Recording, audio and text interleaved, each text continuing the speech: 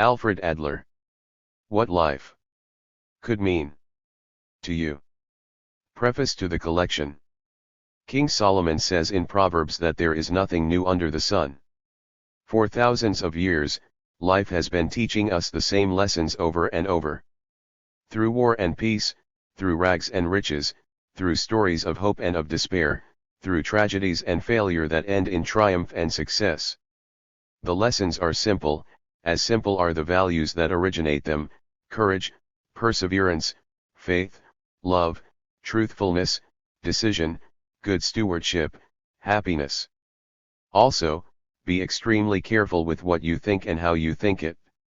As a man thinks, so is his life, says the Bible. Like attracts like. Fear, worry and hate attract more fear, more worry, and more hate, in all its manifestations. Positive thinking attracts positive things. Countless sages of the ages have tried to convey these messages and lessons in different ways and formulas. From Pythagoras to Plato, from Dante to Da Vinci and Goethe, from Bacon to Shakespeare, from Emerson to Prentice Mulford, from Joan d'Arc to Helen Keller, from Ben Franklin to Abraham Lincoln. But we just keep ignoring them, and making the same mistakes. In this series, we present you the men and women of New Thought, whose lives were committed to enlighten the world with the wisdom of the ages. William Walker Atkinson, Orison Swett Marden, Napoleon Hill, Dale Carnegie, Charles A. Hannell, Dale Carnegie, Wallace Wattles, Bruce McClelland, Christian D. Larson, Ernest Holmes, Ralph Waldo Trine, Elizabeth Towne, Henry Wood, Neville Goddard, Charles Fillmore, Emile Coué and a few others that we feature in our collection, are considered the masters of self-development and positive thinking, and the promoters of New Thought, a movement that came very much to life again with the millennium. We also round our collection with theosophists as Annie Besant, William Judge and Charles Leadbeater, economists like John Maynard Keynes, philosophers like Bertrand Russell or J.W. Dunn, industrialists as Henry Ford, Andrew Carnegie and Charles Schwab, and of course, some classics of literature as Ernest Hemingway, William Faulkner, H.G. Wells, George Orwell, Aldous Huxley, or C.S. Lewis. In over 300 books these writers brilliantly captured the essence of life, success, and the traditions of the East, becoming one of the best collections in personal and mind development in existence. These books are books for enlightenment. They will provide the seeker, the one who is ready and is paying attention, some of the deepest answers of life. Mauricio Chavez Messon. Best-selling author of 12 Laws of Great Entrepreneurs. And the fiction series The Knights of Nostradamus. Contents. Chapter I, The Meaning of Life. Chapter 2, Mind and Body. Chapter 3, Feelings of Inferiority and Superiority. Chapter 4, Early Memories. Chapter V, Dreams. Chapter 6, Family Influences. Chapter 7, School Influences. Chapter 8, Adolescence.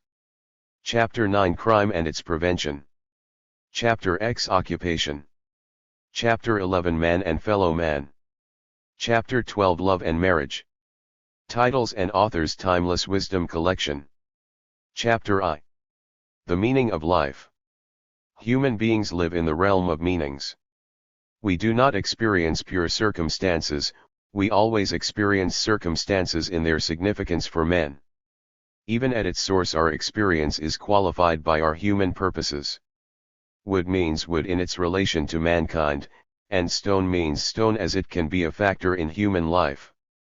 If a man should try to escape meanings and devote himself only to circumstances, he would be very unfortunate, he would isolate himself from others, his actions would be useless to himself or to anyone, in a word, they would be meaningless.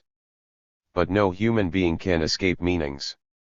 We experience reality always through the meaning we give it, not in itself, but as something interpreted. It will be natural to suppose, therefore, that this meaning is always more or less unfinished, incomplete, and even that it is never altogether right. The realm of meanings is the realm of mistakes. If we asked a man, what is the meaning of life? He would perhaps be unable to answer. For the most part people do not bother themselves with the question or try to formulate replies. It is true that the question is as old as human history and that in our own time young people and older people as well will often break out with the cry. But what is life for? What does life mean? We can say, however, that they ask only when they have suffered a defeat. So long as everything is plain sailing and no difficult tests are set before them, the question is never put into words. It is in his actions that every man inevitably puts the question and answers it. If we dose our ears to his words and observe his actions, we shall find that he has his own individual meaning of life and that all his postures, attitudes, movements, expressions, mannerisms, ambitions, habits and character traits accord with this meaning. He behaves as if he could rely upon a certain interpretation of life. In all his actions there is an implicit reckoning up of the world and of himself, a verdict, I am like this and the universe is like that, a meaning given to himself and a meaning given to life. There are as many meanings given to life as there are human beings, and, as we have suggested, perhaps each meaning involves more or less of a mistake. No one possesses the absolute meaning of life, and we may say that any meaning which is at all serviceable cannot be called absolutely wrong. All meanings are varieties between these two limits. Among these varieties, however, we can distinguish some which answer better and some which answer worse, some where the mistake is small and some where it is large. We can discover what it is that the better meanings share in common, what it is that the worse meanings lack.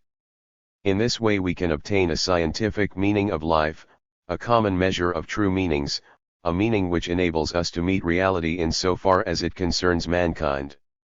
Here again we must remember that true means true for mankind, true for the purposes and aims of human beings.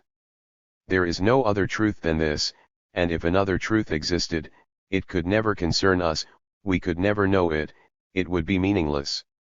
Every human being has three main ties, and it is of these ties that he must take account. They make up reality for him. All the problems which confront him are in direction of these ties. He must always answer these problems because they are always questioning him, and answers will show us his individual conception of the meaning of life. The first of these ties is that we are living on the crust of this poor planet, Earth, and nowhere else.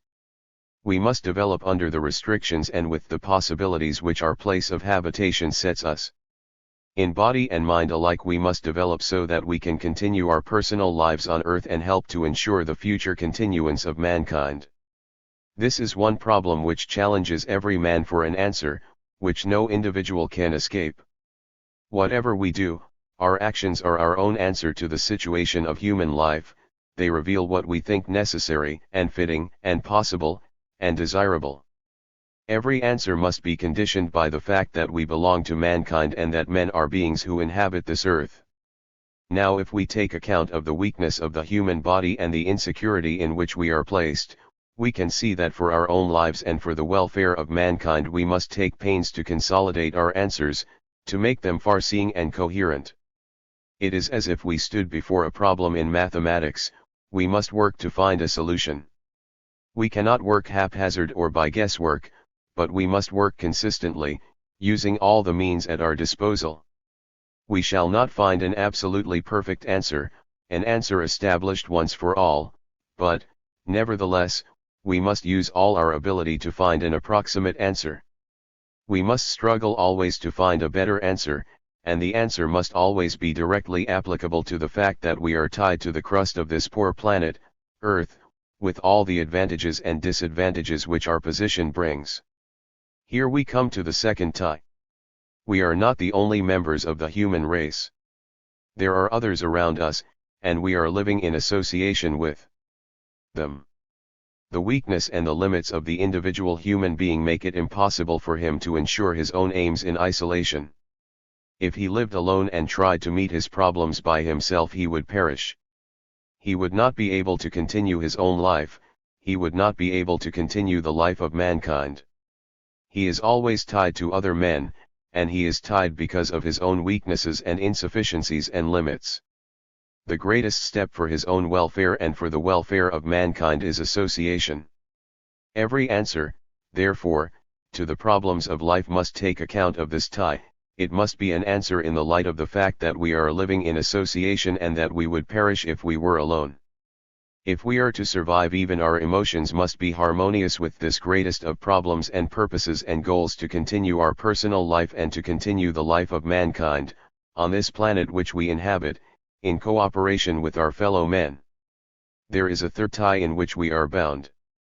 Human beings are living in two sexes. The preservation of individual and of common life must take account of this fact. The problem of love and marriage belongs to this third tie. No man or woman can escape giving an answer. Whatever a human being does when confronted by this problem, this is his answer. There are many different ways in which human beings attempt to solve this problem. Their actions always show their conception of the only way in which the problem is soluble for themselves. These three ties, therefore, set three problems: how to find an occupation which will enable us to survive under the limitations set by the nature of the earth, how to find a position among our fellows, so that we may cooperate and share the benefits of cooperation, how to accommodate ourselves to the fact that we live in two sexes and that the continuance and furtherance of mankind depends upon our love life. Individual psychology has found no problems in life which cannot be grouped under these three main problems: occupational, social, and sexual. It is in his response to these three problems that every individual human being unfailingly reveals his own deep sense of the meaning of life. Suppose, for example, we consider a man whose love life is incomplete, who makes no efforts in his profession, who has few friends, and who finds contact with his fellows painful. From the limits and restrictions of his life we may conclude that he feels being alive as a difficult and dangerous thing, offering few opportunities and many defeats. His narrow field of action is to be construed as a judgment. Life means to preserve myself against hurt, to stockade myself in, to escape untouched.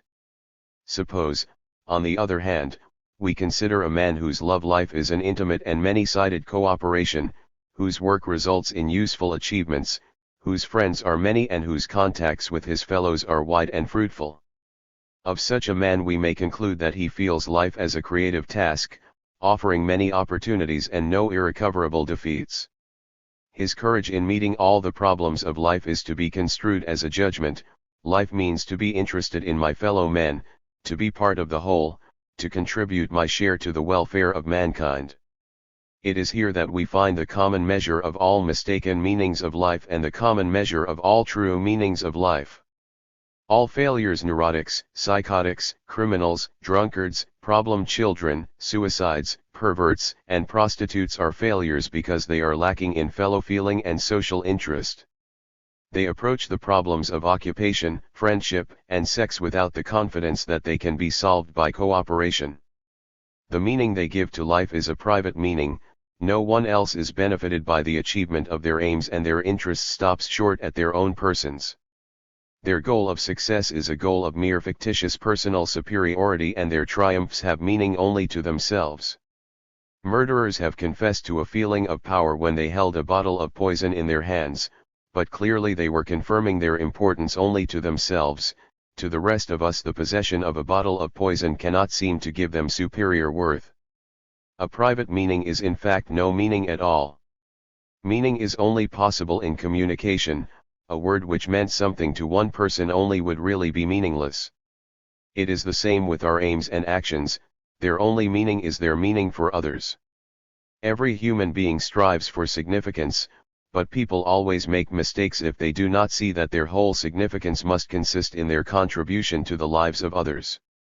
An anecdote is told of the leader of a small religious sect. One day she called her followers together and informed them that the end of the world was due on the next Wednesday. Her followers were much impressed, sold their property, abandoned all worldly considerations, and waited in excitement for the promised catastrophe. Wednesday passed without unusual occurrences. On Thursday they called in a body to ask an explanation. "See what difficulties we are in," they said. "We abandoned all our security. We told everybody we met that the end of the world was coming on Wednesday, and when they laughed at us we were not discouraged but repeated that we knew it on infallible authority. Wednesday has gone by and the world is still here around us. But my Wednesday, said the prophetess, is not your Wednesday. In this way, by a private meaning, she secured herself against challenge. A private meaning can never be put to the test. The mark of all true meanings of life is that they are common meanings. They are meanings in which others can share, and meanings which others can accept as valid. A good solution of the problems of life will always steer the way for others also, for in it we shall see common problems met in a successful way. Even genius is to be defined as no more than supreme usefulness. It is only when a man's life is recognized by others as having significance for them that we call him a genius. The meaning expressed in such a life will always be, life means to contribute to the whole. We are not speaking here of professed motives. We are dosing our ears to professions and looking at achievements. The man who meets the problems of human life successfully acts as if he recognized, fully and spontaneously, that the meaning of life is interest in others and cooperation. Everything he does seems to be guided by the interest of his fellow beings, and where he meets difficulties he tries to surmount them only by means consonant with human welfare. To many people, perhaps, this is a new point of view, and they may doubt whether the meaning we give to life should really be contribution, interest in others and cooperation. They will ask, perhaps, but what about the individual? If he is always considering other people and devoting himself to their interests, does not his own individuality suffer? Is it not necessary, for some individuals at least, that if they are to develop properly they should consider themselves? Are there not some of us who should learn, first of all, to guard our own interests or to strengthen our own personalities? This view, I believe, is a great mistake, and the problem it raises is a false problem. If a human being, in the meaning he gives to life, wishes to make a contribution, and if his emotions are all directed to this goal, he will naturally be bound to bring himself into the best shape for contribution. He will fit himself for his goal, he will train himself in social feeling and he will gain skill from practice. Granted the goal, the training will follow. Then and then only will he begin to equip himself to solve the three problems of life and to develop his abilities. Let us take the example of love and marriage. If we are interested in our partner, if we are working to ease and enrich our partner's life, of course we shall make the best of ourselves that we can. If we think that we must develop personality in vacuo, without a goal of contribution, we shall merely make ourselves domineering and unpleasant. There is another hint from which we can gather that contribution is the true meaning of life. If we look around us today at the heritage we have received from our ancestors, what do we see? All that survives of them is the contributions they have made to human life.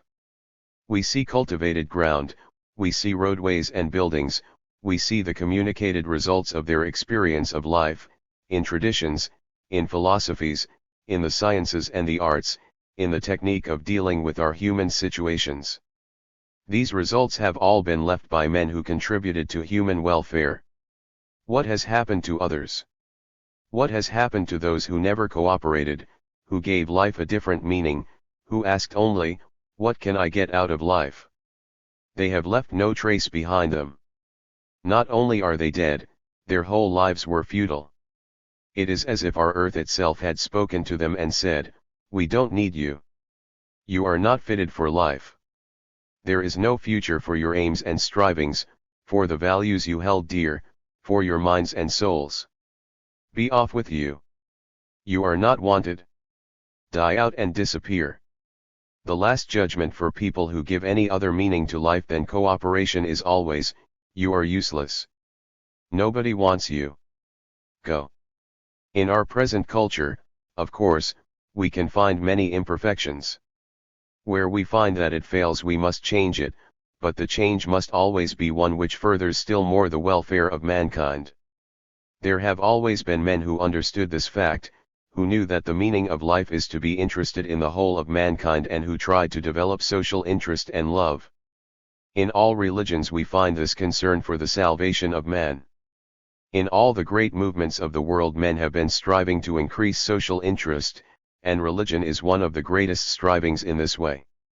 Religions, however, have often been misinterpreted, and it is difficult to see how they can do more than they are doing already, unless by a closer application to this common task.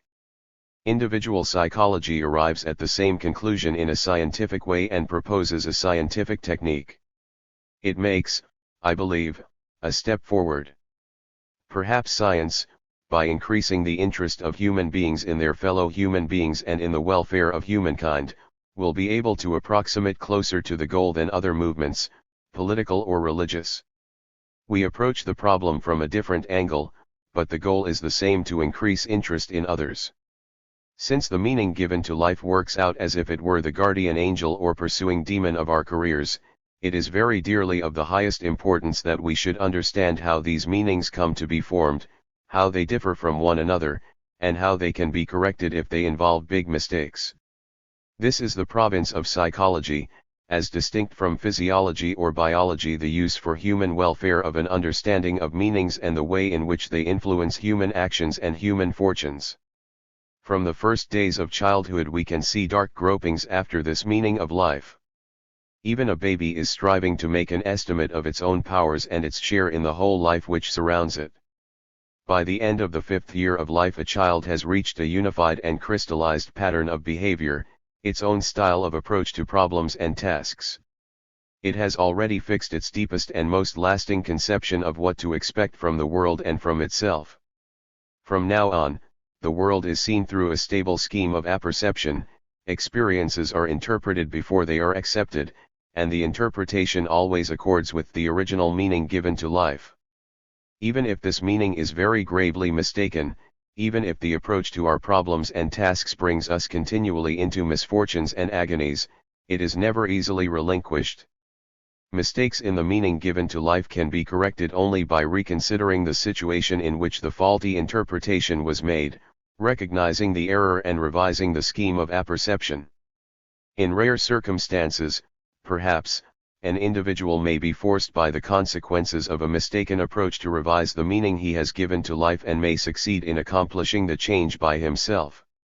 He will never do it, however, without some social pressure, or without finding that if he proceeds with the old approach he is at the end of his tether, and for the most part the approach can best be revised with the assistance of someone trained in the understanding of these meanings, who can join in discovering the original error and help to suggest a more appropriate meaning. Let us take a simple illustration of the different ways in which childhood situations may be interpreted. Unhappy experiences in childhood may be given quite opposite meanings. One man with unhappy experiences behind him will not dwell on them except as they show him something which can be remedied for the future. He will feel, we must work to remove such unfortunate situations and make sure that our children are better placed. Another man will feel, life is unfair. Other people always have the best of it. If the world treated me like that, why should I treat the world any better? It is in this way that some parents say of their children, I had to suffer just as much when I was a child, and I came through it. Why shouldn't they? A third man will feel, everything should be forgiven me because of my unhappy childhood. In the actions of all three men their interpretations will be evident, and they will never change their actions unless they change their interpretations. It is here that individual psychology breaks through the theory of determinism. No experience is a cause of success or failure. We do not suffer from the shock of our experiences, the so-called trauma, but we make out of them just what suits our purposes. We are self-determined by the meaning we give to our experiences, and there is probably something of a mistake always involved when we take particular experiences as the basis for our future life. Meanings are not determined by situations, but we determine ourselves by the meanings we give to situations.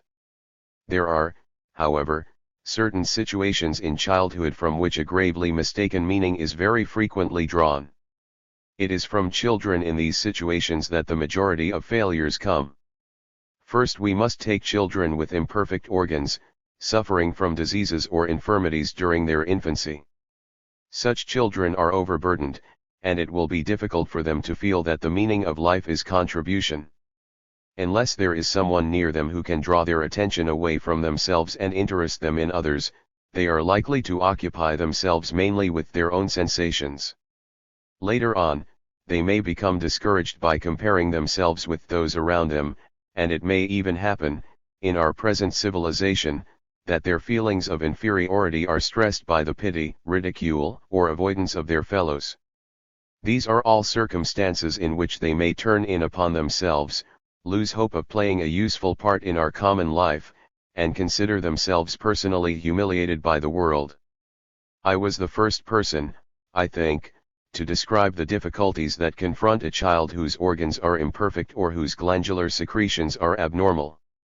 This branch of science has made extraordinary progress, but hardly along the lines in which I should have liked to see it develop.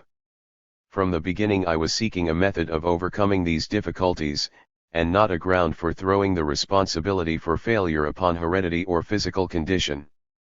No imperfection of organs compels a mistaken style of life. We never find two children whose glands have the same effects in them.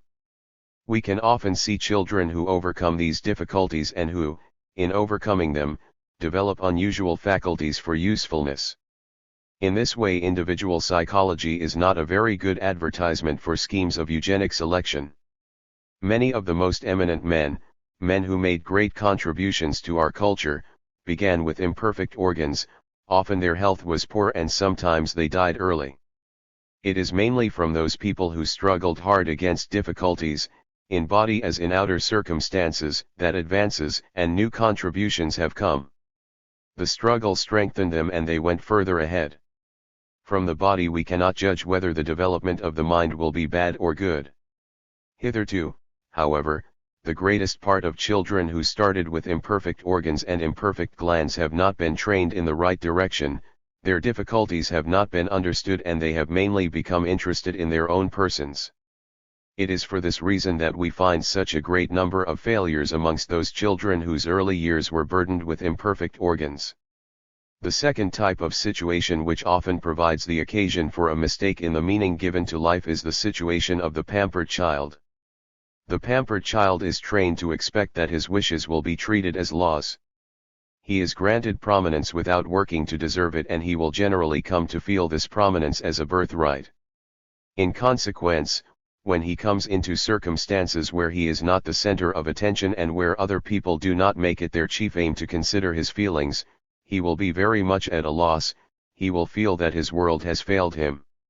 He has been trained to expect and not to give. He has never learned any other way of facing problems. Others have been so subservient to him that he has lost his independence and does not know that he can do things for himself. His interest was devoted to himself and he never learned the use and the necessity of cooperation. When he has difficulties before him, he has only one method of meeting them: to make demands on other people. It seems to him that if he can regain his position of prominence, if he can force others to recognize that he is a special person and should be granted everything he wants, then and then only will his situation improve. These grown-up pampered children are perhaps the most dangerous class in our community. Some of them may make great protestations of goodwill, they may even become very lovable in order to secure an opportunity to tyrannize, but they are on strike against cooperating, as ordinary human beings, in our ordinary human tasks. There are others who are in more open revolt, when they no longer find the easy warmth and subordination to which they were accustomed, they feel betrayed. They consider society as hostile to themselves and try to revenge themselves upon all their fellows. And if society shows hostility to their way of living, they take this hostility as a new proof that they are personally ill-treated. This is the reason why punishments are always ineffective. They can do nothing but confirm the opinion, others are against me. But whether the spoiled child goes and strike or openly revolts, whether he tries to dominate by weakness or to revenge himself by violence, he is in fact making much the same mistake. We find people, indeed, who try both methods at different times. Their goal remains unaltered. They feel, life means to be the first, to be recognized as the most important, to get everything I want, and so long as they continue to give this meaning to life, every method they adopt will be mistaken. The third situation in which a mistake can easily be made is the situation of a neglected child. Such a child has never known what love and cooperation can be. He makes up an interpretation of life which does not include these friendly forces. It will be understood that when he faces the problems of life he will overrate their difficulty and underrate his own capacity to meet them with the aid and goodwill of others. He has found society cold to him and he will expect it always to be cold.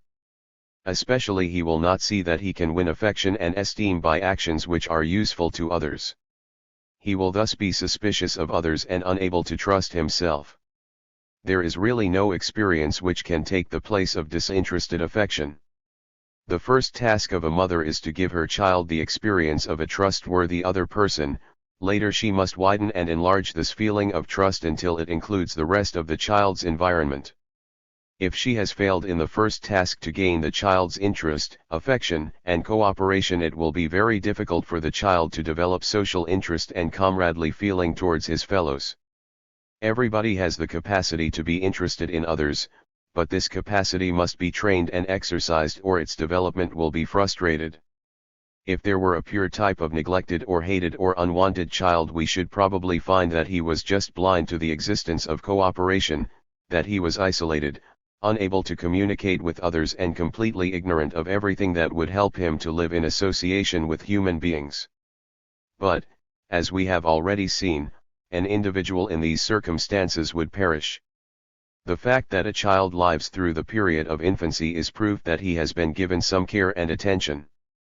We are therefore never dealing with pure types of neglected children, we are dealing with those who had less than usual consideration, or who were neglected in some respects, though not in others.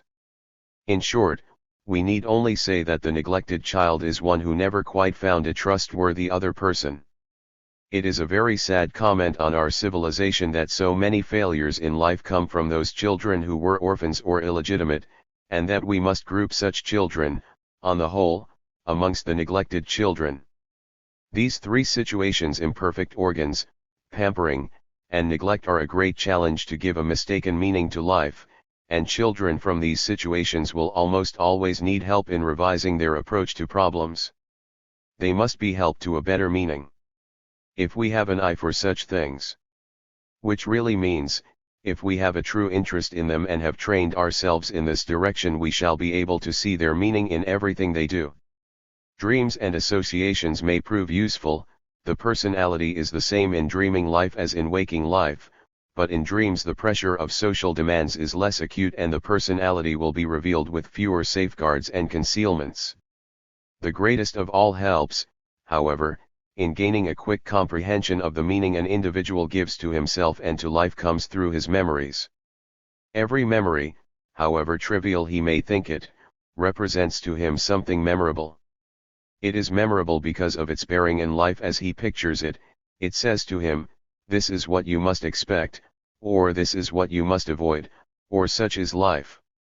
Again, we must stress that the experience itself is not so important as the fact that just this experience persists in memory and is used to crystallize the meaning given to life. Every memory is a memento. The memories of early childhood are especially useful in showing how long-standing is the individual's own peculiar approach to life, and in giving the circumstances in which he first crystallized his life attitude. For two reasons the earliest memory of all has a very notable place. First, the fundamental estimate of the individual and his situation is contained in it. It is his first totaling up of appearances, his first more or less complete symbol of himself and the demands made of him. Secondly, it is his subjective starting point, the beginning of the autobiography he has made up for himself. We can often find in it, therefore, the contrast between a position of weakness and inadequacy in which he felt himself and the goal of strength and security which he regards as his ideal. It is indifferent for the purposes of psychology whether the memory which an individual considers as first is really the first event which he can remember or even whether it is a memory of a real event. Memories are important only for what they are taken as, for their interpretation and for their bearing in present and future life. Here we may take a few instances of first memories and see the meaning of life which they solidify. The coffee pot fell off the table and scalded me. Such is life.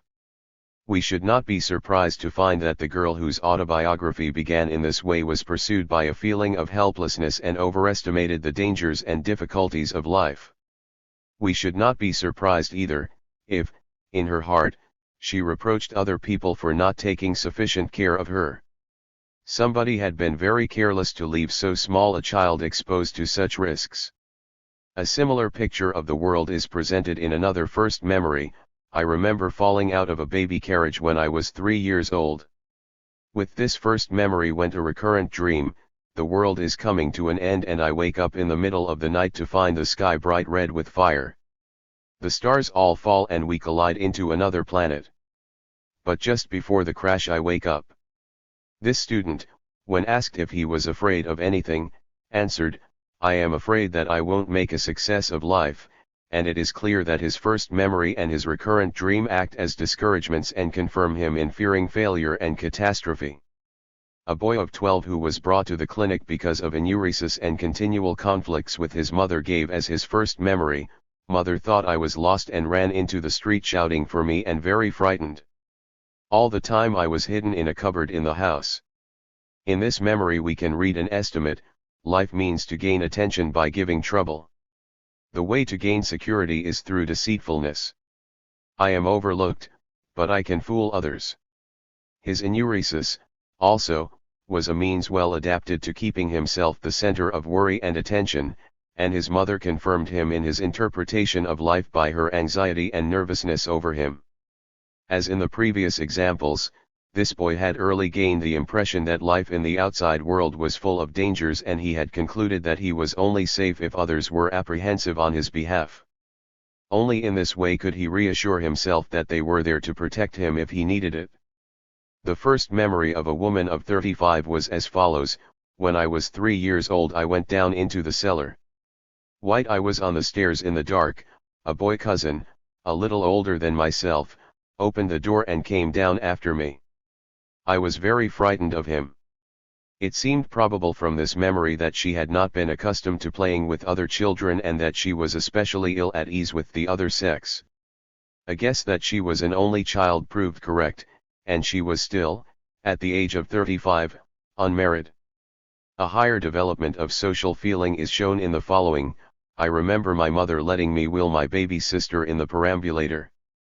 In this instance, however, we might look also for signs of being at ease only with weaker people, and perhaps of dependence upon the mother.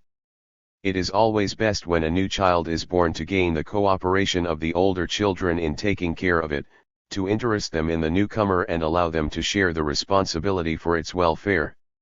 If their cooperation is gained, they will not be tempted to feel the attention given to the baby as a diminution of their own importance.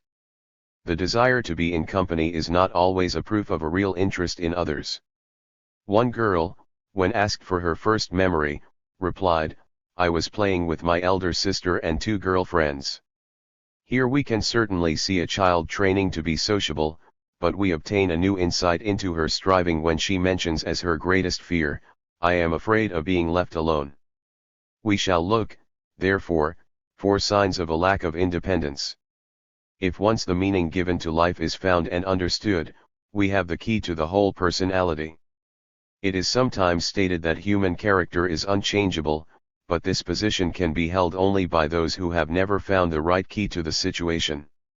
As we have already seen, however, no argument or treatment can be successful if it falls short of discovering the original error, and the only possibility of improvement lies in the training for a more cooperative and courageous approach to life. Cooperation is also the only safeguard we have against the development of neurotic tendencies. It is therefore of supreme importance that children should be trained and encouraged in cooperation, should be allowed to find their own way amongst children of their own age, in common tasks and common games. Any block in cooperation will have the most serious results. The spoiled child, for example, who has learned to be interested only in himself, will carry this lack of interest in others to school with him. His lessons will interest him only so far as he thinks he can gain his teacher's favor, he will listen only to what he conceives to be advantageous to himself. As he comes near to adult age, his failure in social feeling will become more and more evidently calamitous. When his error first occurred, he ceased training himself for responsibility and independence, and by now he is painfully ill-equipped for any of life's tests. We cannot blame him now for his defects, we can only help him to remedy them when he begins to feel the consequences. We do not expect a child who has never been taught geography to answer an examination paper on the subject with success, and we cannot expect a child who has never been trained in cooperation to answer correctly when tasks which demand training in cooperation are set before him. But every problem of life demands an ability to cooperate for its solution. Every task must be mastered within the framework of our human society and in a way which furthers our human welfare. Only the individual who understands that life means contribution will be able to meet his difficulties with courage and with a good chance of success. If teachers and parents and psychologists understand the mistakes that can be made in giving a meaning to life, and if they do not make the same mistakes themselves, we can be confident that children who have been lacking in social interest will come to have a better feeling for their own capacities and for the opportunities of life. When they meet problems, they will not stop their efforts, look for an easy way out, try to escape or throw the burden on the shoulders of others, make claims for tender treatment and especial sympathy, feel humiliated and seek to revenge themselves, or ask, "What is the use of life? What do I get from it?" They will say, "We must make our own lives. It is our own task and we are capable of meeting it. We are masters of our own actions. If something new must be done or something old replaced, no one need do it but ourselves." If life is approached in this way, as a cooperation of independent human beings, we can see no limits to the progress of our human association. Chapter 2. Mind and Body. Men have always debated whether the mind governs the body or the body governs the mind. Philosophers have joined in the controversy and taken one position or the other. They have called themselves idealists or materialists, they have brought up arguments by the thousand, and the question still seems as vexed and unsettled as ever. Perhaps individual psychology may give some help towards a solution, for in individual psychology we are really confronted with the living interactions of mind and body. One mind and body is here to be treated, and if our treatment is wrongly based we shall fail to help him. Our theory must definitely grow from experience, it must definitely stand the test of application. We are living amongst these interactions, and we have the strongest challenge to find the right point of view. The findings of individual psychology remove much of the tension from this problem. It no longer remains a plain either or. We see that both mind and body are expressions of life, they are parts of the whole of life. And we begin to understand their reciprocal relations in that whole. The life of man is the life of a moving being, and it would not be sufficient for him to develop body alone. A plant is rooted, it stays in one place and cannot move. It would be very surprising, therefore, to discover that a plant had a mind, or at least a mind in any sense which we could comprehend. If a plant could foresee or project consequences, the faculty would be useless to it. What advantage would it be for the plant to think, "Here is someone coming. In a minute he will tread in me, and shall be dead underfoot"? The plant would still be unable to move out of the way. All moving beings, however, can foresee and reckon up the direction in which to move, and this fact makes it necessary to postulate that they have minds or souls. Sense, sure, you have. Else you could not have motion. This foreseeing the direction of movement is the central principle of the mind. As soon as we have recognized it, we are in a position to understand how the mind governs the body. It sets the goal for movements. Merely to initiate a random movement from moment to moment would never be enough, there must be a goal for the strivings. Since it is the mind's function to decide a point towards which movement is to be made, it occupies the governing position in life. At the same time, the body influences the mind, it is the body which must be moved. The mind can move the body only in accordance with the possibilities which the body possesses and those which it can be trained to develop. If, for example, the mind proposes to move the body to the moon, it will fail unless it discovers a technique suited to the body's limitations. Men are more engaged in movement than any other beings. They do not only move in more ways as we can see in the complicated movements of their hands, but they are also more capable, by means of their movements, of moving the environment around them. We should expect, therefore, that the ability to foresee would be most highly developed in the human mind, and that men would give the clearest evidence of a purposive striving to improve their whole position with respect to their whole situation. In every human being, moreover, we can discover behind all partial movements towards partial goals one single inclusive movement. All our strivings are directed towards a position in which a feeling of security has been achieved, a feeling that all the difficulties of life have been overcome and that we have emerged finally, in relation to the whole situation around us, safe and victorious. With this purpose in view, all movements and expressions must be coordinated and brought into a unity. The mind is compelled to develop as if to achieve a final ideal goal. It is no different with the body also strives to be a unity. It, too, develops towards an ideal goal pre-existent in the germ. If, for example, the skin is broken, all the body is busy in making itself whole again. The body, however, is not merely left alone to unfold its potentialities, the mind can help it in its development. The value of exercise and training, and of hygiene in general, have all been proved, and these are all aids for the body supplied by the mind in its striving towards the final goal. From the first days of life, uninterruptedly till the end, this partnership of growth and development continues. Body and mind are cooperating as indivisible parts of one whole. The mind is like a motor, dragging with it all the potentialities which it can discover in the body, helping to bring the body into a position of safety and superiority to all difficulties. In every movement of the body, in every expression and symptom, we can see the impress of the mind's purpose. A man moves. There is meaning in his movement. He moves his eyes, his tongue, the muscles of his face. His face has an expression, a meaning. It is mind that puts meaning there. Now we can begin to see what psychology, or the science of mind, really deals with. The province of psychology is to explore the meaning involved in all the expressions of an individual, to find the key to his goal, and to compare it with the goals of others. In striving for the final goal of security, the mind is always faced with the necessity of making the goal concrete, of calculating security lies in this particular point, it is reached by going in this particular direction. Here, of course, the chance of a mistake occurs, but without a quite definite goal and direction setting there could be no movement at all. If I lift my hand, there must be a goal for the movement already in my mind. The direction which the mind chooses may be, in reality, disastrous, but it is chosen because the mind conceives it mistakenly as the most advantageous. All psychological mistakes are thus mistakes in choosing the direction of movement. The goal of security is common to all human beings, but some of them mistake the direction in which security lies and their concrete movements lead them astray. If we see an expression or symptom and fail to recognize the meaning behind it, the best way to understand it is, first of all, to reduce it in outline to a bare movement. Let us take, for example, the expression of stealing. To steal is to remove property from another person to oneself. Let us now examine the goal of the movement.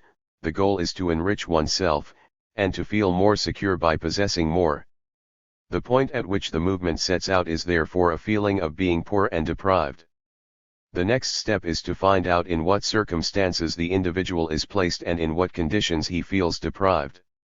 Finally, we can see whether he is taking the right way to change these circumstances and overcome his feeling of being deprived, whether the movement is in the right direction, or whether he has mistaken the method of securing what he desires. We need not criticize his final goal, but we may be able to point out that he has chosen a mistaken way in making it concrete. The changes which the human race has made in its environment we call our culture, and our culture is the result of all the movements which the minds of men have initiated for their bodies. Our work is inspired by our minds. The development of our bodies is directed and aided by our minds. In the end we shall not be able to find a single human expression which is not filled with the purposiveness of the mind. It is by no means desirable, however, that the mind should overstress its own part. If we are to overcome difficulties, bodily fitness is necessary. The mind is engaged, therefore, in governing the environment in such a way that the body can be defended so that it can be protected from sickness, disease, and death, from damage, accidents and failures of function. This is the purpose served by our ability to feel pleasure and pain, to create fantasies and to identify ourselves with good and bad situations. The feelings put the body in shape to meet a situation with a definite type of response. Fantasies and identifications are methods of foreseeing, but they are also more, they stir up the feelings in accordance with which the body will act. In this way the feelings of an individual bear the impress of the meaning he gives to life and of the goal he has set for his strivings. To a great extent, though they rule his body, they do not depend on his body, they will always depend primarily on his goal and his consequent style of life. Clearly enough, it is not the style of life alone that governs an individual. His attitudes do not create his symptoms without further help. For action they must be reinforced by feelings. What is new in the outlook of individual psychology is our observation that the feelings are never in contradiction to the style of life. Where there is a goal, the feelings always adapt themselves to its attainment. We are no longer, therefore, in the realm of physiology or biology. The rise of feelings cannot be explained by chemical theory and cannot be predicted by chemical examination. In individual psychology we must presuppose the physiological processes, but we are more interested in the psychological goal. It is not so much our concern that anxiety influences the sympathetic and parasympathetic nerves. We look, rather, for the purpose and end of anxiety. With this approach anxiety cannot be taken as rising from the suppression of sexuality, or as being left behind as the result of disastrous birth experiences. Such explanations are beside the mark. We know that a child who is accustomed to be accompanied, helped, and supported by its mother may find anxiety, whatever its source, a very efficient weapon for controlling its mother. We are not satisfied with a physical description of anger. Our experience has shown us that anger is a device to dominate a person or a situation. We can take it for granted that every bodily and mental expression must be based on inherited material, but our attention is directed to the use which is made of this material in striving to achieve a definite goal. This, it seems, is the only real psychological approach. In every individual we see that feelings have grown and developed in the direction and to the degree which were essential to the attainment of his goal. His anxiety or courage, cheerfulness or sadness, have always agreed with his style of life. Their proportionate strength and dominance has been exactly what we could expect. A man who accomplishes his goal of superiority by sadness cannot be gay and satisfied with his accomplishments. He can only be happy when he is miserable. We can notice also that feelings appear and disappear at need. A patient suffering from agoraphobia loses the feeling of anxiety when he is at home or when he is dominating another person. All neurotic patients exclude every part of life in which they do not feel strong enough to be the conqueror. The emotional tone is as fixed as the style of life. The coward, for example, is always a coward, even though he is arrogant with weaker people or seems courageous when he is shielded by others. He may fix 3 locks on his door, protect himself with police dogs and man traps and insist that he is full of courage. Nobody will be able to prove his feeling of anxiety, but the cowardice of his character is shown sufficiently by the trouble he has taken to protect himself. The realm of sexuality and love gives a similar testimony. The feelings belonging to sex always appear when an individual desires to approach his sexual goal. By concentration, he tends to exclude conflicting tasks and incompatible interests, and thus he evokes the appropriate feelings and functions. The lack of these feelings and functions, as in impotence, premature ejaculation, perversion, and frigidity, is established by refusing to exclude inappropriate tasks and interests. Such abnormalities are always induced by a mistaken goal of superiority and a mistaken style of life. We always find in such cases a tendency to expect consideration rather than to give it, a lack of social feeling, and a failure in courage and optimistic activity. A patient of mine, a second child, suffered very profoundly from inescapable feelings of guilt. Both his father and his elder brother laid great emphasis on honesty. When the boy was 7 years old, he told his teacher in school that he had done a piece of homework by himself, although, as a matter of fact, his brother had done it for him. The boy concealed his guilty feelings for 3 years. At last he went to see the teacher and confessed his awful lie. The teacher merely laughed at him. Next he went to his father in tears and confessed a second time. This time he was more successful. The father was proud of his boy's love of truth. He praised and consoled him. In spite of the fact that his father had absolved him, the boy continued to be depressed. We can hardly avoid the conclusion that this boy was occupied in proving his great integrity and scrupulousness by accusing himself so bitterly for such a trifle. The high moral atmosphere of his home gave him the impulse to excel in integrity. He felt inferior to his elder brother in school work and social attractiveness, and he tried to achieve superiority by a sideline of his own. Later in life he suffered from other self-reproaches. He masturbated and was never completely free from cheating in his studies. His feelings of guilt always increased before he took an examination. As he went on, he collected difficulties of this sort. By means of his sensitive conscience he was much more burdened than his brother, and thus he had an excuse prepared for all failures to equal him. When he left the university, he planned to do technical work, but his compulsory feelings of guilt grew so poignant that he prayed through the whole day that God would forgive him. He was thus left without time for working. By now his condition was so bad that he was sent to an asylum, and there he was considered as incurable. After a time, however, he improved and left the asylum, but asked permission to be readmitted if he should suffer a relapse. He changed his occupation and studied the history of art. The time came around for his examinations. He went to church on a public holiday. He threw himself down before the great crowd and cried out, "I am the greatest sinner of all men." In this way again he succeeded in drawing attention to his sensitive conscience. After another period in the asylum he returned home. One day he came down to lunch naked.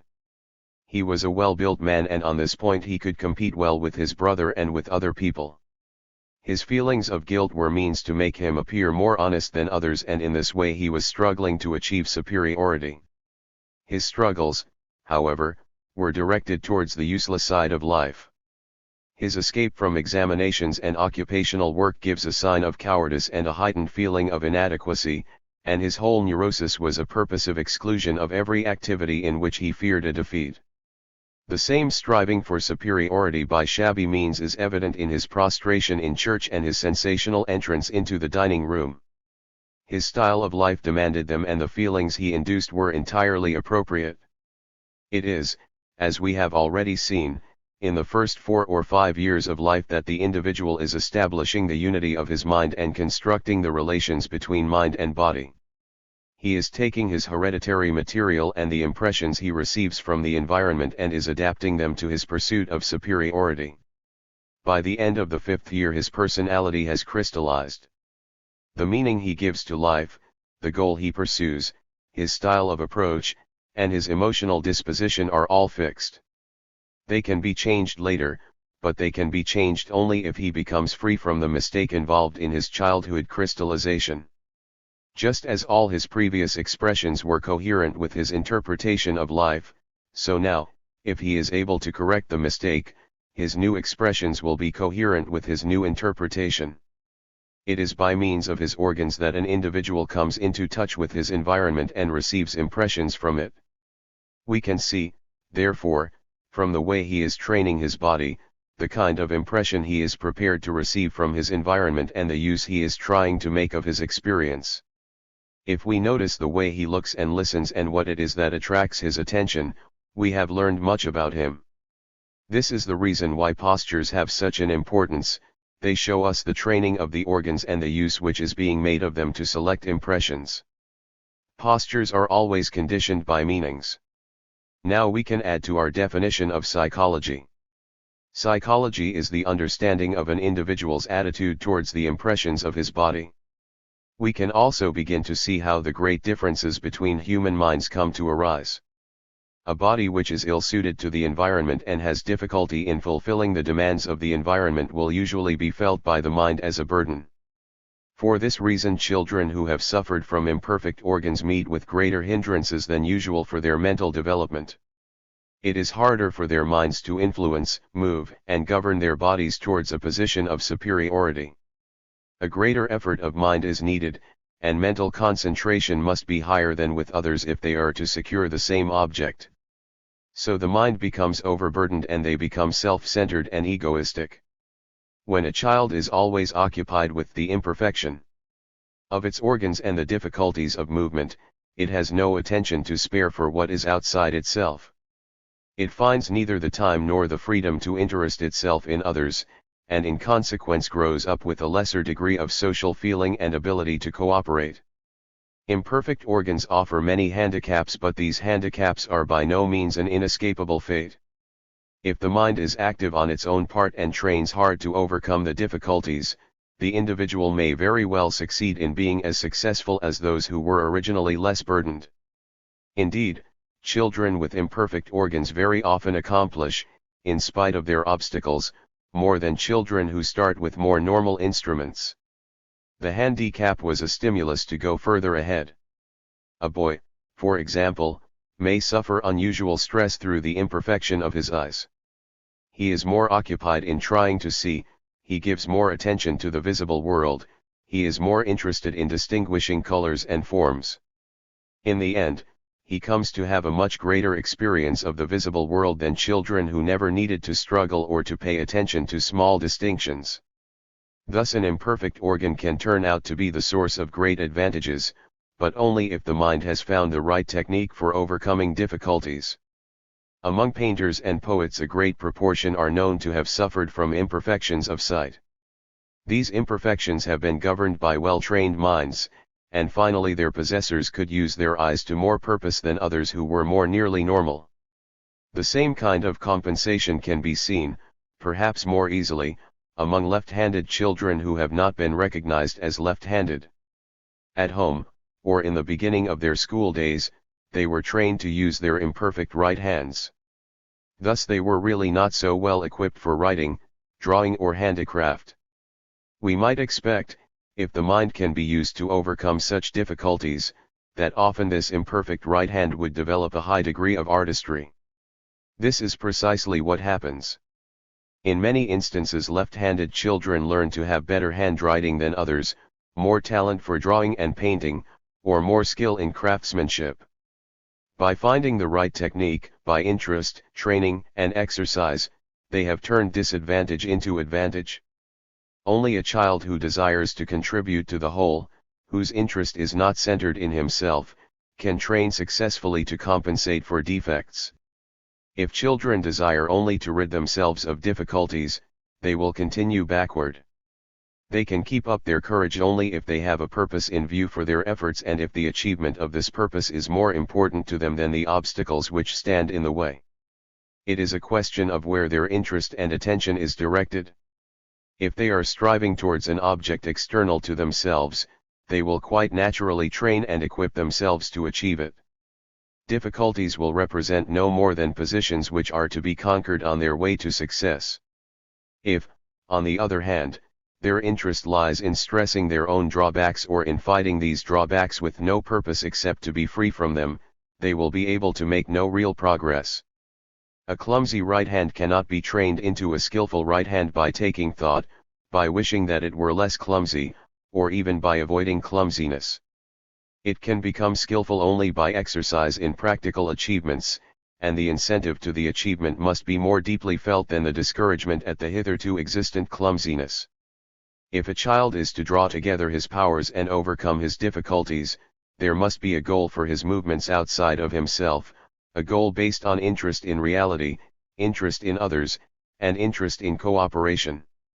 A good example of hereditary capital and the use to which it may be turned was given me by my investigations into families which suffered from inferiority of the kidney tract. Very often children in these families suffered from enuresis. The organ inferiority is real, It can be shown in the kidney or the bladder or in the existence of a spina bifida, and often a corresponding imperfection of the lumbar segment can be suspected from a nevus or birth mole in the skin in that area. The organ inferiority, however, by no means accounts sufficiently for the enuresis. The child is not under the compulsion of his organs, and he uses them in his own way. Some children, for example, will wet the bed at night and never wet themselves during the day. Sometimes the habit will disappear suddenly, upon a change in the environment or in the attitude of the parents. Enuresis can be overcome, except among feeble-minded children, if the child ceases to use the imperfection of his organs for a mistaken purpose. Mainly, however, children who suffer from enuresis are being stimulated not to overcome it but to continue it. A skillful mother can give the right training, but if the mother is not skillful, an unnecessary weakness persists. Often in families which suffer from kidney troubles or bladder troubles, everything to do with urinating is overstressed. Mothers will then mistakenly try very hard to stop the enuresis. If the child notices how much value is placed on this point, he will very probably resist. It will give him a very good opportunity to assert his opposition to this kind of education. If a child resists the treatment which his parents give him, he will always find his way to attack them at their point of greatest weakness. A very well-known sociologist in Germany has discovered that a surprising proportion of criminals spring from families which are occupied in the suppression of crime, from the families of judges, policemen, or prison warders. Often the children of teachers are obstinately backward. In my own experience I have often found this true, and I have found also a surprising number of neurotic children among the children of doctors and of delinquent children among the children of ministers of religion. In a similar way, the children whose parents overstress urination have a very clear way open for them to show that they have wills of their own. Enuresis can also provide us with a good example of how dreams are used to stir up emotions appropriate to the actions we intend. Often children who wet the bed dream that they have got out of bed and gone to the toilet. In this way they have excused themselves, now they are perfectly right to wet the bed. The purpose which enuresis serves is generally to attract notice, to subordinate others, to occupy their attention in the night time as well as the day. Sometimes it is to antagonize them, the habit is a declaration of enmity. From every angle, we can see that enuresis is really a creative expression, the child is speaking with his bladder instead of his mouth. The organic imperfection does no more than offer him the means for the expression of his opinion. Children who express themselves in this way are always suffering from attention. Generally they belong to the class of spoiled children who have lost their position of being the unique center of attention. Another child has been born, perhaps, and they find it more difficult to secure the undivided attention of their mothers. Enuresis thus represents a movement to come in looser contact with the mother, even by unpleasant means. It says, in effect, I am not so far advanced as you think, I must still be watched. In different circumstances, or with a different organ imperfection, they would have chosen other means. They might have used sound, for example, to establish the connection, in which case they would have been restless and cried during the night. Some children walk in their sleep, have nightmares, fall out of bed, or become thirsty and call for water. The psychological background for these expressions is similar. The choice of symptom depends in part on the organic situation and in part on the attitude of the environment. Such cases show very well the influence which the mind exerts over the body. In all probability the mind does not only affect the choice of a particular bodily symptom, it is governing and influencing the whole building up of the body. We have no direct proof of this hypothesis, and it is difficult to see how a proof could ever be established. The evidence, however, seems dear enough. If a boy is timid, his timidity is reflected in his whole development. He will not care for physical achievements, or, rather, he will not think of them as possible for himself. In consequence, it will not occur to him to train his muscles in an efficient way, and he will exclude all the impressions from outside that would ordinarily be a stimulus to muscular development. Other children, who allow themselves to be influenced and interested in the training of their muscles, will go farther ahead in physical fitness. He, because his interest is blocked, will remain behind. From such consideration we can fairly conclude that the whole form and development of the body is affected by the mind and reflects the errors or deficiencies of the mind. We can often observe bodily expressions which are plainly the end results of mental failings, where the right way to compensate for a difficulty has not been discovered. We may be sure, for example, that the endocrine glands themselves can be influenced in the first 4 or 5 years of life. Imperfect glands never have a compulsive influence on conduct. On the other hand, they are being continuously affected by the whole environment, by the direction in which the child seeks to receive impressions, and by the creative activity of its mind in this interesting situation.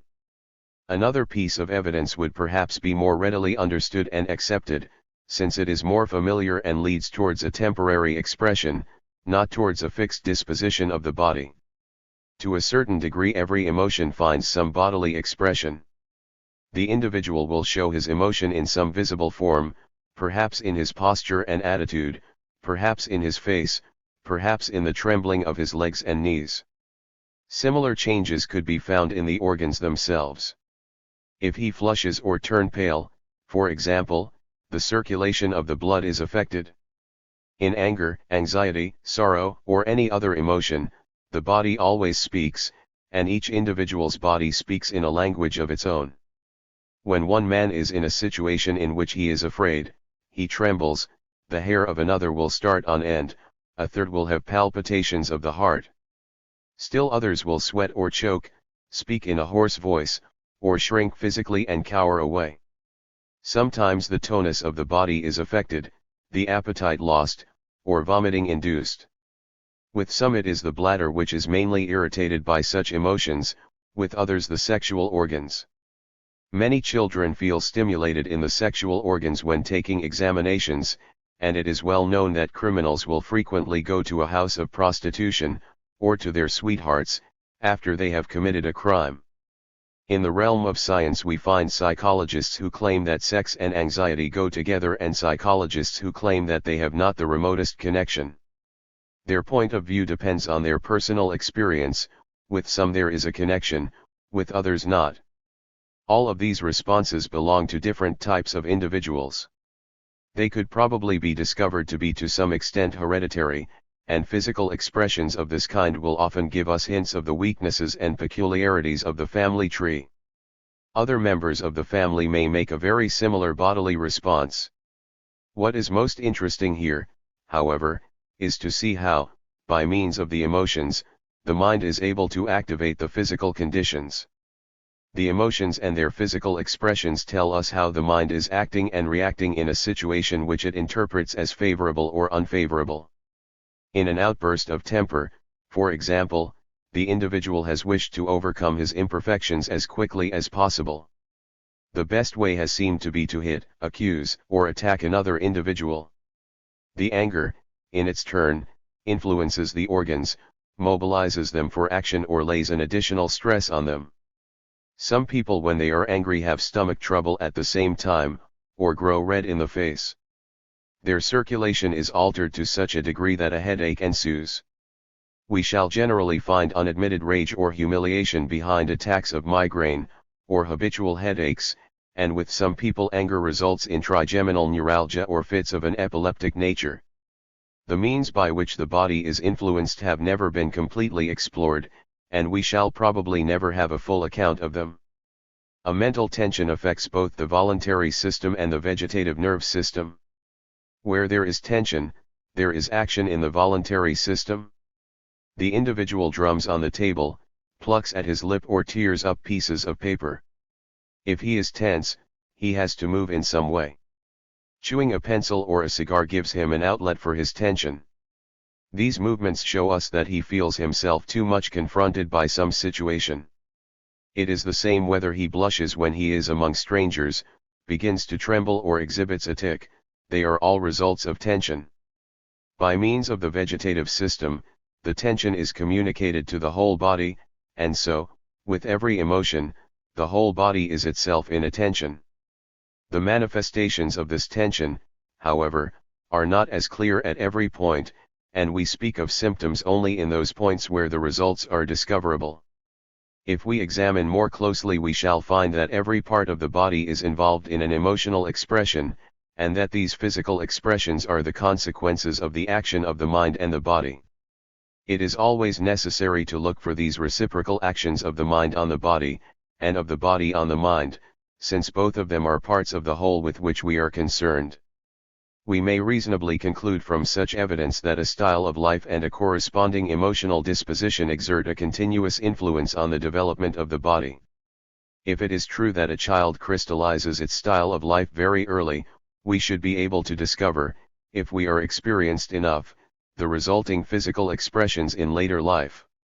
A courageous individual will show the effects of his attitude in his physique. His body will be differently built up, the tonus of his muscles will be stronger, the carriage of his body will be firmer. Posture probably influences very considerably the development of the body and perhaps accounts in part for the better tonus of the muscles. The expression of the face is different in the courageous individual, and, in the end, the whole cast of features. Even the conformation of the skull may be affected. Today it would be difficult to deny that the mind can influence the brain. Pathology has shown cases where an individual has lost the ability to read or write through a lesion in the left hemisphere, but has been able to recover this ability by training other parts of the brain. It often happens that an individual has an apoplectic stroke and there is no possibility of repairing the damaged part of the brain, and yet other parts of the brain compensate, restore the functions of the organs and so complete once more the brain's faculties. This fact is especially important in helping us to show the possibilities of the educational application of individual psychology. If the mind can exercise such an influence over the brain, if the brain is no more than the tool of the mind, its most important tool, but still only its tool, then we can find ways to develop and improve this tool. No one born with a certain standard of brain need remain inescapably bound by it all his life. Methods may be found to make the brain better fitted for life. A mind which has fixed its goal in a mistaken direction, which, for example, is not developing the ability to cooperate, will fail to exercise a helpful influence on the growth of the brain. For this reason we find that many children who lack the ability to cooperate show, in later life, that they have not developed their intelligence, their ability to understand. Since the whole bearing of an adult reveals the influence of the style of life which he built up in the first 4 or 5 years, since we can see visibly before us the results of his scheme of apperception and the meaning which he has given to life, we can discover the blocks in cooperation from which he is suffering, and help to correct his failures. Already in individual psychology we have the first steps towards this science. Many authors have pointed out a constant relationship between the expressions of the mind and those of the body. None of them, it seems, has attempted to discover the bridge between the two. Kretschmer, for example, has described how, in the build of the body, we can discover a correspondence with a certain type of mind. He is thus able to distinguish types into which he fits a great proportion of mankind. There are, for instance, the pycnoids, round-faced individuals with short noses and a tendency to corpulence, the men of whom Julius Caesar speaks. Let me have men about me that are fat, sleek-headed men and such as sleep o' nights. With such a physique Kretschmer correlates specific mental characteristics, but his work does not make clear the reasons for this correlation. In our own conditions, individuals of this physique do not appear as suffering from organ imperfection, their bodies are well suited to our culture. Physically they feel equal to others. They have confidence in their own strength. They are not tense and, if they wished to fight, they would feel capable of fighting. They have no need, however, to look on others as their enemies or to struggle with life as if it were hostile. One school of psychology would call them extroverts, but would offer no explanation. We should expect them to be extroverts, because they suffer no trouble from their bodies. A contrasting type which Kretschmer distinguishes is the schizoid, either infantile or unusually tall, long-nosed, with an egg-shaped head. These he believes to be reserved and introspective, and if they suffer from mental disturbances, they become schizophrenic. They are of the other type of which Caesar speaks.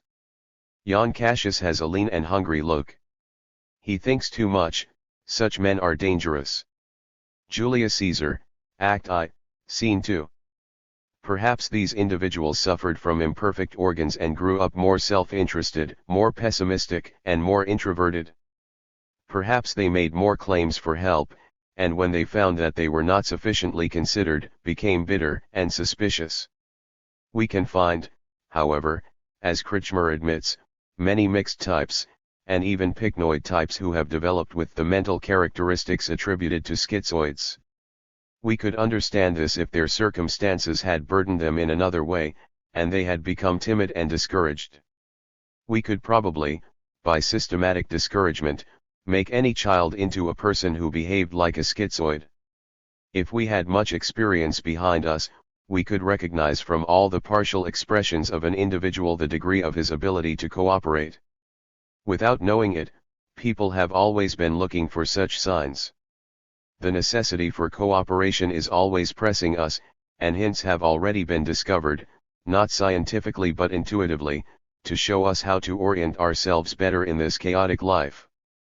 In the same way we can see that before all the great adjustments of history the mind of the people had already recognized the necessity for adjustment and was striving to achieve it. So long as the striving is only instinctive, mistakes can easily be made. People have always disliked individuals who had very noticeable physical peculiarities, disfigured persons, or hunchbacks. Without knowing it, they were judging them as less fitted for cooperation. This was a great mistake, but their judgment was probably founded in experience. The way had not yet been found to increase the degree of cooperation in individuals who suffered from these peculiarities, their drawbacks were therefore overemphasized, and they became the victims of popular superstition. Let us now summarize our position. In the first 4 or 5 years of life the child unifies its mental strivings and establishes the root relationships between its mind and its body. A fixed style of life is adopted, with a corresponding emotional and physical habitus. Its development includes a larger or smaller degree of cooperation, and it is from this degree of cooperation that we learn to judge and understand the individual. In all failures the highest common measure is a small degree of ability to cooperate. We can now give a still further definition of psychology: it is the understanding of deficiencies in cooperation. Since the mind is a unity and the same style of life runs through all its expressions, all of an individual's emotions and thoughts must be consonant with his style of life. If we see emotions that apparently cause difficulties and run counter to the individual's own welfare, it is completely useless to begin by trying to change these emotions. They are the right expression of the individual's style of life, and they can be uprooted only if he changes his style of life. Here individual psychology gives us a special hint for our educational and therapeutic outlook. We must never treat a symptom or a single expression, we must discover the mistake made in the whole style of life, in the way the mind has interpreted its experiences, in the meaning it has given to life, and in the actions with which it has answered the impressions received from the body and from the environment. This is the real task of psychology. It is not properly to be called psychology if we stick pins into a child and see how far it jumps, or tickle it and see how loud it laughs. These enterprises, so common among modern psychologists, may in fact tell us something of an individual's psychology, but only in so far as they give evidence of a fixed and particular style of life. Styles of life are the proper subject matter of psychology and the material for investigation, and schools which take any other subject matter are occupied, in the main part, with physiology or biology. This holds true of those who investigate stimuli and reactions, those who attempt to trace the effect of a trauma or shocking experience, and those who examine inherited abilities and look to see how they unfold themselves. In individual psychology, however, we are considering the psyche itself, the unified mind. We are examining the meaning which individuals give to the world and to themselves, their goals, the direction of their strivings, and the approaches they make to the problems of life. The best key which we so far possess for understanding psychological differences is given by examining the degree of ability to cooperate. Chapter 3. Feelings of inferiority and superiority. The inferiority complex, one of the most important discoveries of individual psychology, seems to have become world famous. Psychologists of many schools have adopted the term and use it in their own practice. I am not at all sure, however, that they understand it or use it with the right meaning. It never helps us, for example, to tell a patient that he is suffering from an inferiority complex. To do so would only stress his feelings of inferiority without showing him how to overcome them. We must recognize the specific discouragement which he shows in his style of life. We must encourage him at the precise point where he falls short in courage. Every neurotic has an inferiority complex. No neurotic is distinguished from other neurotics by the fact that he has an inferiority complex and the others have none. He is distinguished from the others by the kind of situation in which he feels unable to continue on the useful side of life, by the limits he has put to his strivings and activities. It would no more help him to be more courageous if we said to him, "You are suffering from an inferiority complex," than it would help someone with a headache if we said, "I can tell you what is wrong with you. You have a headache." Many neurotics, if they were asked whether they felt inferior, would answer, "No." Some would even answer, just the opposite. "I know quite well that I am superior to the people around me." We do not need to ask, we need only watch the individual's behavior. It is there that we shall notice what tricks he uses to reassure himself of his importance. If we see someone who is arrogant, for example, we can guess that he feels, "Other people are apt to overlook me. I must show that I am somebody." If we see someone who gesticulates strongly when he speaks, we can guess that he feels, "My words would not carry any weight if I did not emphasize them." Behind everyone who behaves as if he were superior to others, we can suspect a feeling of inferiority which calls for very special efforts of concealment. It is as if a man feared that he was too small and walked on tiptoe to make himself seem larger. Sometimes we can see this very behavior if two children are comparing their height. The one who is afraid that he is smaller will stretch up and hold himself very tensely, he will try to seem bigger than he is. If we ask such a child, "Do you think you are too small?" we should hardly expect him to acknowledge the fact. It does not follow, therefore, that an individual with strong feelings of inferiority will appear to be a submissive, quiet, restrained, inoffensive sort of person. Inferiority feelings can express themselves in 1,000 ways. Perhaps I can illustrate this by an anecdote of 3 children who were taken to the zoo for the first time.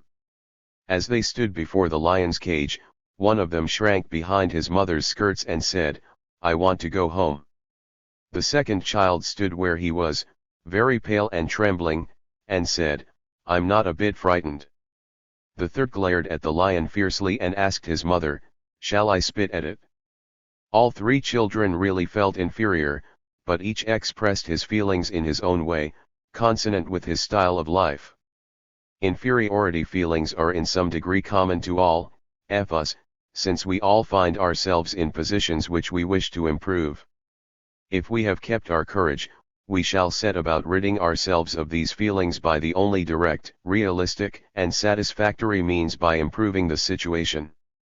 No human being can bear a feeling of inferiority for long, he will be thrown into a tension which necessitates some kind of action.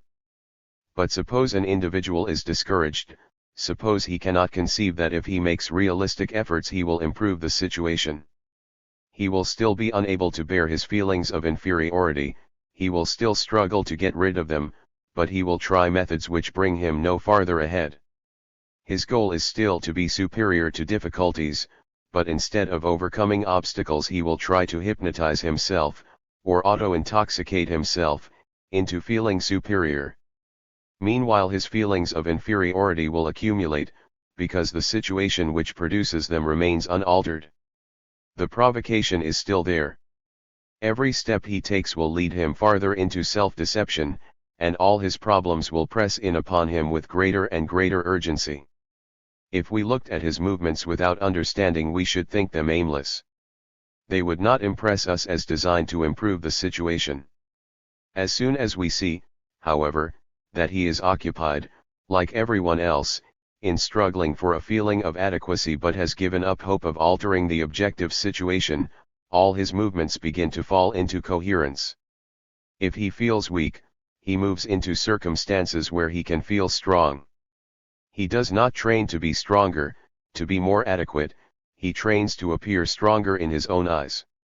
His efforts to fool himself will meet with only a partial success.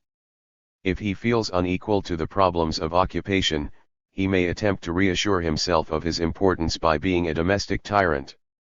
In this way he may drug himself, but the real feelings of inferiority will remain.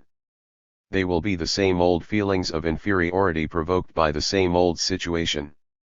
They will be the lasting undercurrent of his psychic life. In such a case we may truly speak of an inferiority complex. It is time now to give a definition of the inferiority complex. The inferiority complex appears before a problem for which an individual is not properly adapted or equipped, and expresses his conviction that he is unable to solve it. From this definition we can see that anger can be as much an expression of an inferiority complex as tears or apologies. As inferiority feelings always produce tension, there will always be a compensatory movement towards a feeling of superiority, but it will no longer be directed towards solving the problem. The movement towards superiority will thus be towards the useless side of life. The real problem will be shelved or excluded. The individual will try to restrict his field of action and will be more occupied in avoiding defeat than in pressing forward to success. He will give the picture of hesitating, of being at a standstill, or even of retreating, before his difficulties. Such an attitude can be seen very simply in cases of agoraphobia. This symptom is the expression of conviction: I must not go too far. I must keep myself to familiar circumstances. Life is full of dangers and I must avoid encountering them.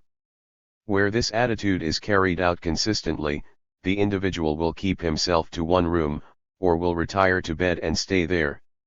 The most thoroughgoing expression of a retreat before difficulties is suicide.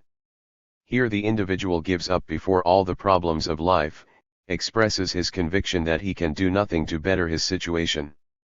The striving for superiority in suicide can be understood when we realize that suicide is always a reproach or a revenge. With every suicide, we can always find someone at hold or he is laying the responsibility for his death. It is as if the suicide said, I was the tenderest and most sensitive of all people, and you treated me with the utmost brutality. To some degree or other, every neurotic restricts his field of action, his contacts with the whole situation. He tries to keep at a distance the three real confronting problems of life and confines himself to circumstances in which he feels able to dominate. In this way he builds for himself a narrow stable, closes the door and spends his life away from the wind, the sunlight, and the fresh air. Whether he dominates by bullying or by whining will depend on his training. He will choose the device which he has tested best and found most effective for his purposes. Sometimes, if he is dissatisfied with one method, he will try the other. In either case the goal is the same: to gain a feeling of superiority without working to improve the situation. The discouraged child which finds that it can tyrannize best by tears will be a crybaby, and a direct line of development leads from the crybaby to the adult melancholiac. Tears and complaints, the means which I have called water power, can be an extremely capable weapon for disturbing cooperation and reducing others to a condition of slavery. With such people, as with those who suffer from shyness, embarrassment, and feelings of guilt, we should find the inferiority complex on the surface. They would readily admit their weakness and their inability to look after themselves. What they would hide from view would be their heightened goal of supremacy, their desire to be the first at all costs. A child given to boasting, on the other hand, displays its superiority complex at first view. If we examined its behavior rather than its words, we should soon discover the unadmitted feelings of inferiority. The so-called Oedipus complex is in reality nothing more than a special instance of the narrow stable of the neurotic. If an individual is afraid to meet the problem of love in the world at large, he will not succeed in ridding himself of this problem. If he confines his field of action to the family circle, it will not surprise us to find that his sexual strivings also are elaborated within these limits.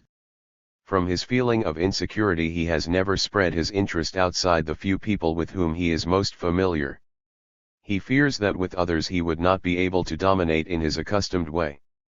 The victims of the Oedipus complex are children who were pampered by their mothers, who were trained to believe that their wishes carried with them a right to fulfillment, and who never saw that they could win affection and love by their independent efforts outside the bounds of the home. In adult life they remain tied to their mother's apron strings. In love they look, not for an equal partner, but for a servant, and the servant of whose support they are surest is their mother. We could probably induce an Oedipus complex in any child. All we should need is for its mother to spoil it, and refuse to spread its interest to other people, and for its father to be comparatively indifferent or cold. This picture of restricted movement is given by all the symptoms of neurosis. In the speech of the stammerer we can see his hesitating attitude. His residue of social feeling drives him to make connection with his fellows, but his low opinion of himself, his fear of coming to the test, conflicts with his social feeling, and he hesitates in his speech. Children who are backward at school, men and women who have found no occupation by the age of 30 or more, or have shelved the problem of marriage, compulsion neurotics who must carry out the same action again and again, insomniacs who weary themselves for the tasks of the day, all of them reveal the inferiority complex which forbids them to make progress in solving the problems of life. Masturbation, premature ejaculation, impotence, and perversion all show a halting style of life, consequent in a fear of inadequacy in the approach to the other sex. The concomitant goal of supremacy will suggest itself if we ask, why so afraid of inadequacy? The answer can only be, because the individual has set for himself so high a goal of success. We have said that inferiority feelings are not in themselves abnormal. They are the cause of all improvements in the position of mankind. Science itself, for example, can arise only when people feel their ignorance and their need to foresee the future. It is the result of the strivings of human beings to improve their whole situation, to know more of the universe and to be able to control it better. Indeed, it seems to me that all our human culture is based upon feelings of inferiority. If we can imagine a disinterested observer visiting our human planet, he would surely conclude, these human beings, with all their associations and institutions, with all their efforts for security, with their roofs to keep off the rain, their clothes to warm them, their streets to make travel easier, obviously they feel themselves the weakest of all the inhabitants of Earth. And in some ways men are the weakest of all creatures. We have not the strength of the lion or the gorilla, and many animals are better fitted to meet the difficulties of life alone. Some animals compensate for their weakness by association, they join together in herds, but human beings have need of more varied and deeper cooperation than we can find anywhere else in the world. The human child is especially weak, it needs care and protection for many years. Since every human being has at one time been the youngest and weakest of mankind, and mankind, without cooperation, would be completely at the mercy of its environment, we can understand how inescapably a child which has not trained itself in cooperation will be driven towards pessimism and a fixed inferiority complex. We can understand, too, that life will continue to offer problems even to the most cooperative individual. No individual will find himself in the position of having reached his final goal of superiority, of being complete master of his environment. Life is too short, our bodies are too weak, the three problems of life will always admit of richer and fuller solutions. We can always approach to a solution, we can never rest satisfied with our achievement.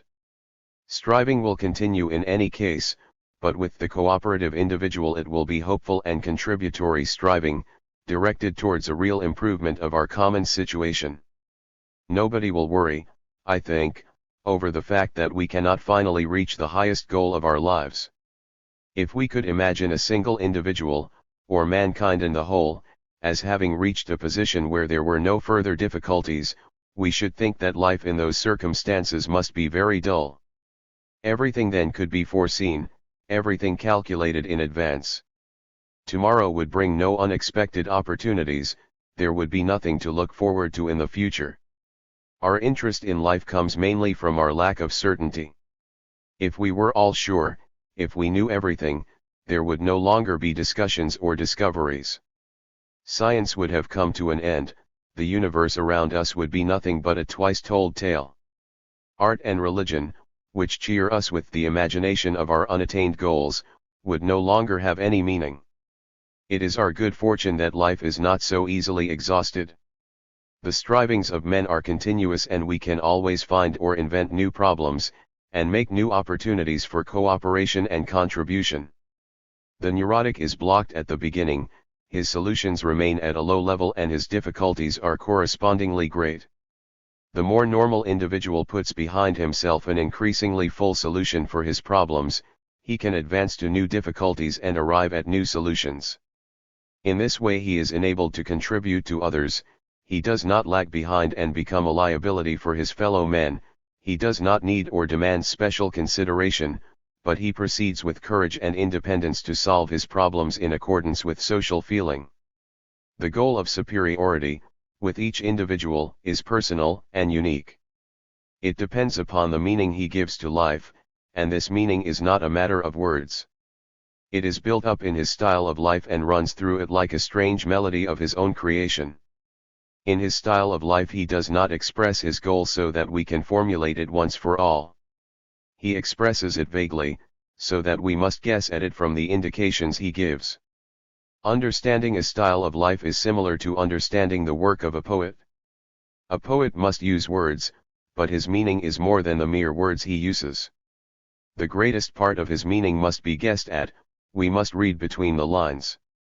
So, too, with that profoundest and most intricate creation, an individual style of life.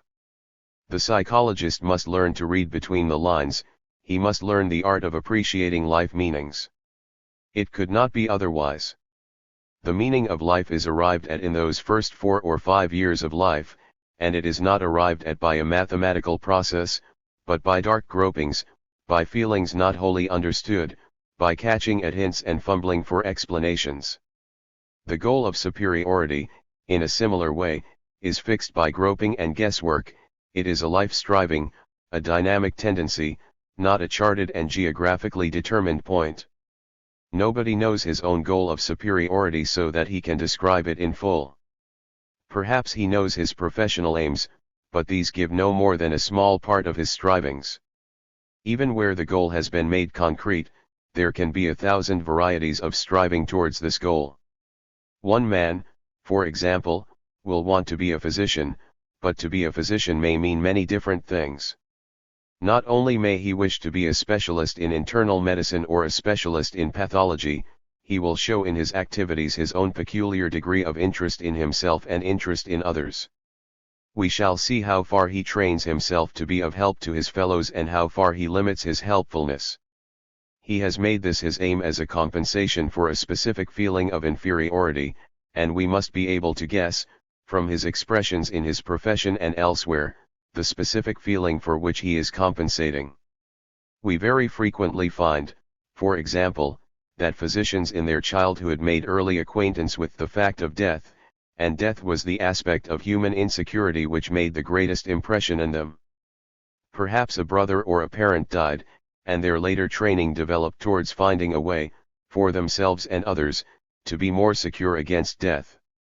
Another man may make it his concrete goal to be a teacher, but we know very well how different teachers may be.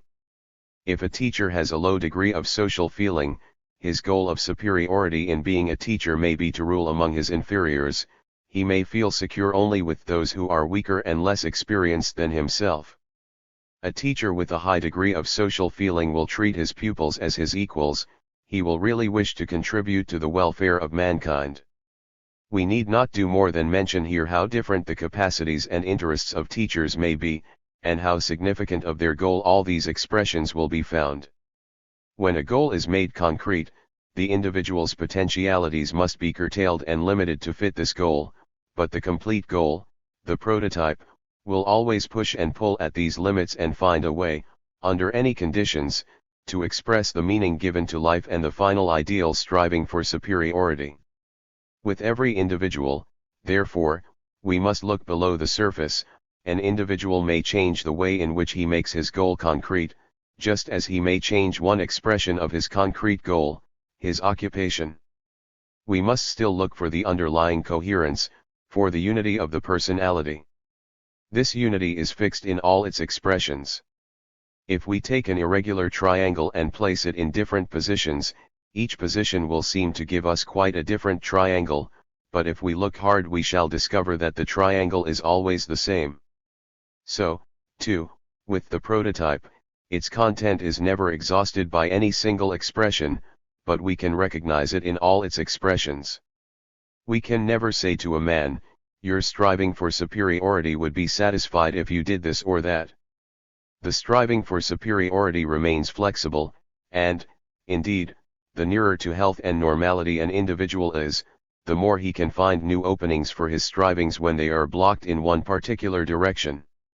It is only the neurotic who feels, of the concrete expressions of his goal, I must have this or nothing. We should not attempt to formulate too easily any particular superiority striving, but we can find in all goals one common factor, a striving to be godlike. Sometimes we find children who express themselves quite openly in this way, and remark, I should like to be God. Many philosophers have had the same idea, and there are educators who would wish to train and educate children to be like God. In old religious disciplines the same objective is visible. Disciples should educate themselves in such a way that they become godlike. This ideal of godlikeness appears in a more modest way in the idea of Superman, and it is revealing. I shall not say more that Nietzsche, when he became insane, signed himself in a letter to Strindberg, the crucified. Often insane people express their goal of superiority in an undisguised form. They will assert, I am Napoleon, or I am the Emperor of China. They wish to be the center of attention through the whole world, to be looked on from all sides, to be connected with the whole world by wireless and overhear all conversations, to predict the future, to be the bearers of supernatural power.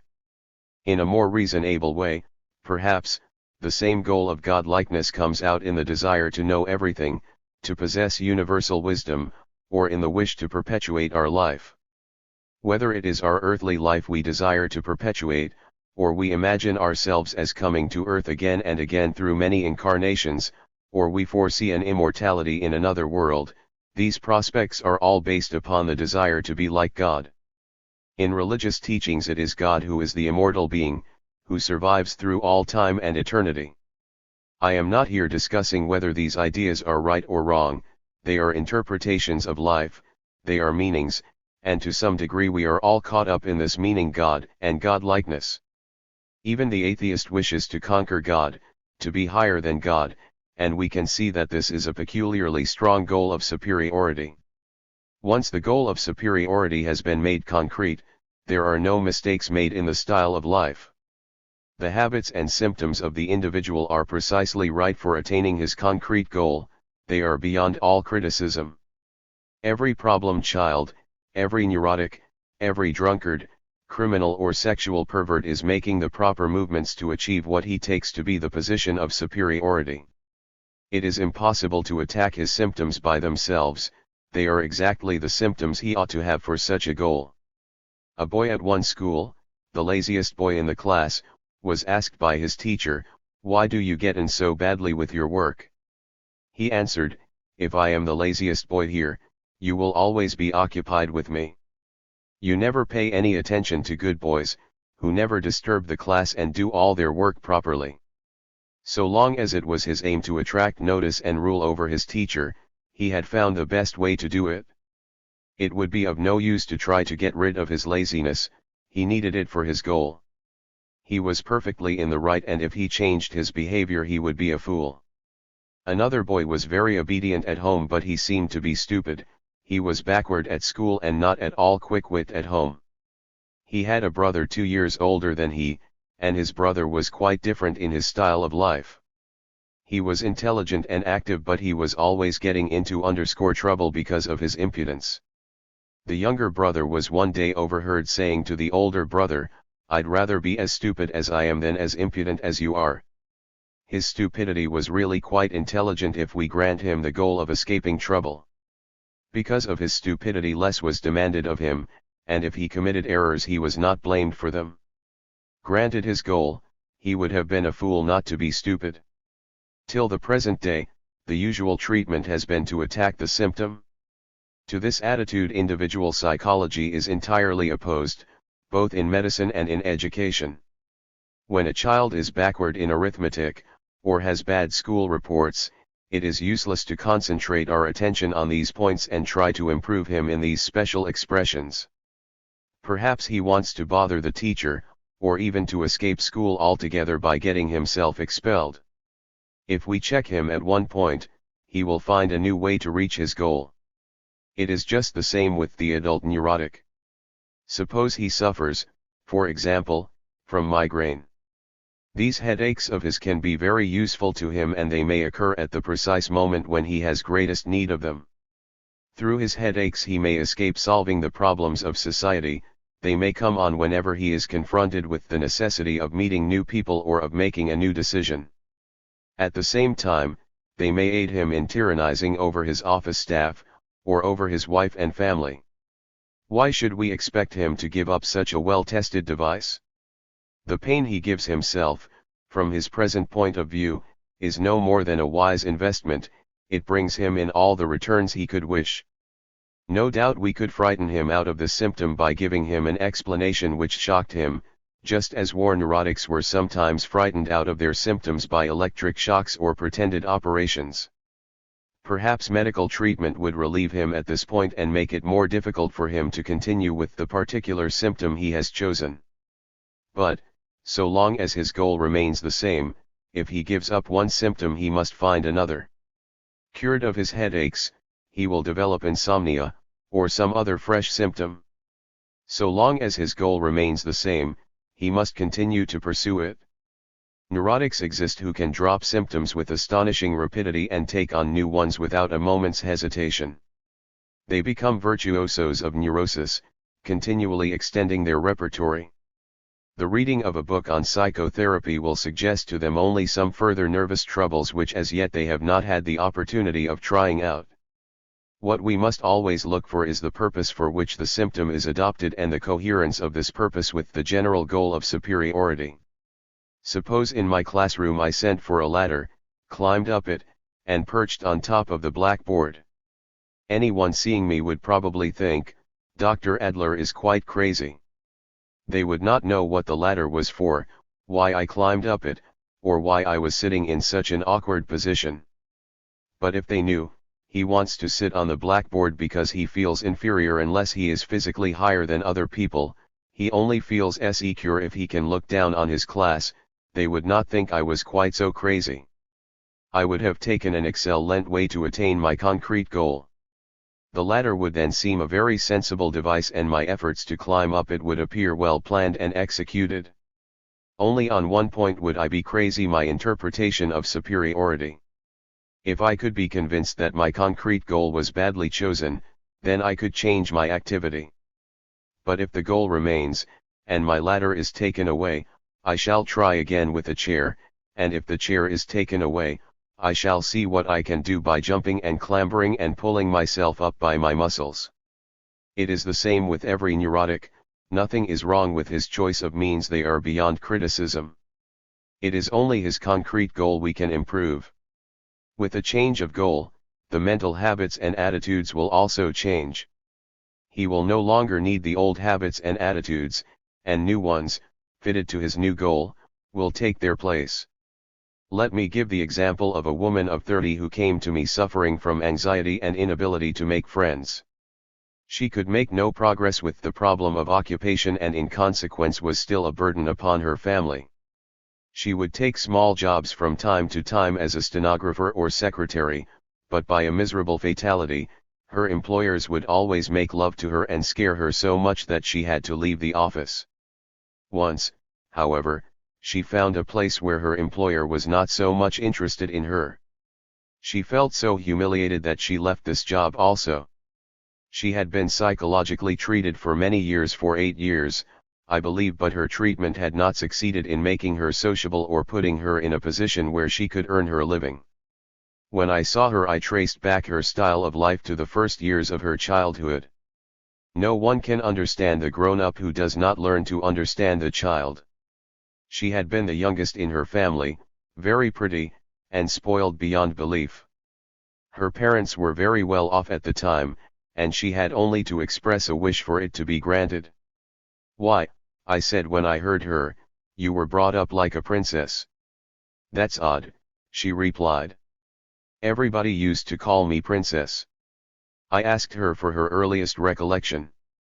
"When one was 4 years old," she said, "I remember going out of the house and finding some children who were playing a game. Every so often they jumped up and called out, 'The witch is coming.' I was very frightened, and when I got back home, I asked an old woman who was staying with us whether there were really any witches. She answered, 'Yes, there are witches and burglars and robbers, and they will all come after you.' From this we can see that she was scared to be left alone in the house, and she expressed her fear in her whole style of life. She did not feel strong enough to leave home, and those at home must support her and look after her in every way." Another early recollection was as follows: "I had a piano teacher, a man, and one day he tried to kiss me. I stopped playing and went and told my mother. After that, I didn't wish to play the piano anymore." Here, too, we can see that she trained to put a great distance between herself and men, and her sexual development was in accordance with the goal of protecting herself against love. She felt that to be in love was a weakness. Here I must say that many people feel weak if they are in love, and to a certain degree they are right.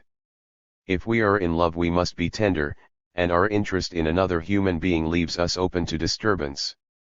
It is only the individual whose goal of superiority is, "I must never be weak, I must never be exposed," who will avoid the mutual dependence of love. Such people train away from love and are ill-prepared for it. Often you will find that if they feel in danger of falling in love, they turn the situation to ridicule. They laugh and make jokes and tease the person from whom they feel in danger. In this way they try to get rid of their feeling of weakness. This girl, too, felt weak when she considered love and marriage, and in consequence she was impressed much more strongly than she needed to be when men made love to her in her jobs. She could see no way out but to run away. While she was still confronted with these problems, her mother and father both died and her court almost came to an end. She managed to find relatives to come and look after her, but her position was not nearly so satisfactory. After a while her relatives would become very much bored with her and would stop paying her all the attention she felt she needed.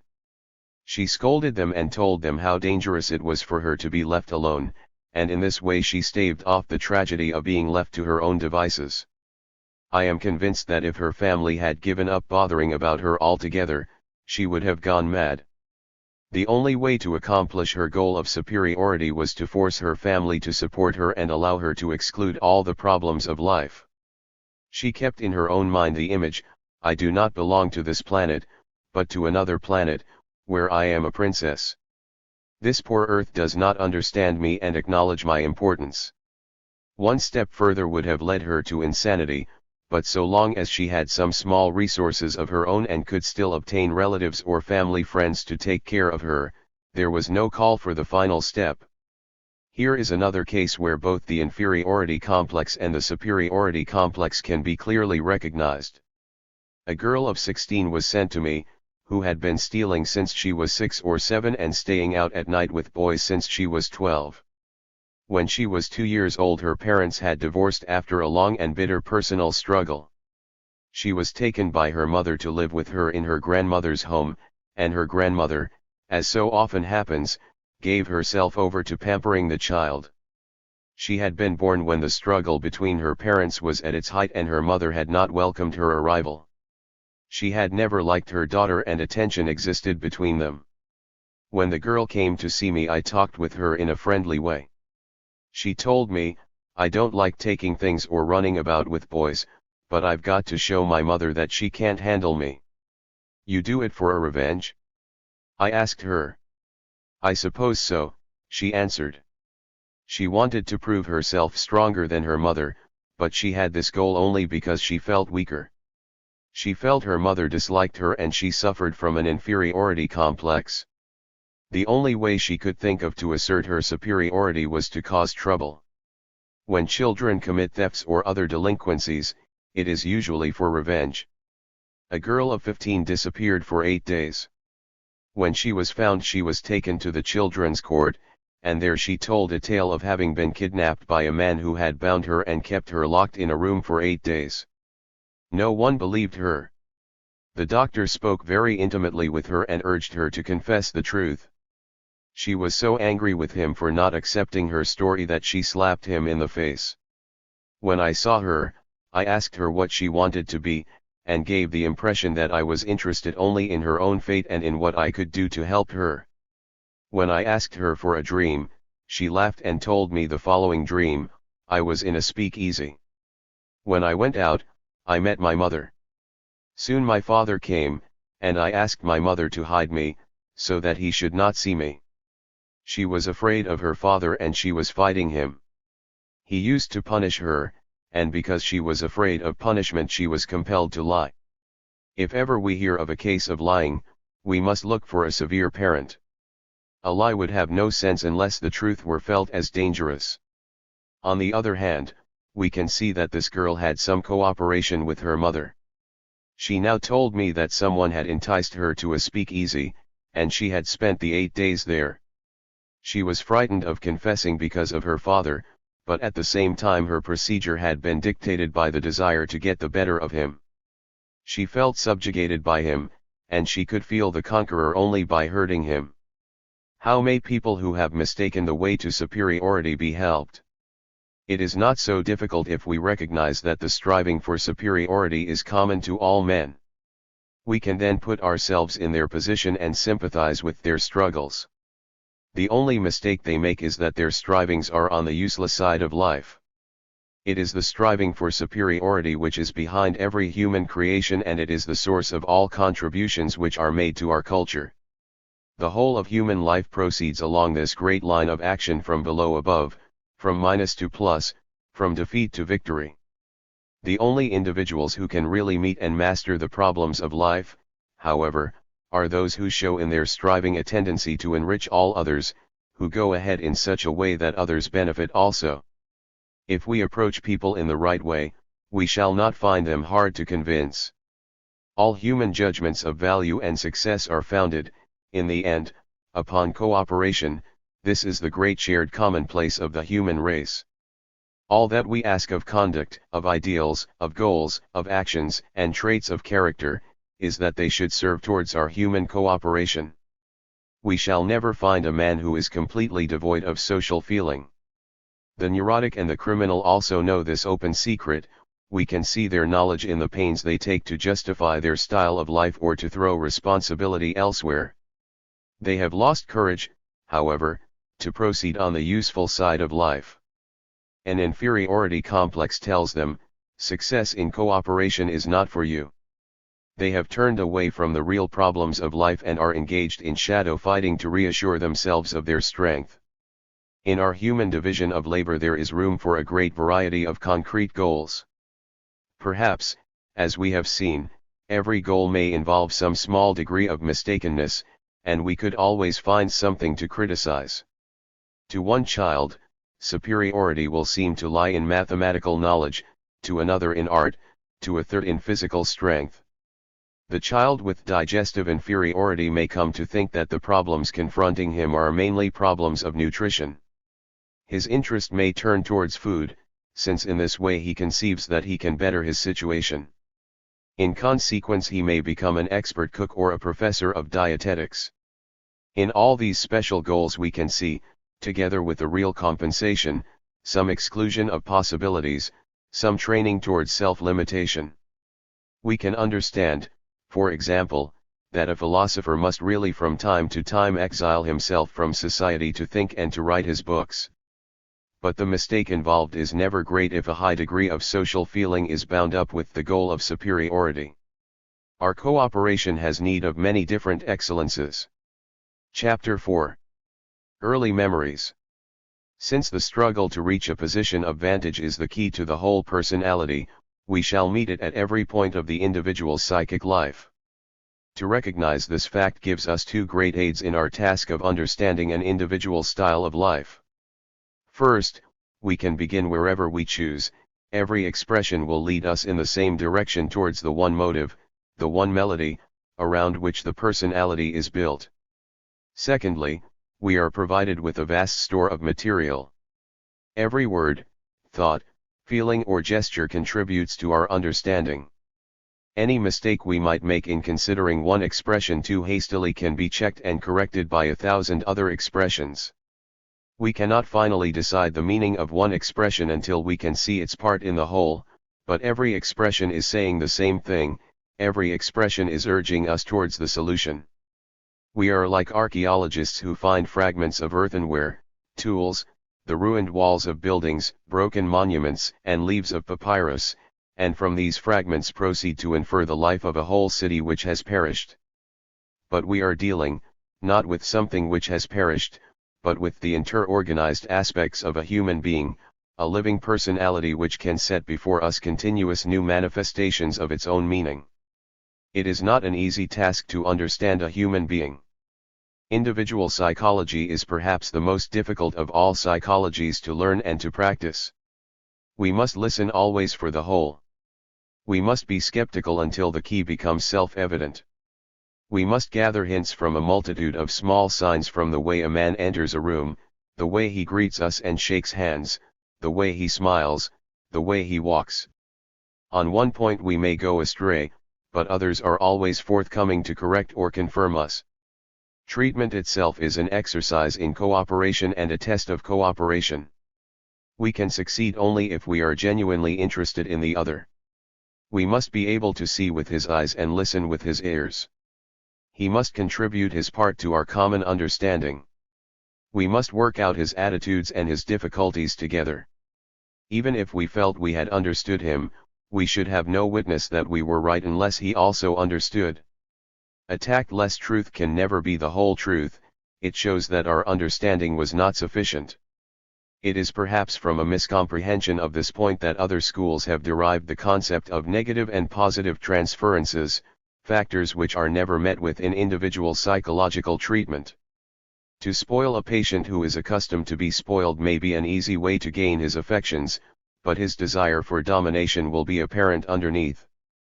If we slight him and overlook him, we may easily incur his enmity, he may break off the treatment, or he may continue it in the hope of justifying himself and making us repent.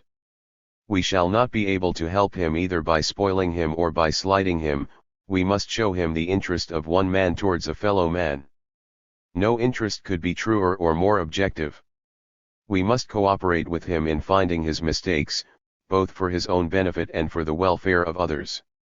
With this aim in view, we shall never run the risk of exciting transferences, of posing as authorities, or of putting him in a position of dependence and irresponsibility.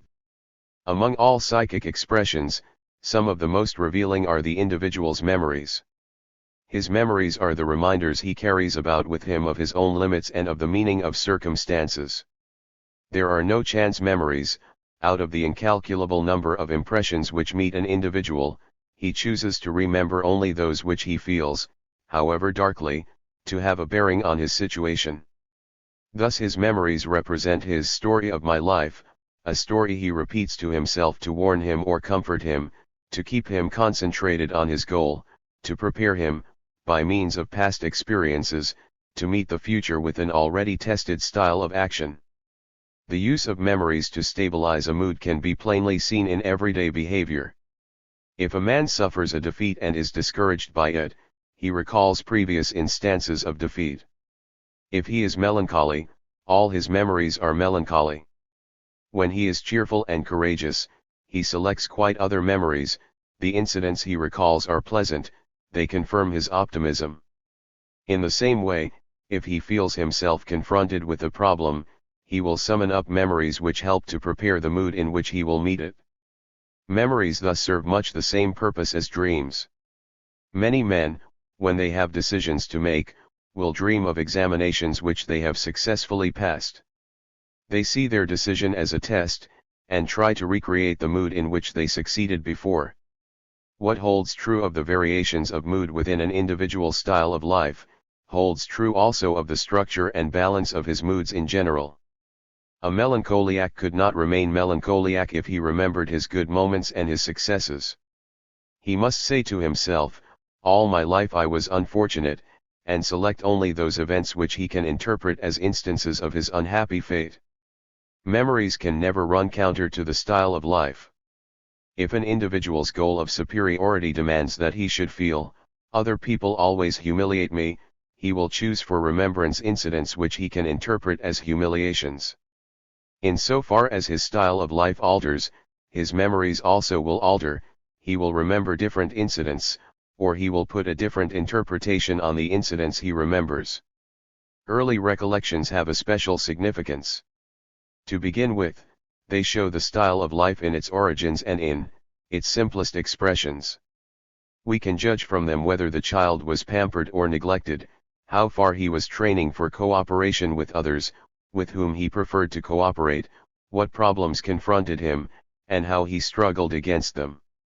In the early recollections of a child who suffered from difficulties in seeing and who trained himself to look more closely, we shall find impressions of a visual nature. His recollections will begin, "I looked around me." Or he will describe colors and shapes.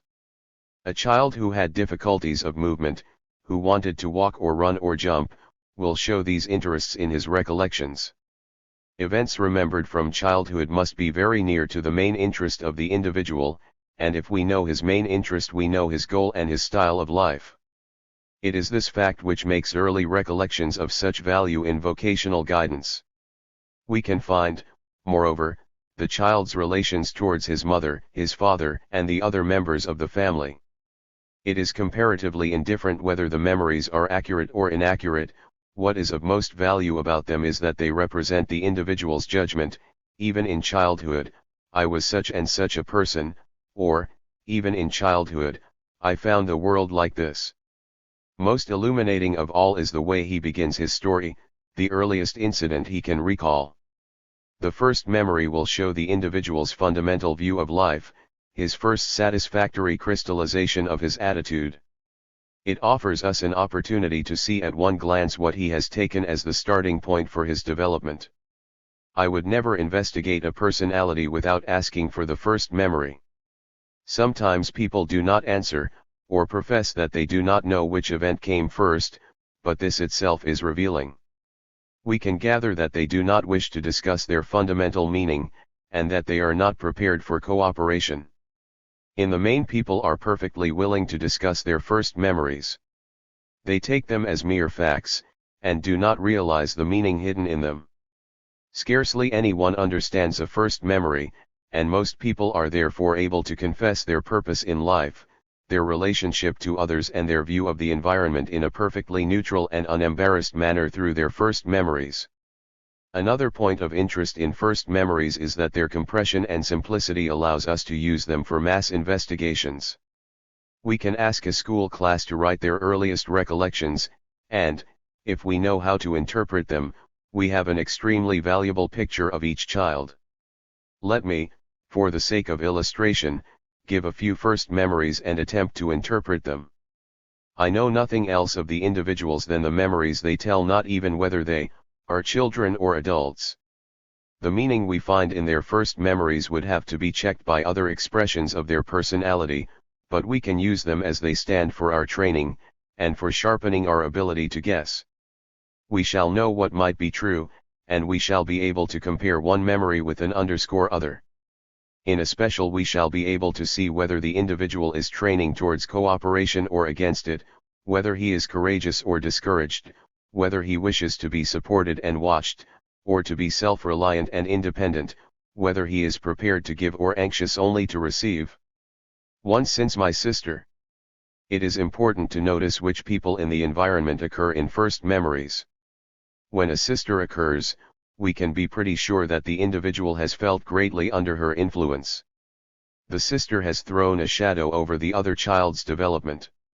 Generally we find a rivalry between the two, as if they were competing in a race, and we can understand that such a rivalry offers additional difficulties in development. A child cannot extend his interest to others as well when he is occupied with rivalry as when he can cooperate in terms of friendship. We shall not jump to conclusions, however. Perhaps the two children were good friends. Since my sister and I were the youngest in the family, I was not permitted to attend until she was old enough to go. Now the rivalry becomes evident. My sister has hindered me. She was younger, but I was forced to wait for her. She narrowed my possibilities. If this is really the meaning of the memory, we should expect this girl or boy to feel, "It is the greatest danger in my life when someone restricts me and prevents my free development." Probably the writer is a girl. It seems less likely that a boy would be held back till a younger sister is ready to go to school. Accordingly, we began on the same day. We should not call this the best kind of education for a girl in her position.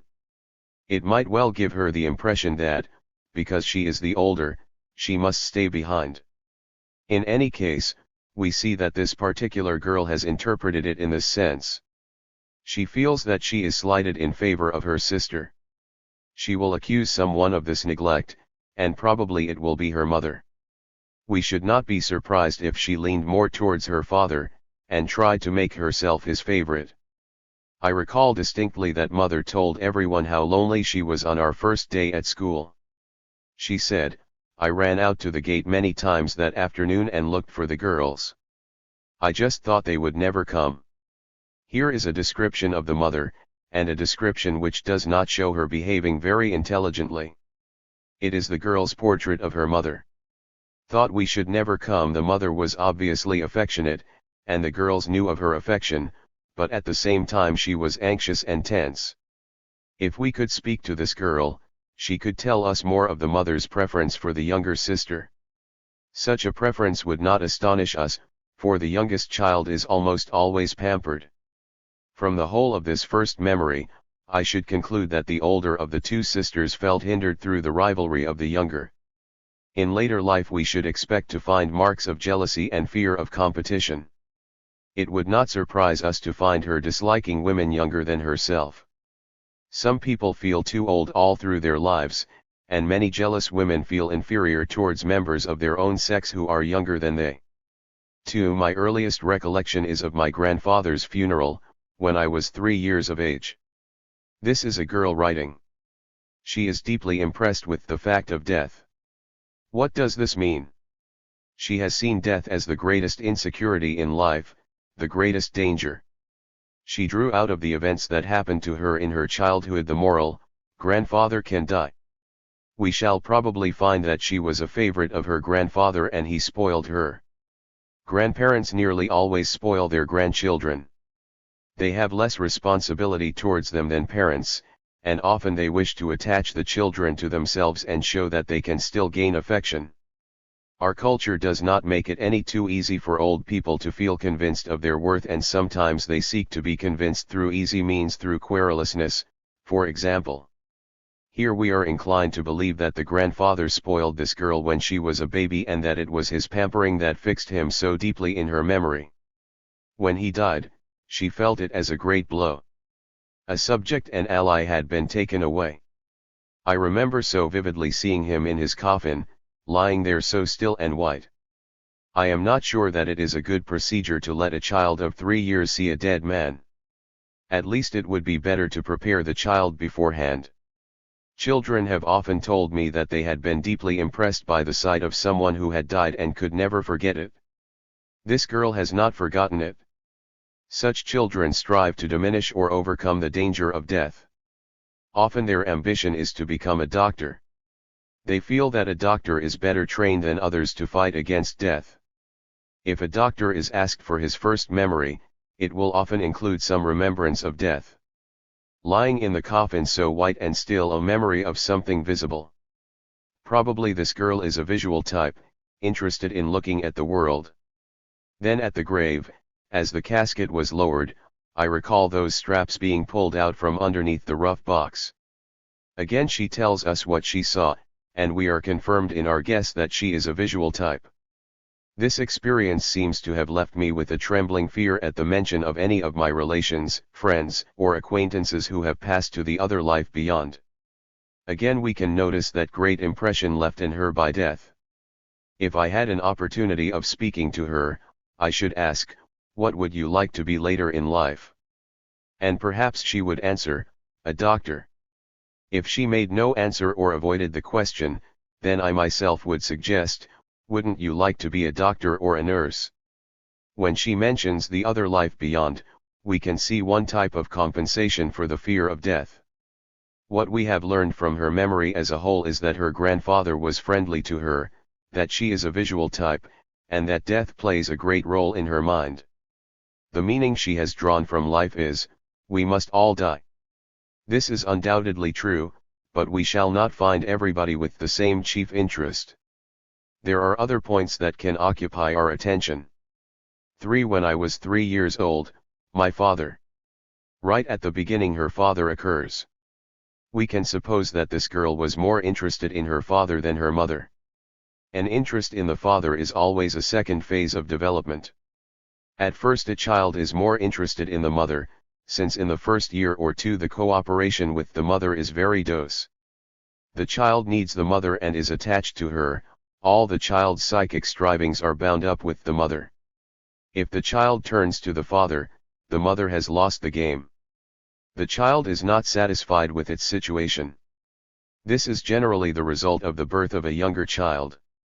If we hear in this recollection that there is a younger child, our guess will be confirmed.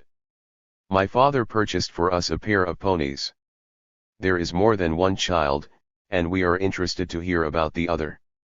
He brought them by the halters to the house. My sister, who was 3 years older than I. We must revise our interpretation. We had expected this girl to be the older sister, and she proves to be the younger. Perhaps the older sister was the mother's favorite, and it is for this reason that the girl mentions her father and the present of the 2 ponies. My sister took one strap and led her pony triumphantly down the street. Here is a triumph for the older sister. My own pony, hurrying after the other, went too fast for me. These are the consequences when her sister takes the lead, and trailed me face downward in the dirt. It was an ignominious end to an experience which had been gloriously anticipated. The sister has conquered, she has scored a point. We can be quite sure that this girl means, if I am not careful, my older sister will always win. I am always being defeated, I am always in the dirt. The only way to be safe is to be first. We can understand, also, that the older sister had triumphed with the mother, and that this was the reason why the younger sister turned to her father. The fact that I later surpassed my sister as a horsewoman has never mellowed this disappointment in the least. All our suppositions are now confirmed. We can see what a race there had been between the 2 sisters. The younger felt, I am always at the back, I must try to get ahead. I must surpass the others. This is the type I have described, so common among second children or youngest children, which always sent a pacemaker for itself, and is always trying to overtake the pacemaker. This girl's memory reinforces her attitude. It says to her, if anyone is ahead of me I am endangered. I must always be the first. For my earliest recollections are of being taken to parties and other social events by my oldest sister, who was about 18 when I was born. This girl remembers herself as a part of society. Perhaps we shall find in this memory a higher degree of cooperation than in the others. Her sister, 18 years older, had taken the part of a mother to her. She was the member of the family who spoiled her most, but she seems to have spread the child's interest to others in a very intelligent fashion. Since my sister was the only girl in a family of 4 boys until my arrival, she was naturally pleased to show me off. This sounds by no means so good as we thought. When a child is shown off, it may become interested in being appreciated, instead of in contributing. She therefore took me about when I was comparatively young. The only thing I can remember about these parties is that I was continually urged to say something, tell the lady your name, and so on. A mistaken method of education. We should not be surprised to find that this girl stammered or had speech difficulties. When a child stammers, it is generally because too great an interest was shown in its speech. Instead of communicating with others naturally and without stress, it was taught to be self-conscious and to look for appreciation. I can also remember that I would say nothing and was invariably scolded when I reached home, so that I came to hate to go out and meet people. Our interpretation must be altogether revised. We can see now that the meaning behind her first memory is, I was brought into contact with other people, but I found it unpleasant. Because of these experiences, I have hated such cooperation ever since. We should expect, therefore, that even now she dislikes meeting people. We should expect to find her embarrassed and self-conscious with them, believing that it is necessary for her to shine, and feeling that this demand is too heavy. She has trained away from ease and equality among her fellow beings. 5. One big event stands out in my early childhood. When I was about 4 years old, my great-grandmother came to visit us. We have seen that a grandmother usually spoils her grandchildren, but how a great-grandmother treats them we have not yet experienced. While she was visiting us, we had a 4-generation picture taken. This girl is very much interested in her pedigree. Because she remembers so strongly the visit of her great-grandmother and the picture that was taken, we can probably conclude that she is very much bound up in her family. If we are right, we shall discover that her ability to cooperate does not go beyond the limits of her family circle. I clearly remember driving to another town and having my dress changed to a white embroidered one after we arrived at the photographer's. Perhaps this girl too is a visual type. Before having the 4-generation picture taken, my brother and I had ours taken. Again we come across the interest in the family. Her brother is a part of the family and we shall probably hear more of her relations with him. He was placed on the arm of a chair beside me and was given a bright red ball to hold. Here again she remembers visible things. I stood by the side of the chair and was given nothing to hold. Now we see the main striving of this girl. She says to herself that her brother is preferred to her. We might guess that she felt it disagreeable when her younger brother came and took away her position of being the youngest and most pampered. We were told to smile. She means, they tried to make me smile, but what did I have to smile about? They put my brother on a throne and gave him a bright red ball, but what did they give to me? Then came the 4-generation picture. Everybody tried to look their best but me. I would not smile. She is aggressive against her family because her family is not good enough to her. In this first memory she has not forgotten to inform us how her family treated her. My brother smiled so nicely when asked to smile. He was so cute. To this day I detest having my picture taken. Such remembrances give us a good insight into the way most of us meet life. We take one impression and use it to justify a whole series of actions. We draw consequences from it and act as if the consequences were obvious facts. Clearly enough, she had a disagreeable time when this photograph was taken. She still detests having her picture taken. We shall generally find that anyone who dislikes something as much as this chooses a reason for his dislike, selects something from his experiences to bear the whole burden of justifying it.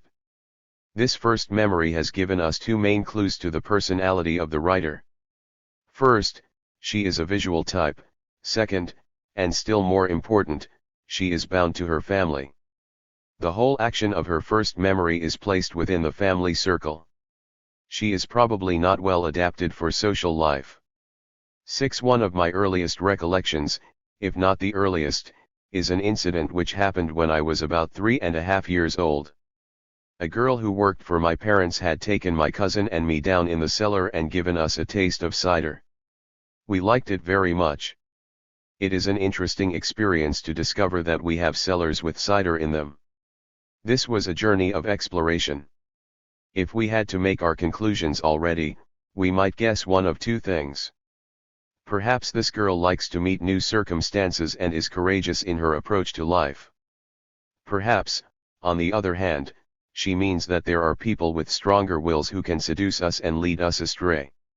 The rest of the memory will help us to decide. A little later we determined that we should like another taste, so we proceeded to help ourselves. This is a courageous girl. She wants to be independent. In due time my legs failed me in their powers of locomotion, and the cellar was rather damp as we had allowed all of the cider to run out on the floor. Here we see the making of G. Prohibitionist. I do not know if this incident has anything to do with my dislike for cider and other intoxicating beverages. One small incident is again made the reason for a whole attitude to life. If we consider it with common sense, we cannot see that the incident was sufficiently weighty to lead to such a conclusion. This girl, however, has secretly taken it as reason enough to dislike intoxicating beverages. We shall probably find that she was a person who understood how to learn from her mistakes. Probably she is really independent and likes to improve if she is in the wrong. This trait may characterize her whole life. It is as if she said, "I make mistakes, but when I see they are mistakes I correct them." If this is so, she will be a very good type, active, courageous in her striving, improving her situation and looking always for the best way of living. In all these instances we are doing no more than training ourselves in the art of guessing, and before we could be sure that our conclusions were right we should need to see the many other expressions of the personality. Let us now take some cases from practice, where the coherence of the personality in all of its expressions could be seen. A man of 35 came to me suffering from anxiety neurosis. He felt anxiety only when he was away from home. From time to time he was compelled to secure a job, but as soon as he was put in an office he would moan and cry all day and stop only when he came back at night and sat at home with his mother. When asked for his first memory he said, "I remember at 4 years of age sitting at home close by the window, looking out on the street and being interested to see the people working there." He wants to see others work, he himself wants only to sit by the window and watch them. If his condition is to be changed, we can do it only by freeing him from the belief that he cannot cooperate in the work of others. So far he has thought that the only way to live was to be supported by others. We must change his whole outlook. We shall accomplish nothing by reproaching him. We cannot convince him by medicines or gland extracts. His first memory, however, makes it easier for us to suggest work which will interest him. His main interest is in looking. We find out that he has suffered from nearsightedness, and, because of this disadvantage, he gave more attention to visible things. When he started to meet the problem of occupation he wanted to go on looking, not to work, but the two are not necessarily contradictions. When he was cured, he found an occupation which lay along the line of this main interest. He opened an art shop and in this way he was able to contribute in his own degree to our division of labor. A man of 32 came for treatment, suffering from hysterical aphasia. He could not speak above a whisper. This condition had lasted for 2 years. It began when he slipped one day on a banana skin and fell against the window of a taxi. He vomited for 2 days and had migraine afterwards. No doubt he had concussion of the brain, but since there were no organic changes in the throat, the concussion is not enough to explain why he is unable to speak. For 8 weeks he was completely speechless. His accident is now a court matter, but the case is not closed. He attributes the accident entirely to the taxi driver and is suing the company for compensation. We understand that he is in a much better situation with his lawsuit if he can show some disability. We need not say that he is dishonest, but he has no great stimulus to speak loudly. Perhaps he really found it difficult to speak after the shock of his accident and he has not seen a reason for changing. The patient had seen a throat specialist but the specialist found nothing wrong. Asked for his first memory, he tells us, "I was hanging in the cradle, lying on my back. I remember seeing the hook pull out. The cradle fell and I was badly hurt." Nobody likes to fall, but this man overemphasizes falling. He concentrates on the dangers of falling. It is his chief interest. The door opened when I fell and my mother came in and was horrified. He had gained his mother's attention by his fall, but the memory is also a reproach she did not take good enough care of me. In the same way the taxi driver was at fault and the company who owned the taxi. None of them took sufficient care of him. This is the style of life of a pampered child, he tries to make others responsible. His next memory tells the same story. At the age of 5 I fell 20 feet with a heavy board on top of me. For 5 or more minutes I was unable to speak. This man is very skillful in losing his speech. He is trained for it and makes falling a reason for refusing to speak. We cannot see it as a reason, but he seems to see it so. He is experienced in this method, and, now, if he falls, it follows automatically that he can't speak. He can be cured if he understands that this is a mistake, that there is no connection between falling and loss of speech, especially if he sees that after an accident he need not go about whispering for 2 years. In this memory, however, he shows us why it is difficult for him to understand. My mother came out, he continues, and looked very much excited. On both occasions his falling horrified his mother and drew her attention to him. He was a child who wanted to be pampered, to be the center of attention.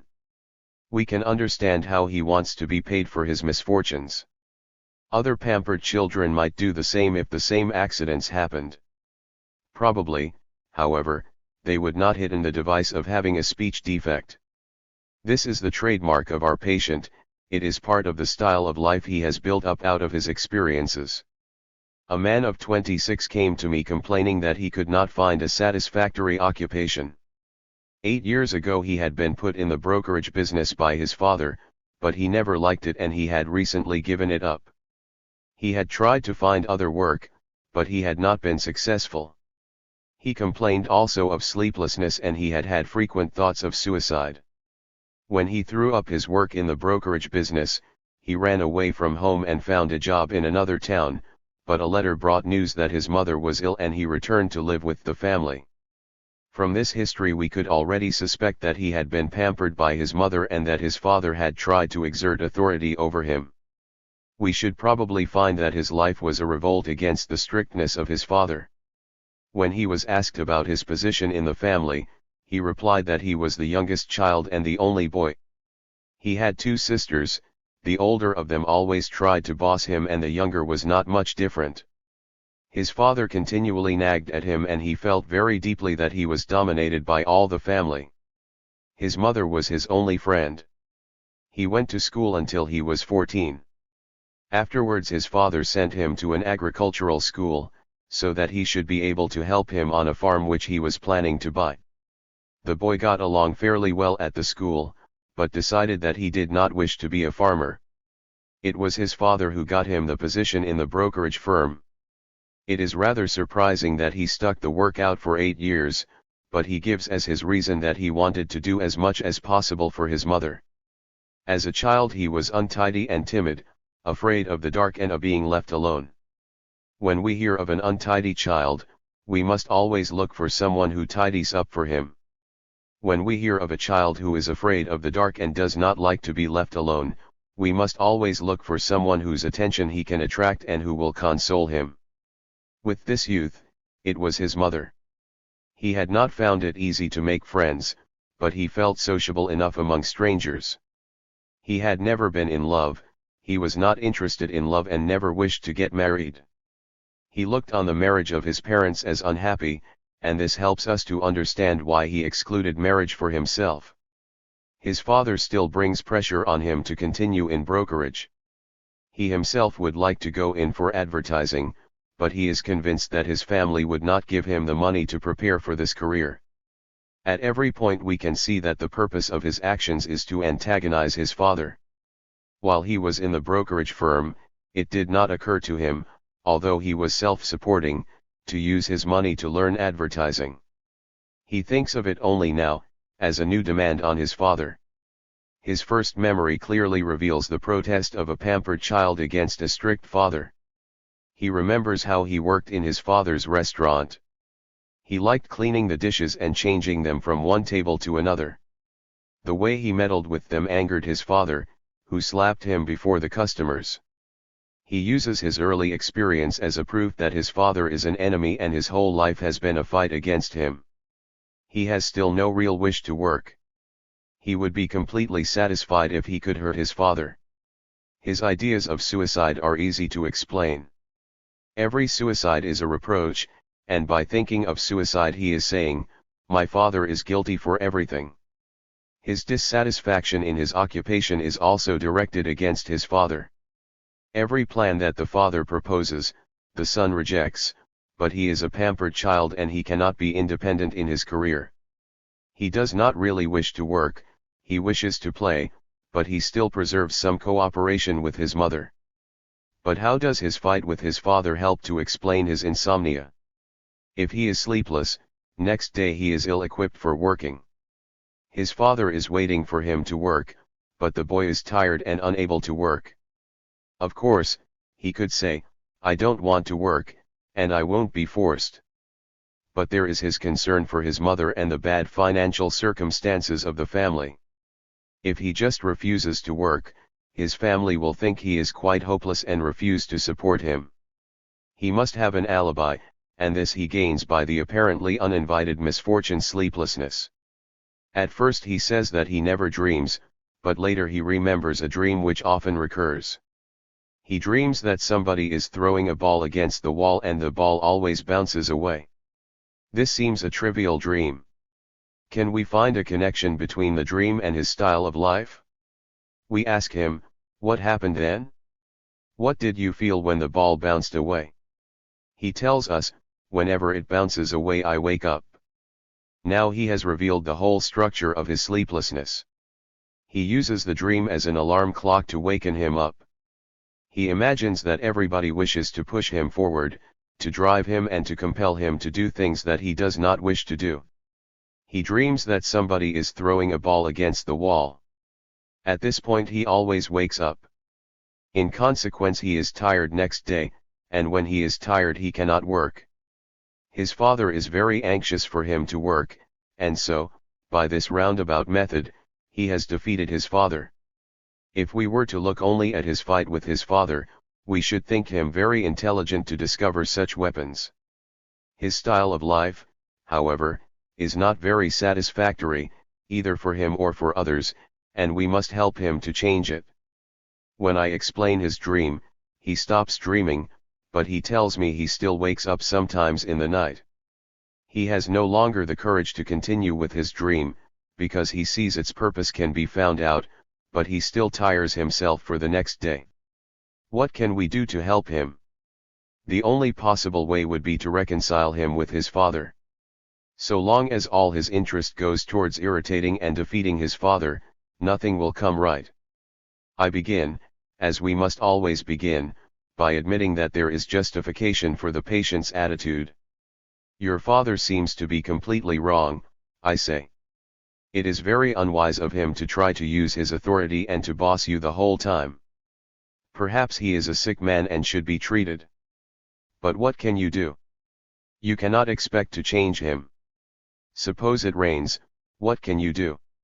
You can take an umbrella or a taxi, but it is no use to try to fight the rain or overpower it.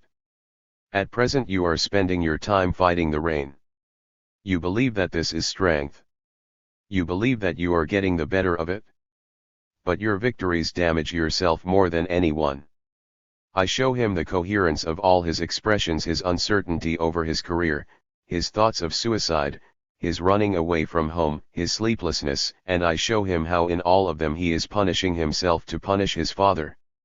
I give him also a piece of advice: when you go to sleep tonight, imagine that you want to waken yourself up from time to time, so that you can be tired tomorrow. Imagine that tomorrow you are too tired to go to work and your father explodes into a fit of temper. I want him to face the truth. His main interest is to annoy and hurt his father. As long as we fail to stop this fight, treatment will be useless. He is a pampered child. We can all see it, and now he can see it himself. The situation closely resembles the so-called Oedipus complex. This youth is occupied in damaging his father, and he is very much attached to his mother. It is not a sexual affair, however. His mother has pampered him and his father has been unsympathetic. He has suffered from a mistaken training and a mistaken interpretation of his position. Heredity plays no part in his trouble. He has not derived it as an instinct from savages who killed and consumed the head man of the tribe. He has created it himself out of his own experiences. Attitudes like this could be provoked anew with every child. We need only give the child a mother to pamper it, as this mother did, and a father who is harsh, as this father was.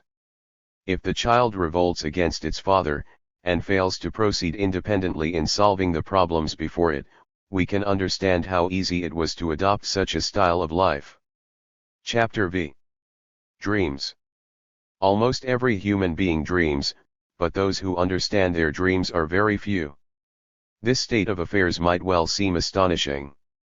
Here is a general activity of the human mind. Men have always been interested in dreams and have always been puzzled to know what they meant. Many people feel that their dreams have a deep significance, they feel them as queer and momentous. We can find this interest expressed from the earliest ages of mankind. Yet, on the whole, men have still no conception of what they are doing when they dream, or why they dream at all. As far as I know, there are only two theories of dream interpretation which attempt to be comprehensive and scientific.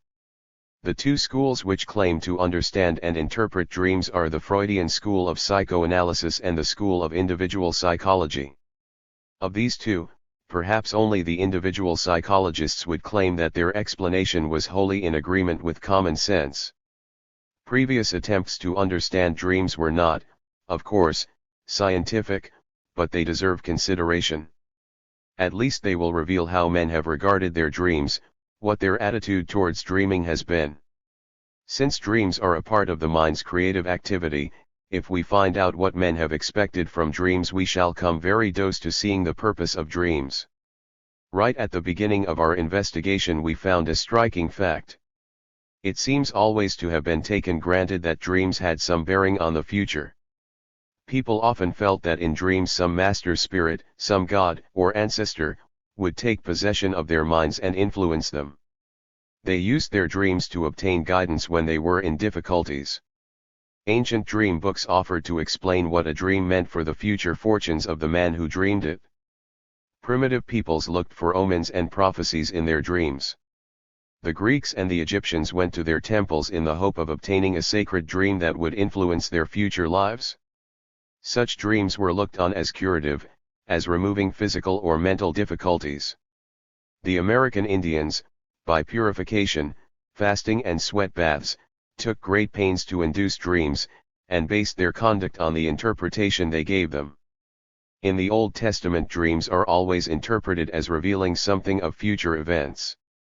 Even today there are individuals who insist that they have had dreams which later came true. They believe that in dreams they are clairvoyant, and that the dream, somehow or other, can reach over into the future and prophesy what is going to occur. From a scientific standpoint, such views seem ridiculous to us. From the time when I first attempted to solve the problem of dreams, it seemed clear to me that a man who is dreaming is in a worse position to foretell the future than a man who is awake and in more complete possession of his faculties. It seemed clear that dreams would be found, not more intelligent and prophetic than everyday thinking, but more confused and confusing. Yet we must take note of this tradition of mankind, that dreams are somehow connected with the future three, and perhaps we shall find it, in some sense, not entirely false. If we look on it in true perspective, it may provide us with the very key which has been missing. We can see already that men have regarded dreams as offering a solution to their problems. We may conclude that the individual's purpose in dreaming is to seek guidance for the future, to seek a solution for his problems. This is very far from committing us to a prophetic view of dreams. We have still to consider what sort of a solution he seeks and where he hopes to get it from. It still seems evident that any solution offered by a dream would be worse than a solution arrived at by common sense thinking, with the whole situation before us. Indeed, it is not too much to say that in dreaming an individual is hoping to solve his problems in his sleep. In the Freudian view we find a real effort to treat the dream as having a meaning which can be scientifically understood. In several points, however, the Freudian interpretation has taken the dream out of the region of science. It supposes, for example, a gap between the work of the mind during the day and its work during the night. Conscious and unconscious are placed in contradiction to each other, and the dream is given its own special laws contradictory to the laws of everyday thinking. Wherever we see such contradictions, we must conclude an unscientific attitude of mind. In the thinking of primitive peoples and of ancient philosophers, we always meet this desire to put concepts in strong antithesis, to treat them as contradictions. The antithetic attitude can be illustrated very clearly among neurotics. People often believe that left and right are contradictions, that man and woman, hot and cold, light and heavy, strong and weak are contradictions. From a scientific standpoint, they are not contradictions, but varieties. They are degrees of a scale, arranged in accordance with their approximation to some ideal fiction.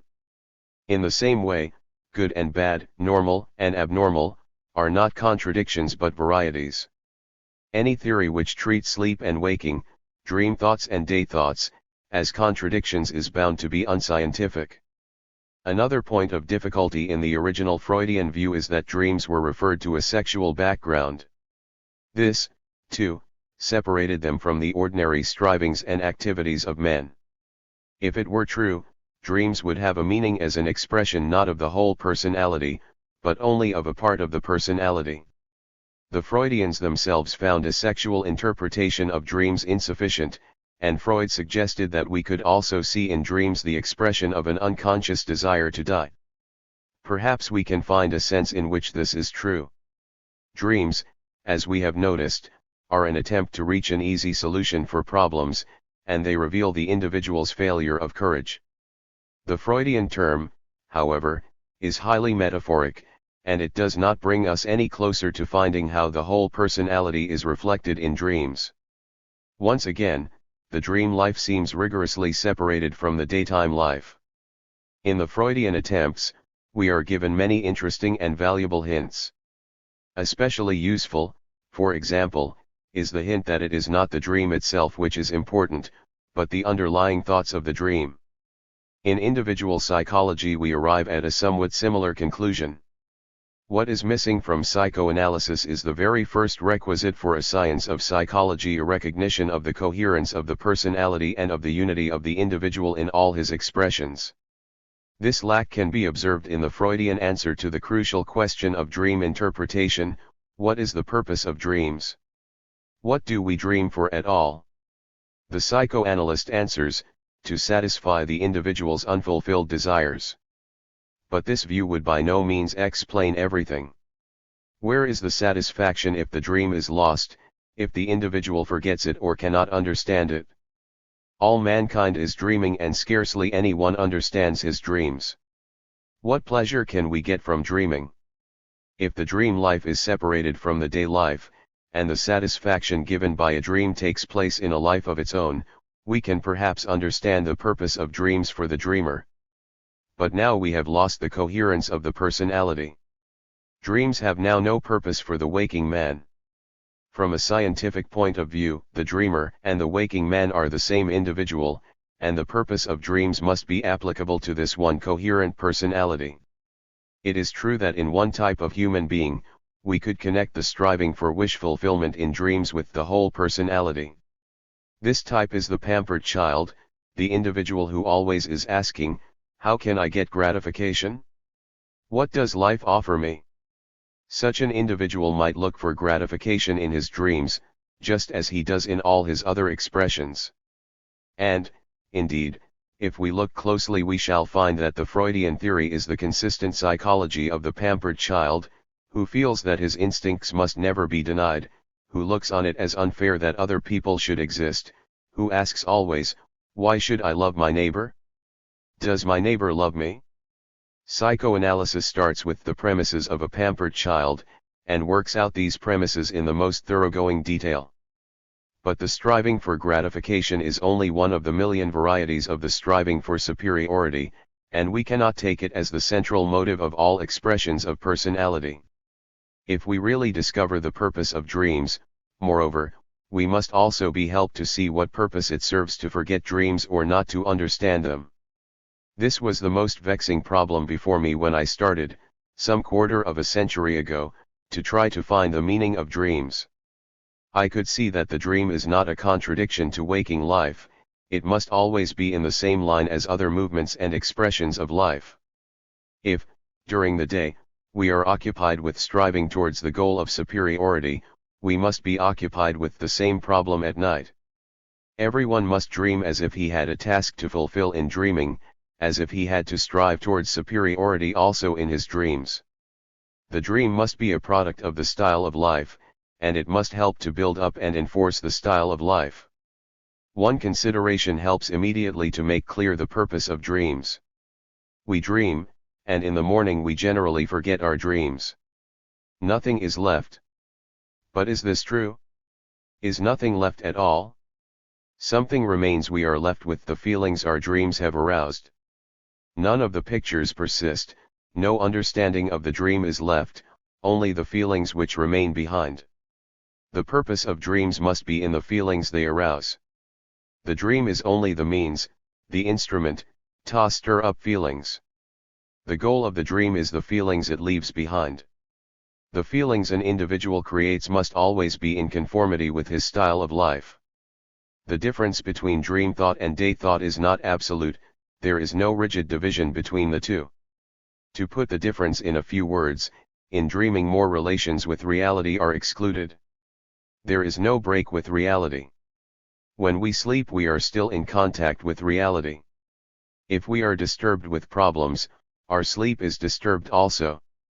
The fact that, during our sleep, we can make the adjustments which prevent us from falling out of bed shows that connections with reality are still present. A mother can sleep through the loudest noises in the street and yet waken at the slightest movement of her child. Even in sleep we remain in touch with the world outside us. In sleep, however, sense perceptions, though not absent, are diminished and our contact with reality is lessened. When we dream we are alone. Demands of society are not so urgently present with us. In our dream thought we are not stimulated to reckon so honestly with the situation around us. Our sleep can be undisturbed only if we are free from tension and sure of the solution of our problems. One disturbance of calm and tranquil sleep is dreaming. We can conclude that we dream only if we are not sure of the solution of our problems, only if reality is pressing in on us even in our sleep and offering us difficulties. This is the task of the dream, to meet the difficulties with which we are confronted and to provide a solution. Now we can begin to see in what way our minds will attack problems in our sleep. Since we are not dealing with the whole situation, the problems will appear easier, and the solution offered will demand as little as possible adaptation from our own side. The purpose of the dream will be to support and back the style of life, to arouse the feelings suited to it. But why does the style of life need support? What can attack it? It can only be attacked by reality and common sense. The purpose of dreams, therefore, is to support the style of life against the demands of common sense. This gives us an interesting insight. If an individual is confronted by a problem which he does not wish to solve along the lines of common sense, he can confirm his attitude by the feelings which are aroused in his dreams. At first this may seem a contradiction to our waking life, but there is no contradiction. We may stir up feelings in precisely the same way when we are awake. If someone meets a difficulty and wishes not to face it by using his common sense, but to continue in his old style of life, then he will do everything he can to justify his style of life and make it seem sufficient. His goal, for example, is to get money in an easy way, without struggling and working for it, without making a contribution to others. Gambling occurs to him as a possibility. He knows that many people have lost their money and suffered disaster through gambling, but he wishes to have an easy time, he wishes to enrich himself in an easy way. What will he do? He fills his mind with thoughts of the advantages of money. He pictures himself making money through speculation, buying a car, living in luxury, being known by his fellows as a rich man. By these pictures he is stirring up feelings to push him forward. He turns away from common sense and begins to gamble. The same thing happens in more commonplace circumstances. If we are working and someone tells us of a play he has seen and enjoyed, we begin to feel like stopping our work and going to the theater. If a man is in love, he pictures the future for himself, and if he is really attracted, he will picture the future as pleasant. Sometimes, if he feels pessimistic, he will have gloomy pictures of the future, but in any case he will be stirring up his feelings, and we can always tell what sort of man he is by noticing the kind of feelings which he arouses. But if nothing remains behind from a dream but feelings, what has happened to common sense? Dreaming is the adversary of common sense. We shall probably find that people who do not like to be deluded by their feelings, who prefer to proceed in a scientific way, do not dream often or do not dream at all. Others, who are further away from common sense, do not want to solve their problems by normal and useful means. Common sense is an aspect of cooperation, and people who are badly trained for cooperation dislike common sense. Such people have very frequent dreams. They are anxious that their style of life should conquer and be justified, they wish to avoid the challenge of reality. We must arrive at the conclusion that dreams are an attempt to make a bridge between an individual's style of life and his present problems without making any new demands of the style of life. The style of life is the master of dreams. It will always arouse the feelings that the individual needs. We can find nothing in a dream that we shall not find in all the other symptoms and characteristics of the individual. We would approach problems in the same way whether we dreamed or not, but the dream offers a support and justification for the style of life. If this is true, we come to a new and most important step in understanding dreams. In dreams we are fooling ourselves. Every dream is an auto-intoxication, a self-hypnosis. Its whole purpose is to excite the mood in which we are prepared to meet the situation. We should be able to see in it exactly the same personality that we find in everyday life, but we should see him, as it were, in the workshop of the mind, preparing the feelings which he will utilize during the day. If we are right, we shall be able to see self-deception even in the construction of a dream, in the means which it employs. What do we find? First of all, we find a certain choice of pictures, incidents, occurrences. We have mentioned these selections before. When an individual is looking back on his past, he makes an anthology of pictures and incidents. We have found that his selection is tendentious, that he chooses from memory only those incidents which support his personal goal of superiority. It is his goal that rules his memory.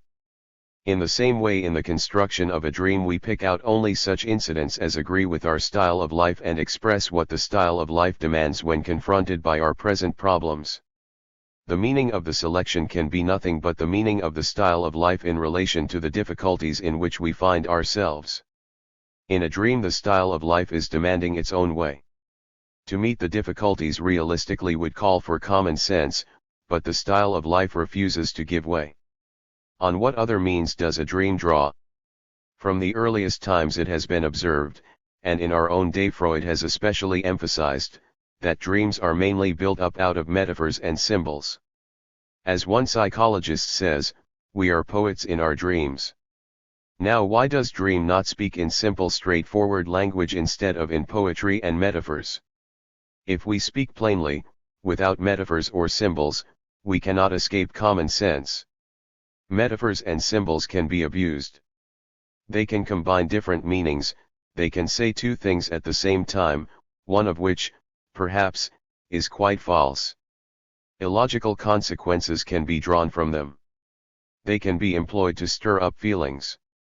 We find it, again, in everyday life. We wish to correct someone and say, "Don't be a baby." We ask, "Why do you cry? Are you a woman?"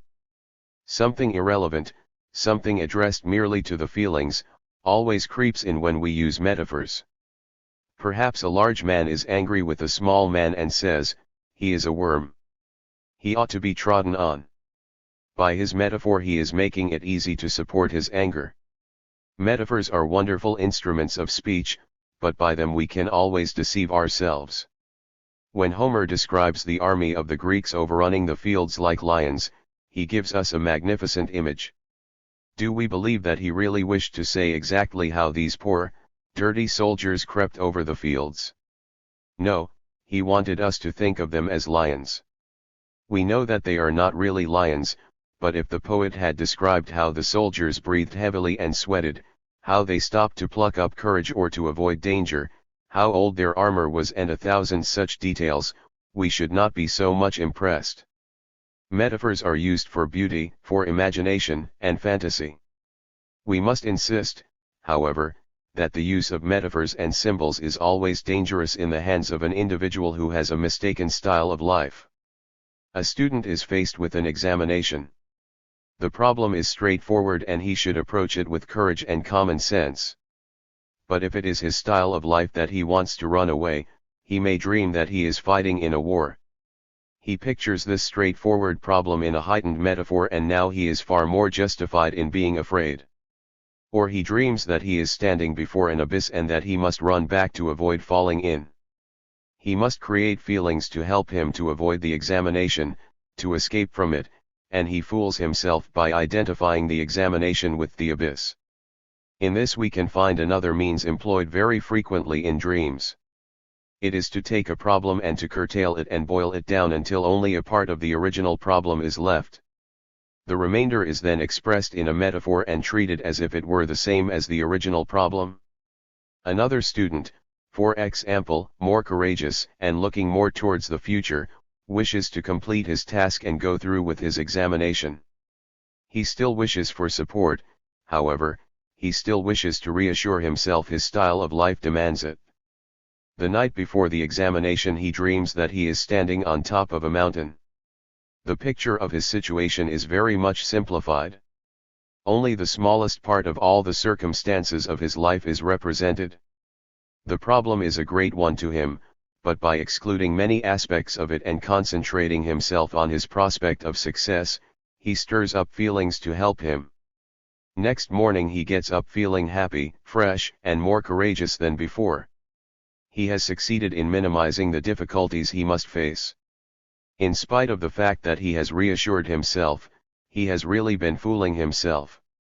He has not been occupied in facing the whole problem in a common-sense way, but he has been stirring up a mood of confidence. This stirring up of feelings is nothing unusual. A man who wants to jump over a stream will perhaps count 3 before he jumps. Is it really so important that he should count 3? Is there a necessary connection between jumping and counting 3? Not the slightest connection. He counts 3, however, to stir up his feelings and to collect all his powers. We have all the means ready in our human minds to elaborate a style of life, to fix it and to reinforce it, and one of the most important means is the ability to stir up feelings.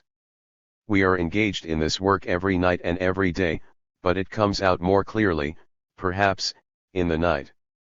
Let me illustrate the way in which we fool ourselves by a dream of my own. During the war I was the head of a hospital for neurotic soldiers. When I saw soldiers who were not prepared for war, I tried to relieve them as much as I could by giving them easier tasks. A great deal of tension was taken from them and this practice was often quite successful. One day a soldier came to me who was one of the best built and strongest men I have ever seen. He was very depressed and as I examined him I wondered what could be done with him.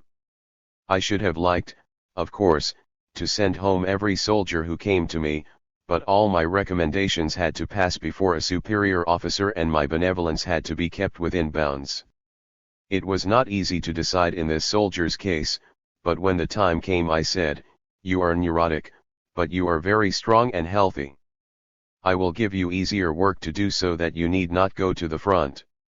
The soldier looked pitiable and answered, "I am a poor student and I have to support my old father and mother by giving lessons. If I cannot give lessons they will starve. They will both die if I can't help them." I thought that I should have to find him still easier service, send him back home to work in an office, but I was afraid that if this was my recommendation my superior officer would get angry and send him to the front. In the end I decided to do the utmost I honestly could. I would certify him as fit only for service on guard. When I went home at night and slept I had a terrible dream. I dreamed that I was a murderer and was running round in dark, narrow streets trying to think whom I had murdered. I could not remember who, but I felt, because I have committed murder I am done for. My life is over. Everything is finished. And so, in the dream, I stood still and sweated. My first thought when I awoke was, whom have I murdered? Then it occurred to me, if I don't give this young soldier service in an office, perhaps he will be sent to the front and killed. Then I should be the murderer. You see how I stirred up feelings to deceive me. I had not been a murderer, and if this disaster really occurred, I should still not be guilty. But my style of life would not permit me to run the risk. I am a doctor, I am to save life, not to endanger it. I thought again that if I gave him an easier job my superior would send him to the front and the position would be no better. It occurred to me that if I wanted to help him the only thing to do was to follow rules of common sense and not bother about my own style of life. I, therefore, certified him as fit for service on guard. Later events confirmed the fact that it is always better to follow common sense. My superior read my recommendation and struck it out. I thought, now he is going to send him to the front. I should have given him office service after all. My superior wrote, 6 months office service. It turned out that this officer had been bribed to let the soldier off easily. The youth had never given a lesson in his life and nothing he said had been true. He had told his story only so that I should give him an easier task and the bribed superior should be able to sign my recommendation. Since that day I have thought it better to give up dreaming. The fact that dreams are designed to fool us and intoxicate us accounts for the fact that they are so rarely understood. If we understood our dreams they could not deceive us. They could no longer arouse in us feelings and emotions. We should prefer to proceed in common sense ways, and we should refuse to follow the promptings of our dreams. If dreams were understood, they would lose their purpose. The dream is a bridge between the present real problem and the style of life, but the style of life should need no reinforcement.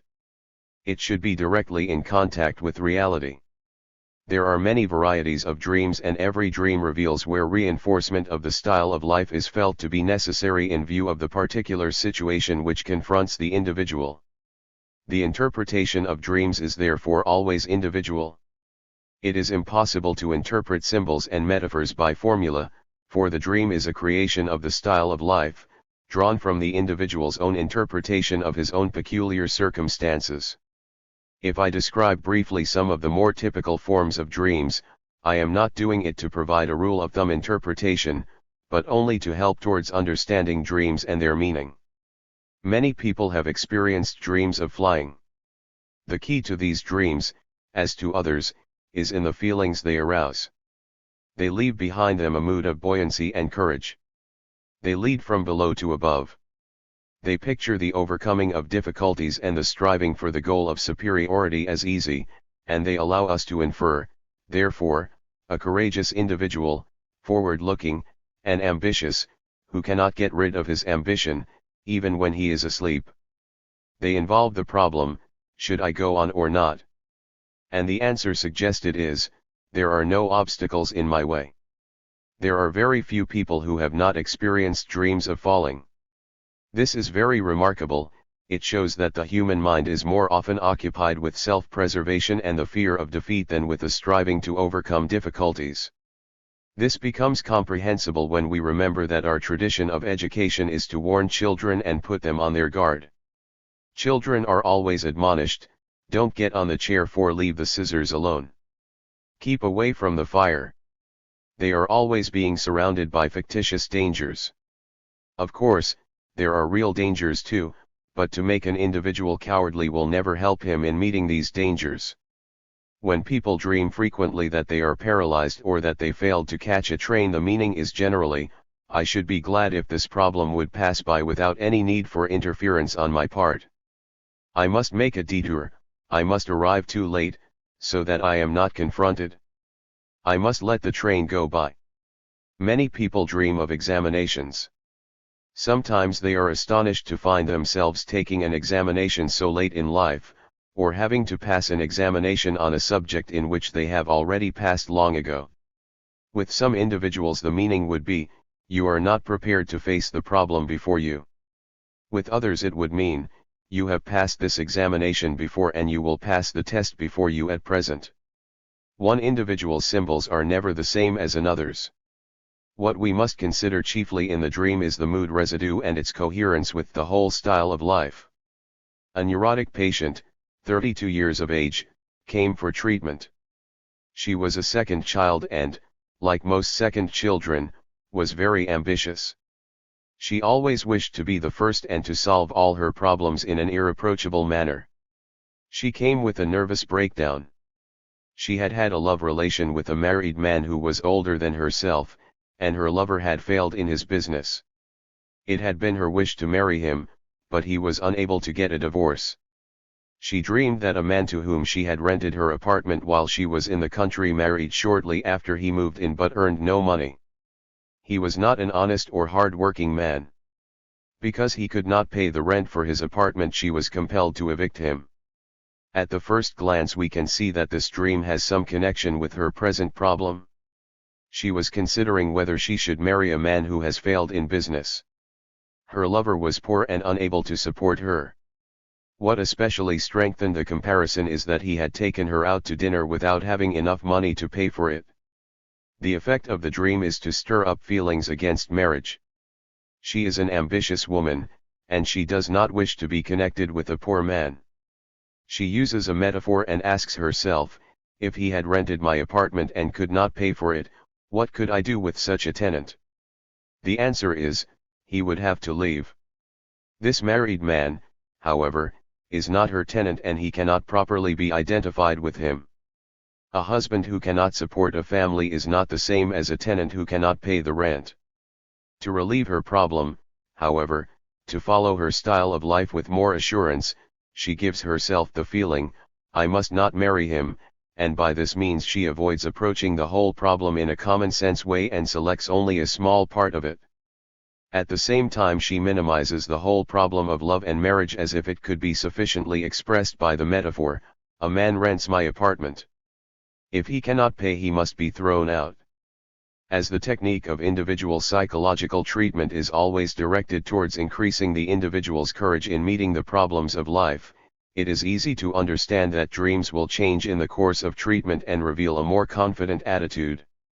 The last dream of a melancholiac patient before her cure was as follows: I was sitting all alone on a bench. Suddenly a heavy snowstorm came on. Fortunately I escaped it, I hurried indoors to my husband. Then I helped him to look for a suitable position in the advertisement columns of a newspaper. The patient was able to interpret the dream for herself. It shows clearly her feeling of reconciliation with her husband. At first she had hated him and had complained bitterly of his weakness and lack of enterprise in failing to earn a good living. The meaning of the dream is, it is better to stay by my husband than to expose myself to dangers alone. Though we may agree with the patient in her view of the circumstances, the way in which she reconciles herself to her husband and her marriage still suggests too much the sort of advice which anxious relatives are accustomed to give. The dangers of being alone are overemphasized and she is still not quite ready to cooperate with courage and independence. A boy of 10 years of age was brought to the clinic. His school teacher complained that he was mean and vicious with other children. He stole things at school and put them in the desks of other boys, so that they should get blamed. Such conduct is only possible if a child feels a need to bring others down to his own level. He wants to humiliate them, to prove that they are mean and vicious, not he. If this is his approach, we can guess that it must have been trained in the family circle, that there must be someone at home whom he wished to make guilty. When he was 10 years old, he threw stones at a pregnant woman in the street and got into trouble for it. If he was 10 years old he probably knew what pregnancy is. We can suspect that he does not like pregnancy, and we must look to see if there is not a younger brother or sister whose arrival did not please him. On the teacher's report he is called CC, the pest of the neighborhood. He bothers his fellow children, calls them names and tells scandals about them. He chases small girls and strikes them. Now we are prepared to believe that it is a younger sister with whom he is in competition. We learn that he is the elder of 2 children, with a younger sister 4 years old. His mother says that he loves his younger sister and is always good to her. This strains our credulity to the limit. It is impossible that such a boy should love his younger sister. We shall see later on that our skepticism is justified. The mother claims also that the relation between herself and her husband is ideal. This is a great pity for the child. Obviously his parents are not responsible for any of his faults. They must come from his own wicked nature, from fate, or perhaps from some remote ancestor. We often hear of these ideal marriages, such excellent parents and such a horrid child. Teachers, psychologists, lawyers, and judges all bear witness to these mishaps. And indeed an ideal marriage may be a great difficulty for a boy like this. If he sees that his mother is devoted to his father, it may irritate him. He wants to monopolize his mother's attention, and he may resent any show of affection to anyone else. What are we to do, then, if happy marriages are bad for children and unhappy marriages are worse? We must make the child cooperative from the first. We must really take him into the marriage relationship. We must avoid letting him ding to one parent only. This boy we are considering is a pampered child. He wants to keep his mother's attention, and he is training in the direction of causing trouble whenever he feels that he is not given attention enough. Here again we find confirmation immediately. The mother never punishes the child herself. She waits for the father to come home and punish him. Probably she feels weak. She feels that only a man can order and command. Only a man is strong enough to punish. Perhaps she wishes to keep the boy attached to her and is afraid of losing him. In either case she is training the boy away from interest and cooperation with his father, and friction is bound to develop between the two. We hear that the father is devoted to his wife and family, but he hates to come home after the day's work because of the boy. He punishes him very severely and beats him frequently. The boy has no dislike for his father, we are told. This, again, is impossible. The boy is not feeble-minded. He has learned to be very skillful in hiding his feelings. He loves his sister, but he does not play nicely with her, and he often slaps her or kicks her. He sleeps in the dining room on a day bed. His sister sleeps on a cot in her parents' room. Now if we can identify ourselves with this boy, if we can have sympathy with him, this cot in the parents' room will bother us. We are trying to think, feel, and see through the boy's mind. He wants to occupy his mother's attention. At night his sister is in so much closer proximity to his mother. He must fight to bring her nearer. The boy's health is very good. His birth was normal and he was breastfed for 7 months. When he was first placed on the bottle he vomited, and his vomiting spells continued till he was 3 years old. In all probability he had an imperfect stomach. He is now well fed and well nourished, but his interest in the stomach has persisted. He considers it a weak point. We can understand a little better now why he threw stones at a pregnant woman. He is very finicky about his food. If he is displeased with his meals, his mother gives him money and he goes out and buys what he likes. Nevertheless he goes around to the neighbors and complains that his parents do not give him enough to eat. This is a trick he has mechanized. It is always the same. His way to recover the feeling of superiority is to slander somebody. We are now in a position to understand a dream he told when he came to the clinic. I was a cowboy in the West, he said. They sent me to Mexico and I had to fight my way through to the United States. When one Mexican came against me I kicked him in the stomach. The feeling of the dream is, I am surrounded by enemies. I must struggle and fight. In America, cowboys are looked on as heroes. He thinks that chasing little girls and kicking people in the stomach is heroic. We saw already that the stomach plays a great role in his life. He takes it as the most vulnerable point. He himself suffered from stomach weakness, and his father has a nervous stomach trouble and is always complaining about it. The stomach has been elevated in this family to a position of the highest importance. The boy's aim is to hit people at their weakest point. His dream and his actions show exactly the same style of life. He is living in a dream, and if we are not able to waken him from it, he will go on living in the same way. He will not only fight his father, his sister, little children, and girls especially, but he will want to fight the doctor who tries to stop his fighting. His dream impulse will stimulate him to go on, to be a hero, to conquer others, and unless he can see how he is fooling himself, there is no treatment that can help him. His dream is explained to him at the clinic.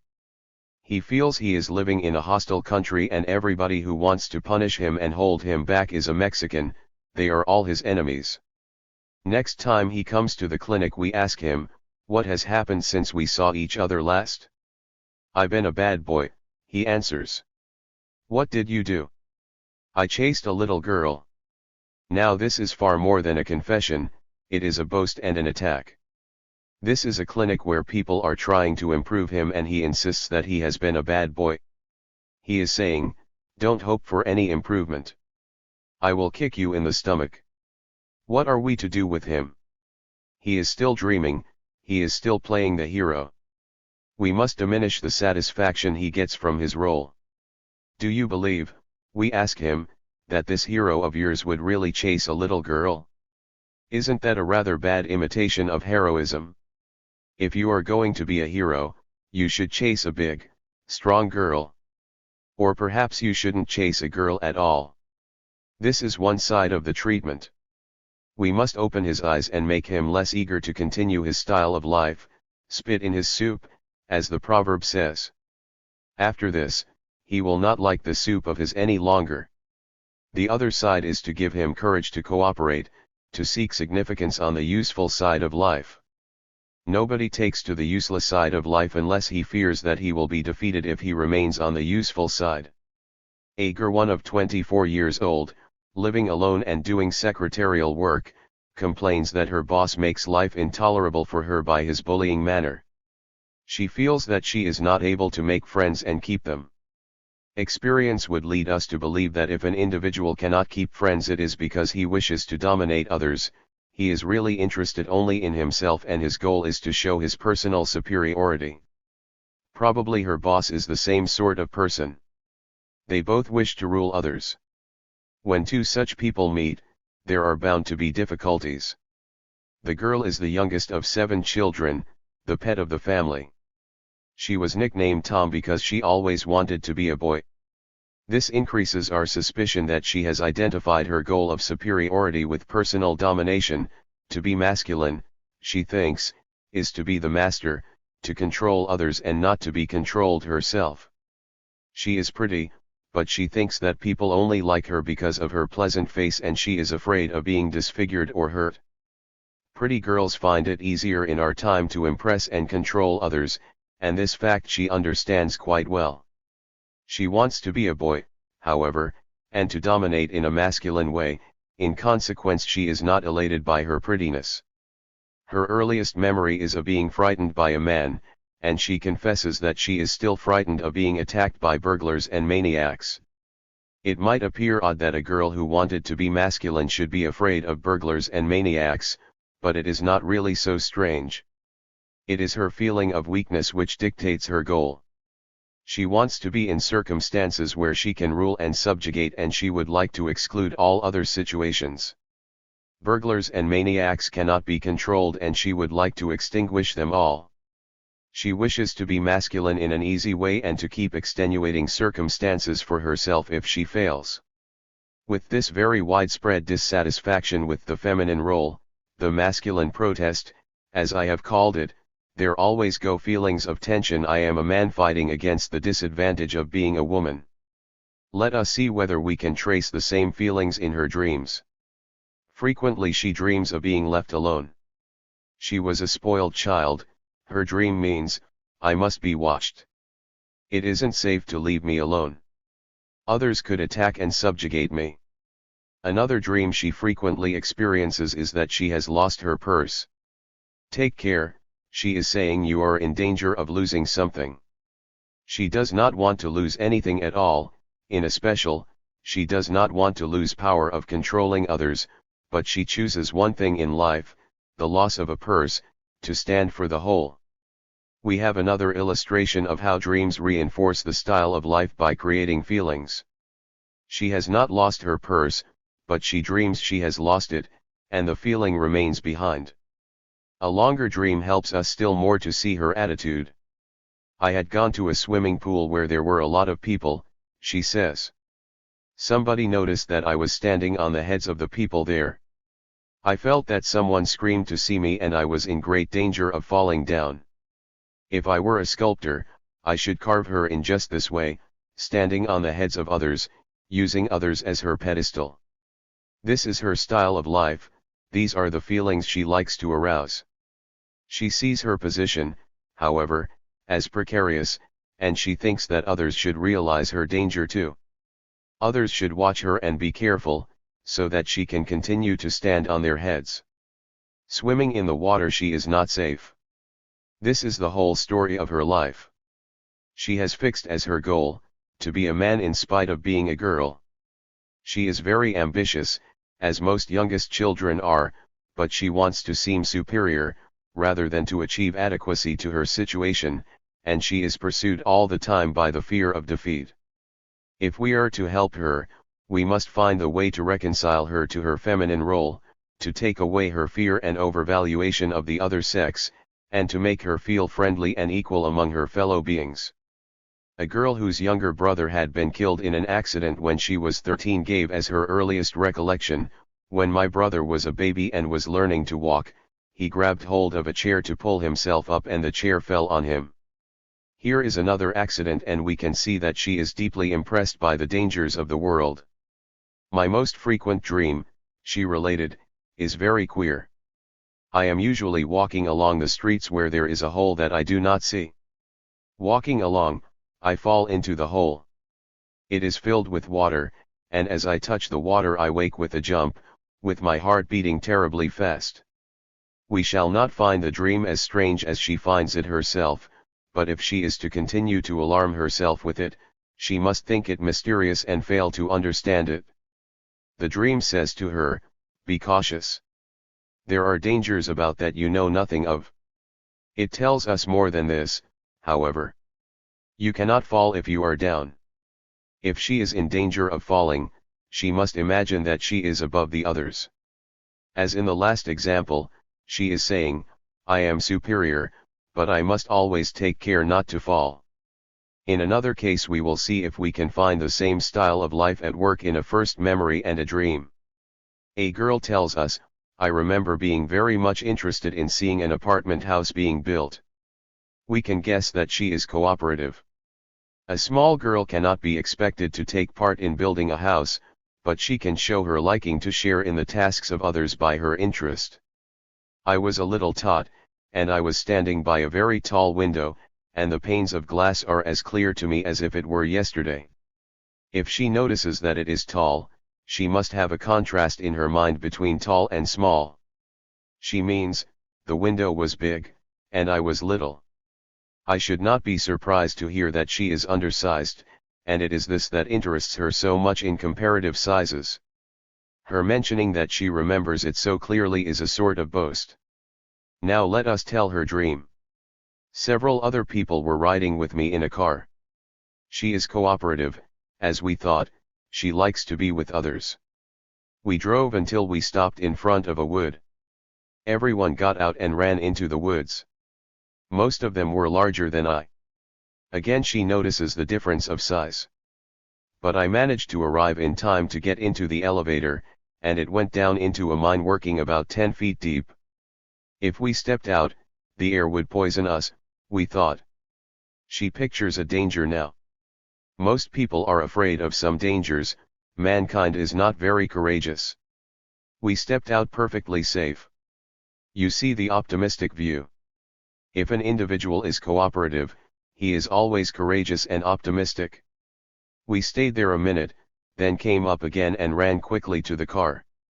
I am convinced that this girl is always cooperative, but she has the impression that she must be larger and taller. We shall find some tension here, as if she was standing on tiptoe, but it will be offset by her liking for others and her interest in common achievements. Chapter 6. Family Influences. From the moment of birth a baby seeks to connect himself with his mother. This is the purpose of his movements. For many months his mother plays overwhelmingly the most important role in his life, he is almost completely dependent upon her. It is in this situation that the ability to cooperate first develops.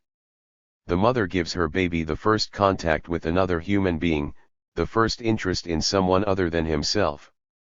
She is his first bridge to social life, and a baby who could make no connection at all with his mother, or with some other human being who took her place, would inevitably perish. This connection is so intimate and far-reaching that we are never able, in later years, to point to any characteristic as the effect of heredity. Every tendency which might have been inherited has been adapted, trained, educated, and made over again by the mother. Her skill, or lack of skill, has influenced all the child's potentialities. We mean nothing else by a mother's skill than her ability to cooperate with her child and to win the child to cooperate with herself. This ability is not to be taught by rules. New situations arise every day. There are thousands of points in which she must apply her insight and understanding to the child's needs. She can be skillful only if she is interested in her child and occupied in winning his affection and securing his welfare. In all her activities we can see her attitude.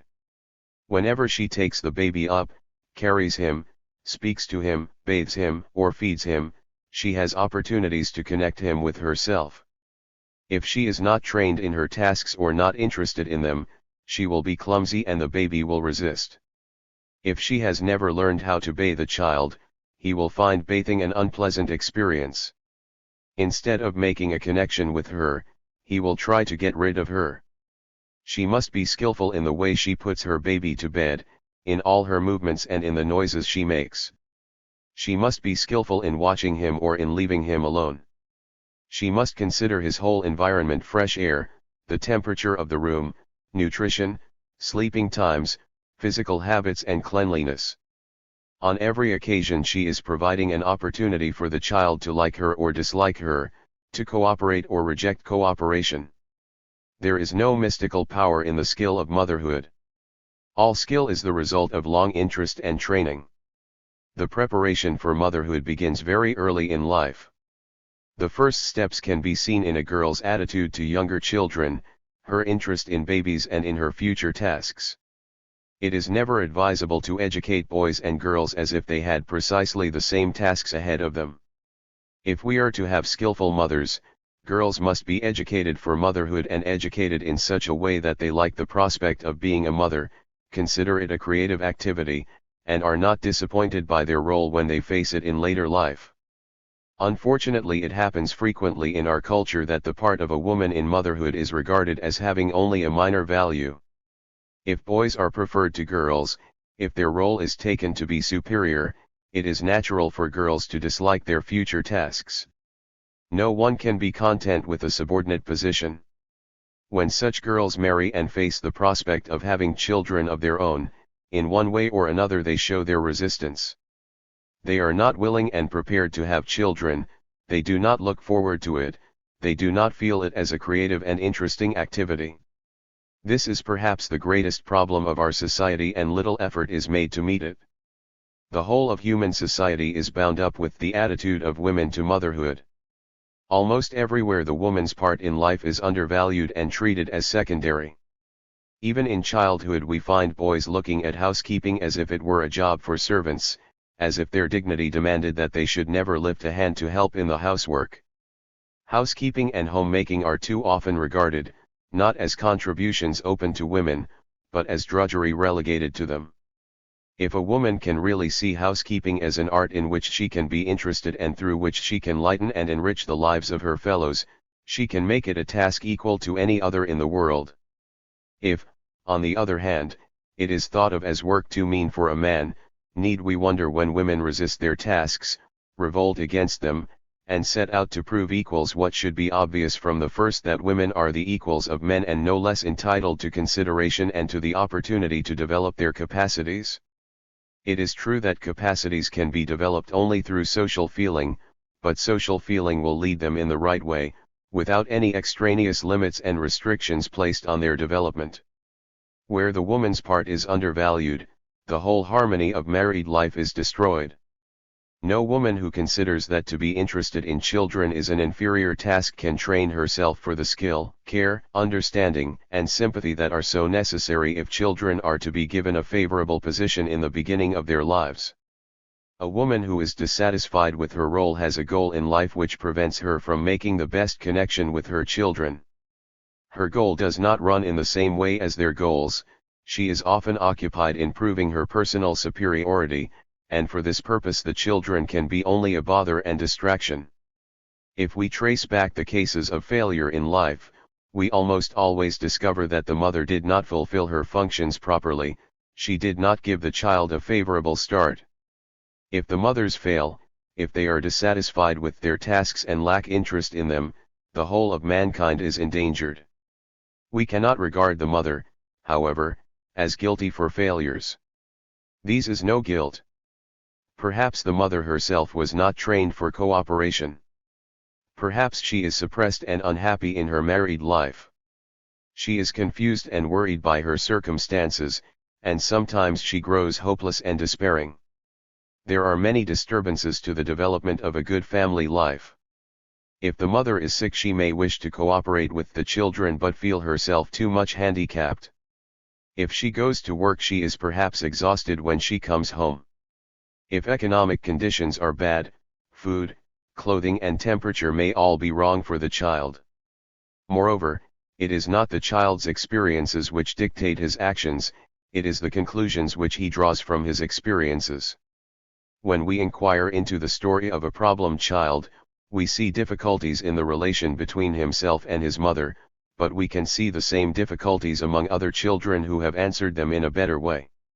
We come back here to the fundamental view of individual psychology.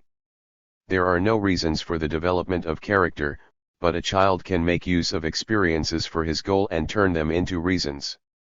We cannot say, for example, that if a child is badly nourished he will become a criminal. We must see what conclusion he has drawn. It is easy to understand that if a woman is dissatisfied with her role as a woman, she will incur difficulties and tension. We know the strength of the striving for motherhood. Investigations have made it clear that a mother's tendency to protect her children is stronger than all other tendencies. Among animals, among rats and apes, for instance, the drive for motherhood has been shown to be stronger than the drives of sex or hunger, so that if they must choose between following one drive or another, it is the drive of motherhood which prevails. The foundation of this striving is not sexual, it derives from the goal of cooperation. A mother often feels her child as a part of herself. Through her children she is connected with the whole of life, she feels herself the master of life and death. In every mother we could find, in one degree or another, the feeling that through her children she has accomplished a work of creation. She feels, we might almost say, that she has created as God creates out of nothing. She has brought forth a living being. The striving for motherhood is really one aspect of the human striving for superiority, the human goal of godlikeness. It gives us one of the clearest examples of how this goal can be used for the sake of mankind in the interest of others and with the deepest social feeling. A mother, of course, may exaggerate a feeling that her child is a part of herself and press him into the service of her goal of personal superiority. She may try to make the child wholly dependent upon herself and control his life so that he shall always remain bound to her. Let me quote the case of a peasant woman of 70 years of age. Her son, at the age of 50, was still living with her, and both of them contracted pneumonia at the same time. The mother survived, but the son was taken to the hospital and died. When the mother was told of his death, she replied, "I always knew that I should never bring the boy up safely." She felt responsible for the whole life of her child. She had never tried to make him an equal part of our social life. We can begin to understand what a mistake is involved when a mother does not widen the connection she has made with her child and lead him to cooperate equally with the rest of his environment. The relationships of a mother are not simple, and even her connection with her children must not be overstressed. This is true for their sake as well as for hers. Where one problem is overstressed, all other problems suffer, and even the single problem with which we are occupied cannot be met as well as if we put less weight upon it. A mother is related with her children, with her husband, and with the whole social life around her. These three ties must be given equal attention, all three must be faced calmly and with common sense. If a mother considers only her tie with her children, she will be unable to avoid pampering and spoiling them. She will make it hard for them to develop independence and the ability to cooperate with others. After she has succeeded in connecting the child with herself, her next task is to spread his interest towards his father, and this task will prove almost impossible if she herself is not interested in the father. She must turn the child's interest also to the social life around him, to the other children of the family, to friends, relatives, and fellow human beings in general. Her task is thus twofold. She must give the child his first experience of a trustworthy fellow being, and she must then be prepared to spread this trust and friendship until it includes the whole of our human society. If the mother is occupied only with interesting the child in herself, later on he will resent all attempts to interest him in others. He will always look for support from his mother and feel hostile to all whom he can regard as competitors for her attention. Any interest she shows in her husband or in the other children of the family will be felt as a deprivation, and the child will develop the view, "My mother belongs to me and to no one else." For the most part, modern psychologists have misunderstood the situation. In the Freudian theory of the Oedipus complex, for example, it is supposed that children have a tendency to fall in love with their mothers and wish to marry them, and to hate their fathers and wish to kill them. Such a mistake could never arise if we understood the development of children. The Oedipus complex could appear only in a child who wished to occupy his mother's whole attention and get rid of everyone else. Such a desire is not sexual. It is a desire to subjugate the mother, to have complete control of her and to make her into a servant. It can occur only with children who have been pampered by their mothers and whose feeling of fellowship has never included the rest of the world. In rare cases it has happened that a boy who had always remained connected only with his mother made her the center also of his attempts to meet the problem of love and marriage, but the meaning of such an attitude would be that he could not conceive of cooperation with anyone but his mother. No other woman could be trusted to be equally subservient. An Oedipus complex would thus be always an artificial product of mistaken training. We have no need to suppose inherited incestuous instincts, or, indeed, to imagine that such an aberration, in its origin, has anything to do with sexuality. When a child whose mother has bound him only to herself is placed in a situation where he is no longer connected with her, trouble always begins. When he goes to school, for example, or plays with children in the park, his goal will always be to remain connected with his mother. Whenever he is separated from her, he will resent it. He wishes always to drag his mother along with him, to occupy her thoughts and to make her attentive to him. There are many means which he can use. He may become a mother's darling, always weak and affectionate and craving for sympathy. He may weep or fall sick at any reverse, to show how much he needs to be looked after. On the other hand, he may have outbursts of temper, he may be disobedient or fight with his mother in order to be noticed.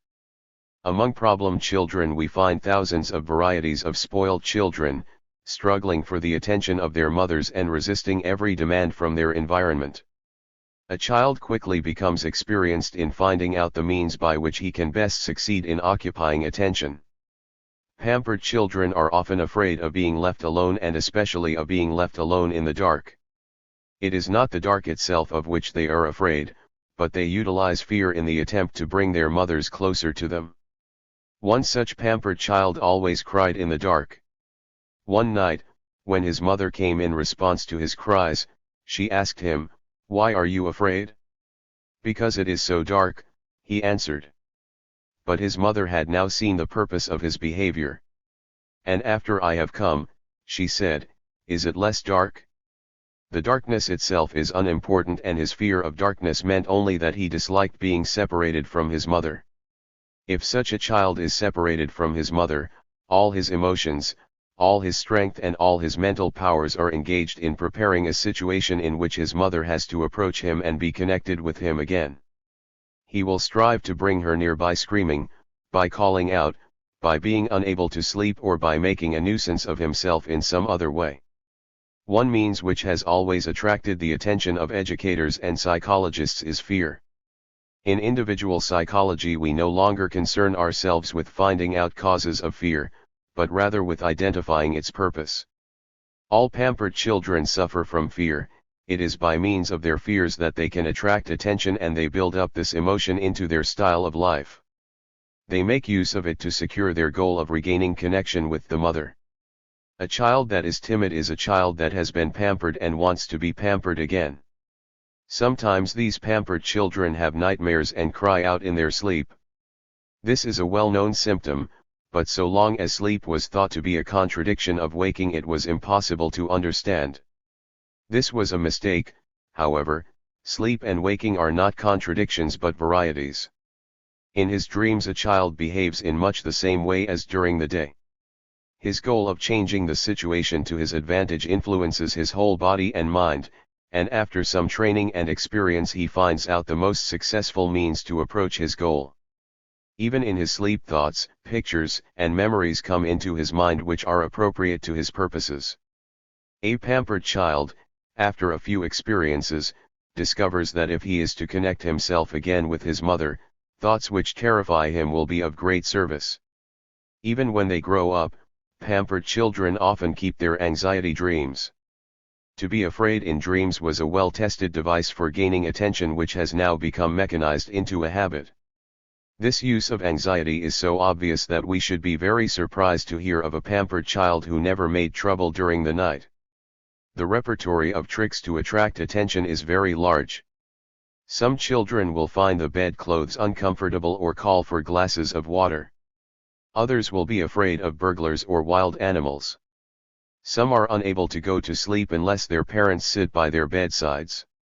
Some dream, some fall out of bed, and some wet the bed. One pampered child whom I treated seemed to give no trouble at all at night. Her mother said that she slept soundly without dreaming or waking up and caused no trouble at all. It was only during the day that she made trouble. This was very surprising.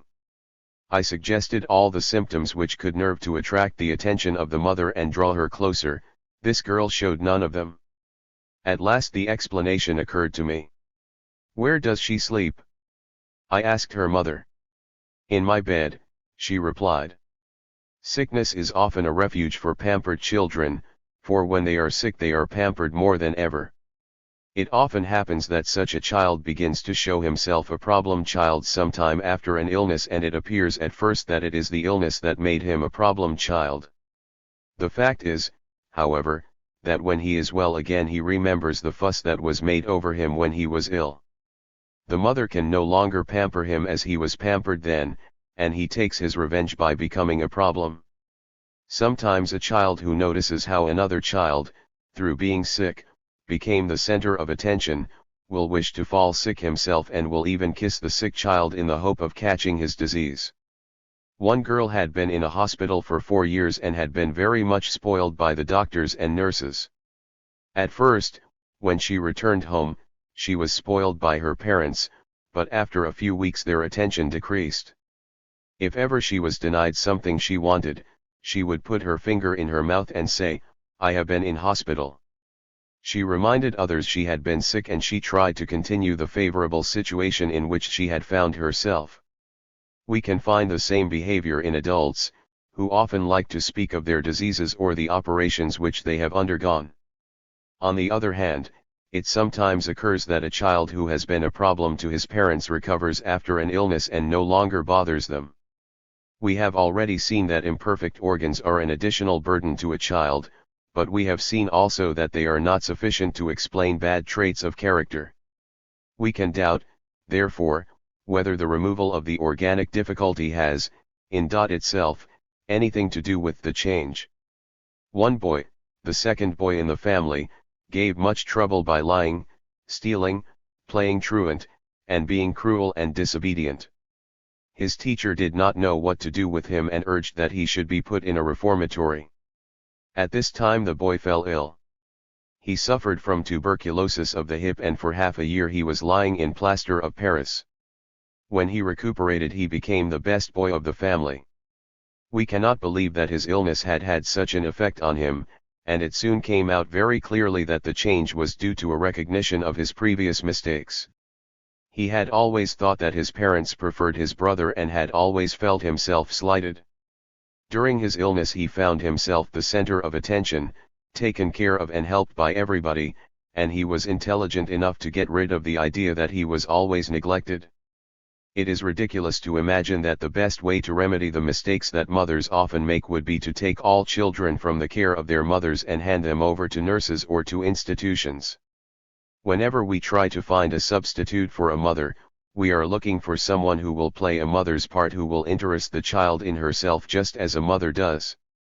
It is much easier to train the child's own mother.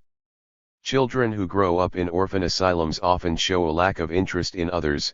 There was no one who could make the personal bridge between the child and his fellow beings. Sometimes an experiment has been made with children in institutions who were not developing very well. A nurse or a sister has been found to give the child her individual care, or he has been placed with a family where the mother could look after him as well as her own children. The result has always been a great improvement if the foster mothers were well chosen. The best means of bringing up such children is to find a substitute for a mother and father and for a family life, and all we should be doing if we took children from their parents would be hunting around for other people who could fulfill the tasks of parents. The importance of a mother's affection and interest can be seen also from the fact that so many failures come from among orphans, illegitimate or unwanted children, and the children of broken marriages. It is notorious that the part of a stepmother is very difficult, and the children often fight against her. The problem is not insoluble, and I have seen it met with good success, but too often the woman does not understand the situation. Perhaps, when the mother died, the children turned towards the father and were pampered by him. Now they feel deprived of his attention and attack their stepmother. She feels that she must fight back, and the children have now a real grievance. She has challenged them and they fight more than ever. A fight with a child is always a losing fight. He can never be beaten or won to cooperation by fighting. In these struggles the weakest always carries the day. Something is demanded of him which he refuses to give, something which can never be gained by such means. An incalculable amount of tension and useless effort would be spared in this world if we realized that cooperation and love can never be won by force. The part of the father in family life is equally important with the mother's part. At first his relationship with the child is less intimate, and it is later on that his influence has its effect. We have already described some of the dangers if a mother is unable to spread the child's interest towards his father. The child suffers a serious block in the development of his social feeling. Where the marriage is unhappy, the situation is full of danger for the child. His mother may feel herself unable to include the father in the family life. She may wish to keep the child entirely to herself. Perhaps both parents use the child as a pawn in their personal warfare. Each wishes to attach the child to himself, to be more loved than the partner. If children find dissension between their parents, they are very skillful in playing them off against each other. Thus a competition may arise to see who can govern the child better or spoil him more. It is impossible to train a child in cooperation with such an atmosphere around him. The first cooperation among other people which he experiences is the cooperation of his parents, and if their cooperation is poor, they cannot hope to teach him to be cooperative himself. Moreover, it is from the marriage of their parents that children gain their first idea of marriage and the partnership of the sexes. The children of unhappy marriages, unless their first impression is corrected, will grow up with a pessimistic view of marriage. Even when they are adults they will feel that marriage is bound to turn out badly. They will attempt to avoid the other sex, or they will be sure that they will fail in their approach. A child is thus very gravely handicapped if the marriage of his parents is not a cooperative part of social life, a product of social life, and a preparation for social life. The meaning of marriage is that it should be a partnership of two people for their mutual welfare, for the welfare of their children, and for the welfare of society, and if it fails in any of these respects, it is not in coherence with the demands of life. Since marriage is a partnership, no one member should be supreme. This point needs much closer consideration than we are accustomed to give it. In the whole conduct of the family life there is no call for the use of authority, and it is unfortunate if one member is especially prominent or considered more than the others. If the father is high-tempered and tries to dominate the rest of the family, the boys will get a false view of what is expected from a man. The girls will suffer still more. In later life they will picture men as tyrants. Marriage will seem to them a kind of subjugation and slavery. Sometimes they will seek to secure themselves against the other sex by perversion.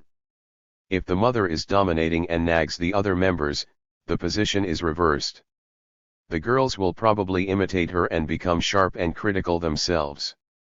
The boys will always be on the defensive, afraid of criticism and keeping watch for attempts to subjugate them. Sometimes it is not only the mother who is tyrannical, but sisters and aunts all join to keep a boy in his place. He grows reserved and never wants to come forward and join in social life. He is afraid that all women will have the same nagging, censorious attitude, and he wishes to be rid of the whole sex. Nobody likes to be criticized, but if an individual makes it the main interest of his life to escape criticism, all his relations with society are interfered with. He looks at every event and judges it only in accordance with his scheme of apperception: am I the conqueror or the conquered? No comradeship is possible to those who look at relations with others as opportunities of defeat or victory. The tack of a father can be summed up in a few words. He must prove himself a good fellow man to his wife, to his children, and to society. He must meet in a good way the three problems of life: occupation, friendship, and love, and he must cooperate on an equal footing with his wife in the care and protection of the family. He should not forget that the woman's part in the creation of family life can never be surpassed. It is not his part to dethrone the mother, but to work with her. Especially with regard to money, we should emphasize that if the financial support of the family comes through him, it is still a common affair.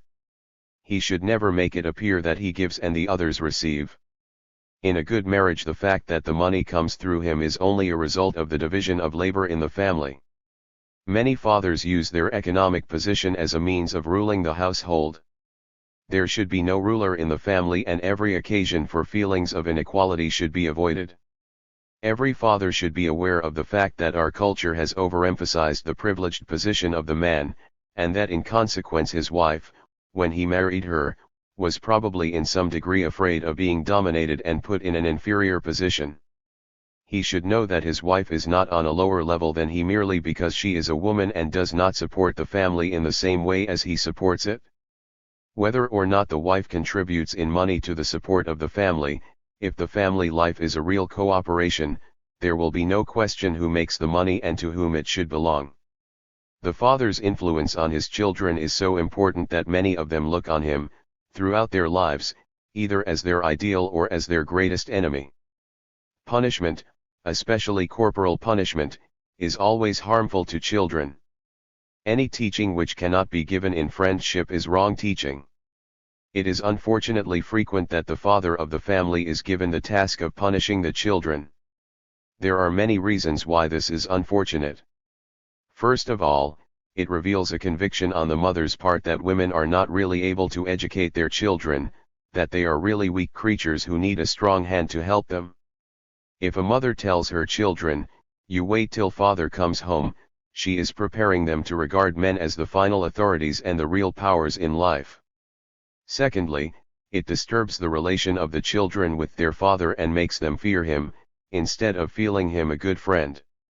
Perhaps some women are afraid of losing their hold over their children's affections if they punish them themselves, but the solution is not to delegate the punishment to the father.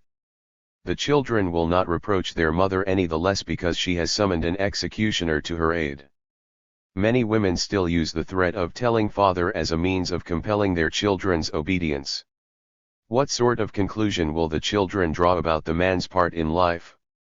If the father is meeting the three problems of life in a useful way, he will be an integral part of the family, a good husband and a good father. He must be at ease with others and able to make friends. If he makes friends, he is already making his family a part of the social life around him. He will not be isolated and bound to traditional ideas. Influences from outside the home are finding their way into it, and he is showing his children the way to social feeling and cooperation. There is a real danger, however, if the husband and wife have different friends. They should live in the same society and avoid being separated through their friendships. I do not mean, of course, that they should ding together and never go out by themselves, but there should be no difficulty in the way of their being together. Such a difficulty occurs, for example, if the husband does not want to introduce his wife into the circle of his friends. The center of his social life, in that case, is outside of the family. It is very valuable in the development of children that they should learn that the family is a unit of a larger society, and that outside the family there exist also trustworthy human beings and fellow men. It is a favorable sign of the ability to cooperate if the father is on good terms with his own parents, sisters, and brothers. Of course, he must leave his family and become independent, but this does not imply that he should dislike his closest relatives and break with them. Sometimes two people will marry when they are still dependent on their parents and will exaggerate the connection which binds them to their families. When they speak of home, they will refer to the home of their parents. If they are involved in the idea that their parents are still the center of the family, they will not be able to establish a real family life of their own. It is a question, here, of the cooperative ability of everybody concerned. Sometimes a man's parents are jealous, want to know everything about their son's life, and make difficulties in the new family. His wife feels that she is not sufficiently appreciated and is angry at the interference of her husband's parents. This is particularly apt to occur where a man marries against the wish of his parents. His parents may have been wrong or right. Before their son marries, they can oppose his choice, if they are dissatisfied, but after he has married they have only one course open to them: they must do everything they can to secure the success of the marriage. If family differences cannot be avoided, the husband should understand the difficulties and not worry about them. He should look on his parents' opposition as a mistake of theirs and do his best to prove that it was the son who was right. There is no need for the husband and wife to submit to the wishes of their parents, but it is obviously easier if there is cooperation and if the wife can feel that her husband's parents are thinking of her welfare and advantage, not of their own. The function that everyone expects most definitely of a father is a solution of the problem of occupation. He must be trained for an occupation and he must be able to support himself and the family. In this he may be helped by his wife and later on, perhaps, by his children, but in our present cultural conditions the economic responsibility falls mainly on the man. A solution for this problem means that he must work and be courageous, that he must understand his profession and know its advantages and disadvantages, that he must be able to cooperate with others in his profession and be well thought of by them. It means still more. By his own attitude he is helping to prepare the way in which his children will face the problem of occupation. He should therefore see what is necessary for the successful solution of this problem to find work which is useful to the whole of mankind and contributes to its welfare. It does not so much matter, however, that he should consider his work useful. What is important is that it should be useful. We do not need to listen to his words. If he thinks himself an egoist, it is a pity, but if at the same time the work he is doing contributes to our common welfare, no great damage is done. It is with the solution of the problem of love that we are now dealing with marriage and the building up of a happy and useful family life. The chief demand upon the husband is that he should be interested in his partner, and it is very easy to see whether one person is interested in another or not. If he is interested, he interests himself in the same things as the other and makes the welfare of the other his own spontaneous aim. It is not affection only that proves interest, there are too many kinds of affection for us to regard it as a sufficient witness that everything is well. He must also be a comrade to his wife, he must be striving to make life easier and richer for her, and he must take pleasure in pleasing her. It is only when both partners place their common welfare higher than their individual welfare that a true cooperation can occur. Each partner must be more interested in the other than in himself. A husband should not show his affection for his wife too strikingly before the children. It is true that the love of a husband and wife is not to be compared with their love for their children. They are quite different things and neither can diminish the other. But sometimes children feel, if the parents are too expressive in their affection for each other, that their own place is narrowed. They grow jealous and wish to make dissensions. The sexual partnership should not be taken with so little seriousness. So, too, in giving explanations of sexual matters, the father with the boys and the mother with the girls, they should be careful not to volunteer information, but to explain only as much as the child wishes to know and can understand at his stage of development. I believe that in our own time there is a tendency to explain to children facts more than they can grasp properly and to rouse interests and feelings for which they are not prepared. In this way sexual matters are minimized and treated as if they were a mere bagatelle.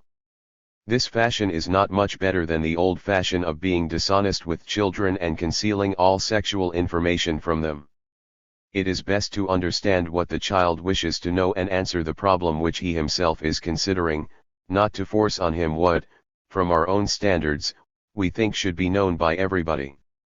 We must preserve his trust and his feeling that we are cooperating with him and interested in helping him to find solutions for his problems, and if we do this we cannot go far wrong. Incidentally, the fear of some parents that their children will hear injurious sex explanations from their fellow children has little justification.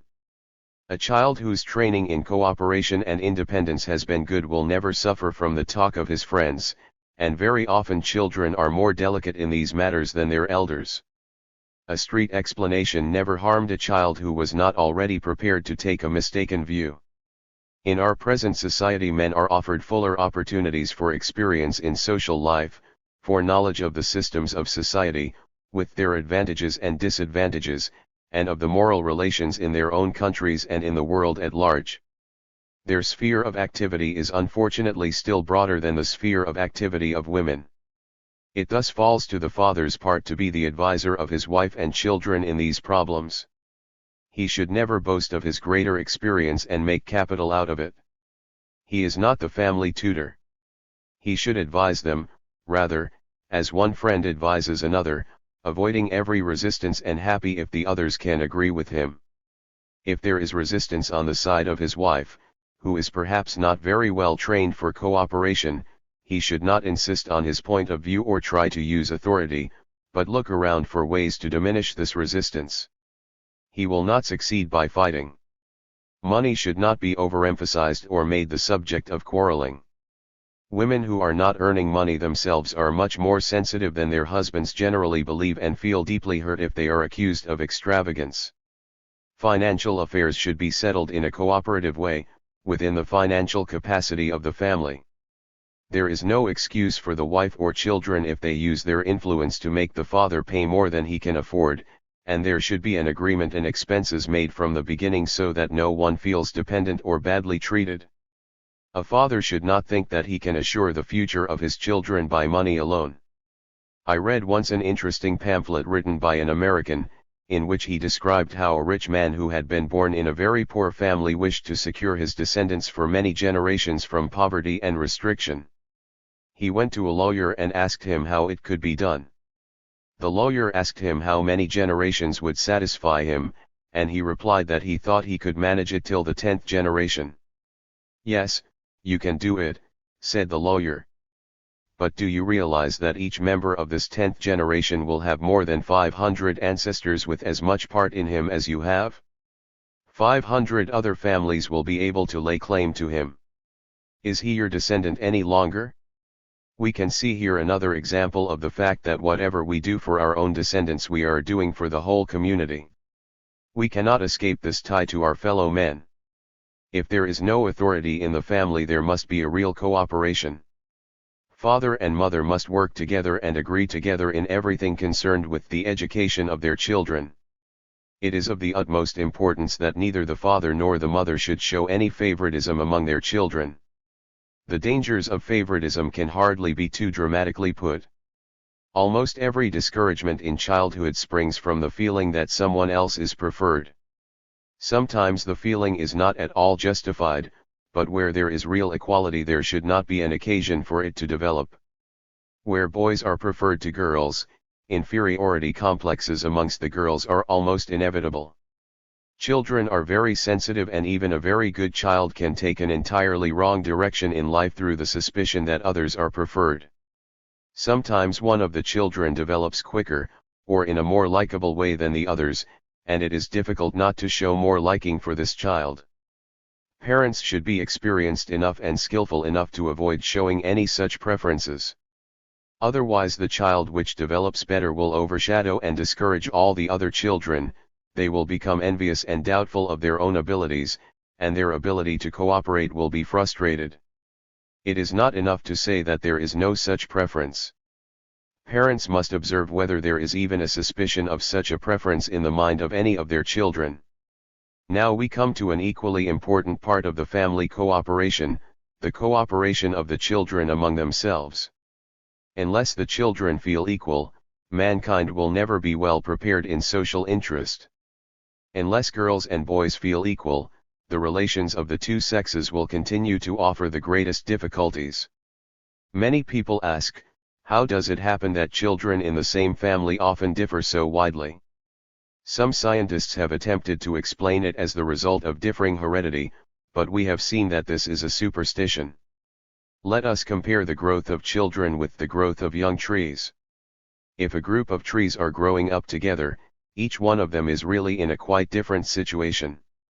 If one grows faster because it is more favored by the sun and the soil, its development influences the growth of all the others. It overshadows them, its roots stretch out and take away their nourishment. The others are dwarfed and stunted.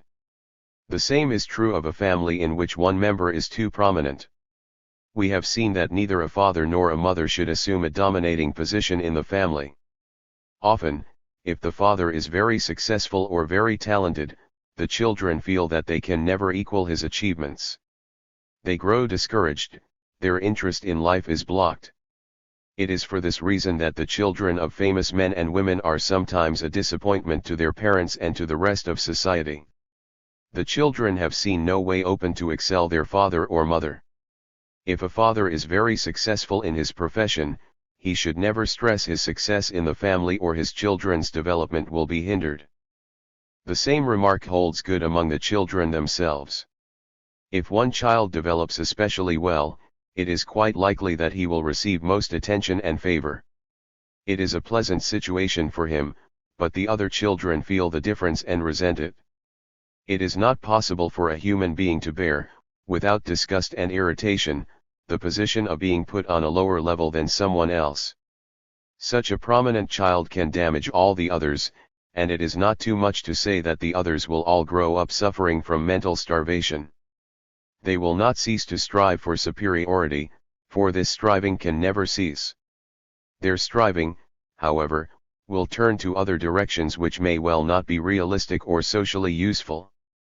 Individual psychology has opened up a very wide field for research work by inquiring into the advantages and disadvantages for children according to the order of their birth. To simplify a consideration of this, we shall suppose that the parents are cooperating well and doing their best in the training of the children. The position of each child in the family still makes a great difference, and each child will still grow up in quite a new situation.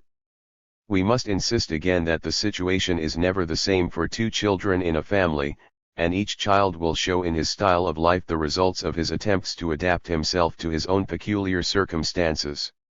Every oldest child has experienced for some time the situation of an only child and has been compelled suddenly to adapt himself to a new situation at the birth of the next oldest. The firstborn child is generally given a good deal of attention and spoiling. He has been accustomed to be the center of the family. Too often it is quite suddenly and sharply, without any preparation, that he finds himself ousted from his position. Another child is born and he is no longer unique. Now he must share the attention of his mother and father with the rival. The change always makes a great impression, and we can often find in problem children, neurotics, criminals, drunkards, and perverts that their difficulties began in such circumstances. They were oldest children who felt very deeply the arrival of another child, and their sense of deprivation had molded their whole style of life. Other children may lose position in the same way, but they will probably not feel it so strongly. They had already had experience of cooperation with another child, they had never been the sole object of consideration and care. To the oldest child it is a complete change. If he is in fact neglected on the arrival of the new baby, we cannot expect him to accept the situation with ease. If he bears a grudge, we cannot hold him guilty. Of course, if his parents have allowed him to feel sure of their affection, if he knows that his position is secure, and, above all, if he is prepared for the arrival of a younger child and has been trained to cooperate in its care, the crisis will pass without ill effects. Generally he is not prepared. The new baby really takes away from him attention, love, and appreciation. He begins trying to pull his mother back to him and thinking how he can regain attention. Sometimes we can see a mother pulled this way and that by her two children, each struggling to occupy her more than the other. The oldest child is better able to use force and to think of new tricks. We can reckon up what he will do in these circumstances. He will do just what we should do if we were in his circumstances and were pursuing his aim. We should try to worry the mother, and fight her, and develop such characteristics that she could not possibly overlook us. He will do the same. In the end he exhausts his mother's patience. He fights by every possible means, in the wildest way. His mother is tired of the trouble he causes her, and now he really begins to experience what it is like to be no longer loved. He was fighting for his mother's love and the result is that he loses it. He felt pushed into the background and the effect of his actions is that he really is pushed into the background. He feels himself justified. I knew it, he feels. The others are wrong and he is right. It is as if he were in a trap, the more he struggles, the worse his position becomes. All the time his views of the position are being confirmed. How can he give up the fight when everything tells him he is justified? In every case of such a fight, we must inquire into the individual circumstances. If mother fights back at him, the child will become high-tempered, wild, critical, and disobedient. When he turns against his mother, it often happens that his father gives him a chance to renew the old favorable position. He becomes interested in his father and tries to win his attention and affection. Oldest children frequently prefer their fathers and lean towards their side. We can be sure, wherever a child prefers his father, that this is a secondary phase. At first he was attached to his mother, but now she has lost his affection and he has transferred it to his father as a reproach against her. If a child prefers his father, we know that he has previously suffered a tragedy, he has felt slighted and left out of account, he cannot forget it and his whole style of life is built around this feeling. Such a fight lasts a long time and sometimes it lasts through a whole life. The child has trained to fight and resist and he goes on fighting in all situations. Perhaps there is no one whose interest he can engage. He then becomes hopeless and imagines that he can never win affection. We find then such characteristics as peevishness, reserve, and inability to join in with others. The child trains himself for isolation. All the movements and expressions of such a child are directed towards the past, the bygone time when he was the center of attention. For this reason oldest children generally show, in one way or another, an interest in the past. They like to look back and to speak of the past. They are admirers of the past and pessimistic over the future. Sometimes a child who has lost his power, the small kingdom he ruled, understands better than others the importance of power and authority. When he grows up, he likes to take part in the exercise of authority and he exaggerates the importance of rules and laws. Everything should be done by rule and no rule should ever be changed. Power should always be preserved in the hands of those who are entitled to it. We can understand that influences like these in childhood give a strong tendency towards conservatism. If such an individual establishes a good position for himself, he is always suspicious that other people are coming up behind him with the intention of taking his place from him and dethroning him. The position of the oldest child offers a special problem, but it is one which can be well met and turned into an advantage. If he has already been trained for cooperation when the younger child is born, he suffers no injury. Among such oldest children we find individuals who develop a striving to protect others and help them. They train to imitate their fathers or mothers, often they play the part of a father or a mother with the younger children, look after them, teach them, and feel themselves responsible for their welfare. Sometimes they develop a great talent for organization. These are the favorable cases, though even a striving to protect others may be exaggerated into a desire to keep those others dependent and to rule over them. In my own experience in Europe and America I have found that the greatest proportion of problem children are oldest children, and close behind them come the youngest children. It is interesting that these extreme positions provide the extreme problems. Our educational methods have not yet successfully solved the difficulties of the oldest child. The second child is in a quite different position, a situation that cannot be compared with that of the other children. From the time he is born, he shares attention with another child, and he is therefore a little nearer to cooperation than an oldest child. He has a greater circle of human beings in his environment, and if the oldest is not fighting against him and pushing him back, he is very well situated.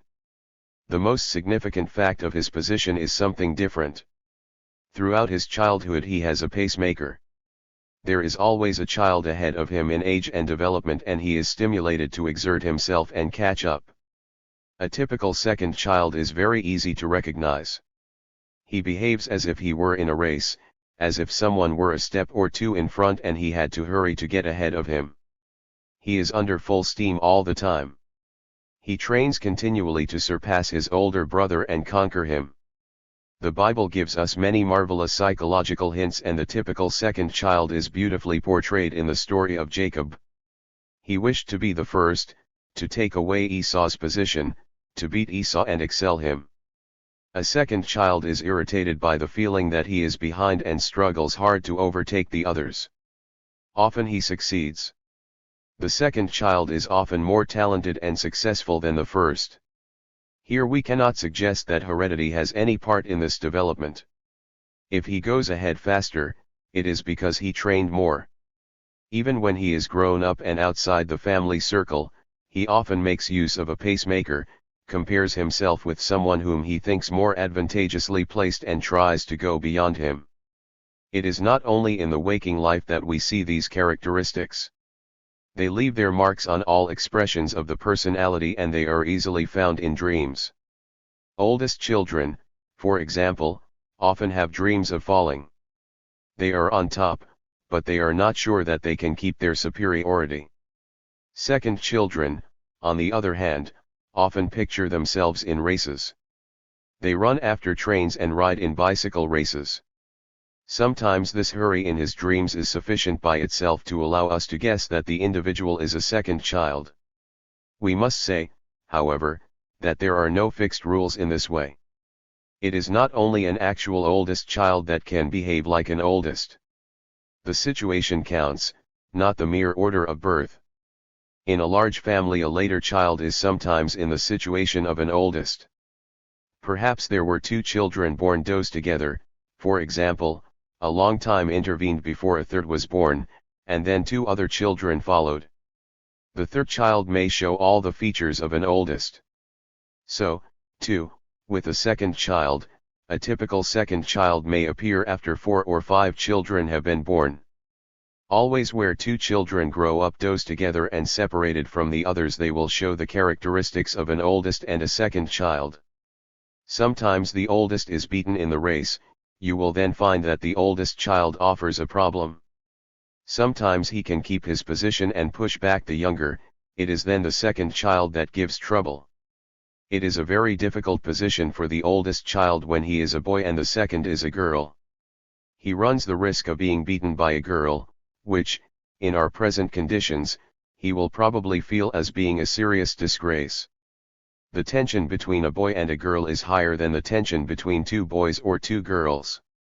In this struggle the girl is favored by nature. Till her 16th year she develops more quickly, bodily and mentally, than a boy. Such an older boy gives up the fight, grows lazy and discouraged. He looks around for tricks and underhand means of conquering, he boasts or lies, for example. We can almost guarantee that in such a case the girl will win.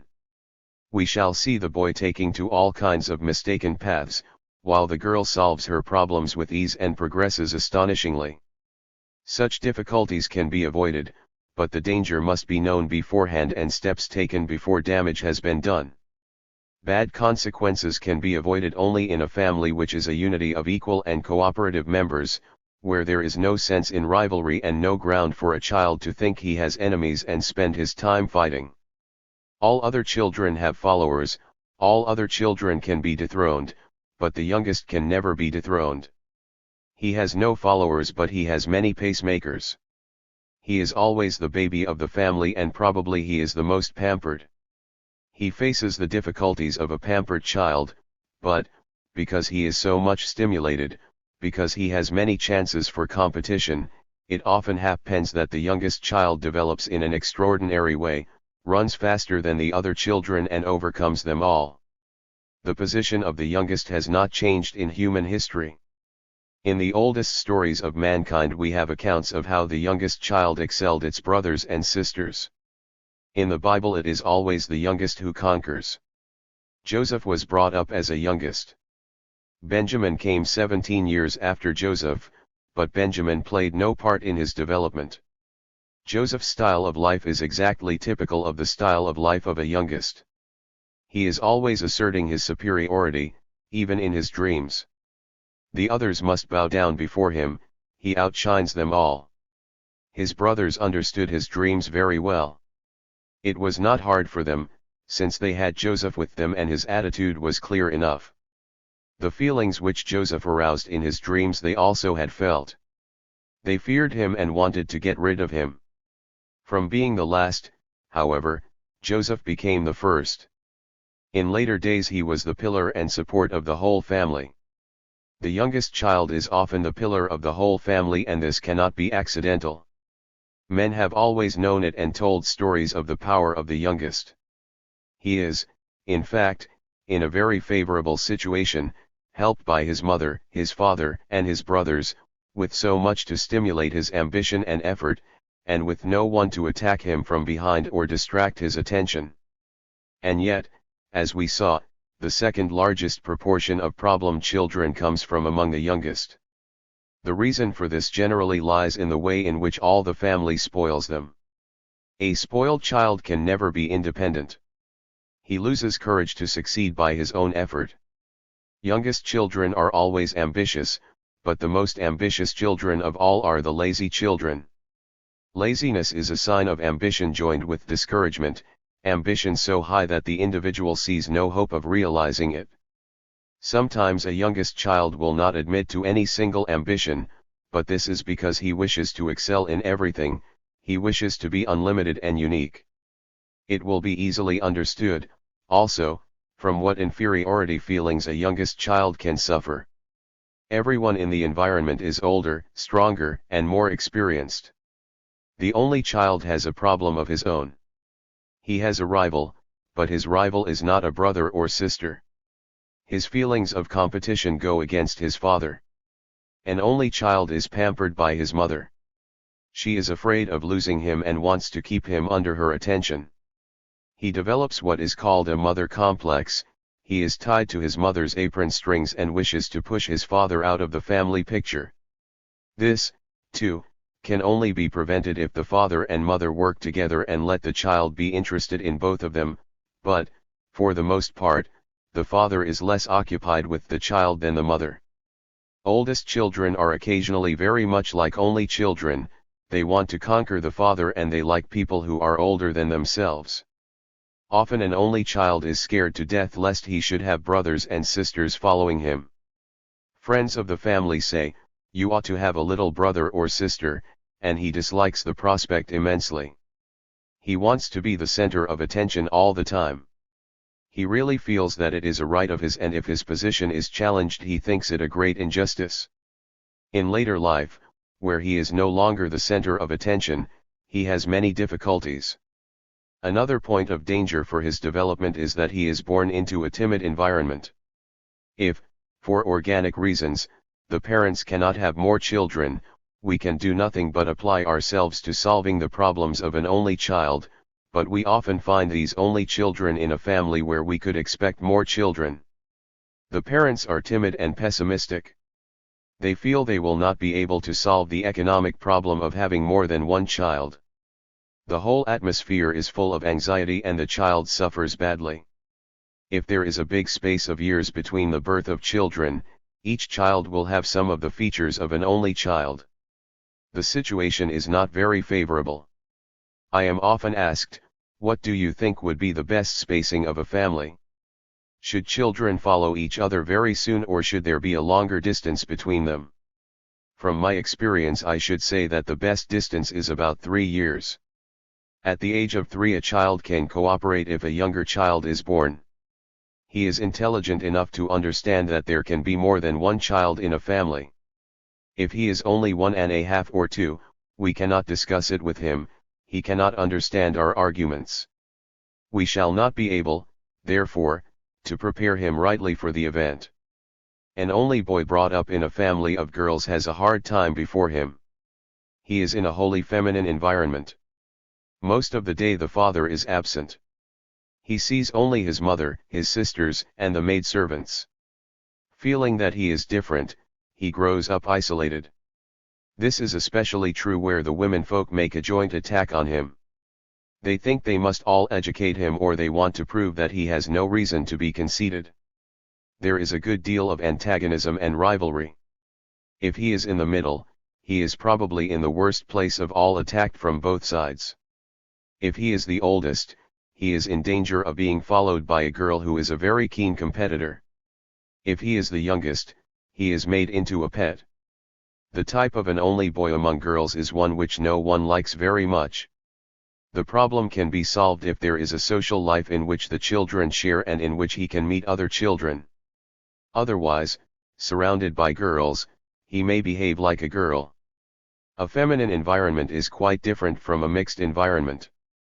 If the apartment is not just standardized but furnished according to the taste of the people in it, you may be sure that an apartment where women live will be neat and orderly, that the colors will be chosen with care, and that attention will have been paid to 1,000 details. If there are men and boys about, it is not nearly so neat, there is much more roughness and noise and broken furniture. Such a boy among girls is apt to grow up with feminine tastes and a feminine outlook on life. On the other hand, he may fight strongly against this atmosphere and lay great stress on his masculinity. He will then always be on his guard not to be dominated by women. He will feel that he must assert his difference and his superiority, but there will always be tension. His development will proceed by extremes, he will train to be either very strong or very weak. It is a situation which deserves study and inquiry, it is not met with every day, and before we say much about it we must examine more cases. In a rather similar way, an only girl among boys is apt to develop very feminine or very masculine qualities. Frequently she is pursued through life by feelings of insecurity and helplessness. Wherever I have studied adults, I have found impressions left on them from their early childhood and lasting forever. The position in the family leaves an indelible stamp upon the style of life. Every difficulty of development is caused by rivalry and lack of cooperation in the family.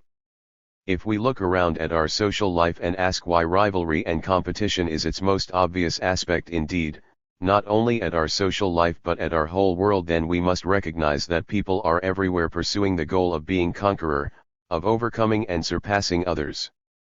This goal is the result of training in early childhood, of the rivalries and competitive striving of children who have not felt themselves an equal part of their whole family. We can get rid of these disadvantages only by training children better in cooperation. Chapter 7. School Influences. The school is the prolonged arm of the family.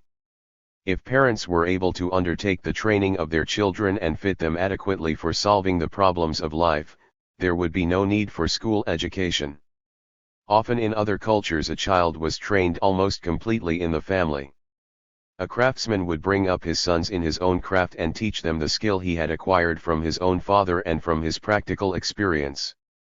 Our present culture, however, makes more complex demands on us, and schools are necessary to lighten the work of parents and carry on what they have begun. Social life needs a higher degree of education from its members than we can give them in the home. In America, schools have not gone through all the phases of development which have taken place in Europe, but sometimes we can still see relics of an authoritarian tradition. At first, in the history of European education, only princes and aristocrats received any schooling. They were the only members of society to whom a value was accorded, others were expected to do their work and aspire no higher. Later on, the limits of society were enlarged.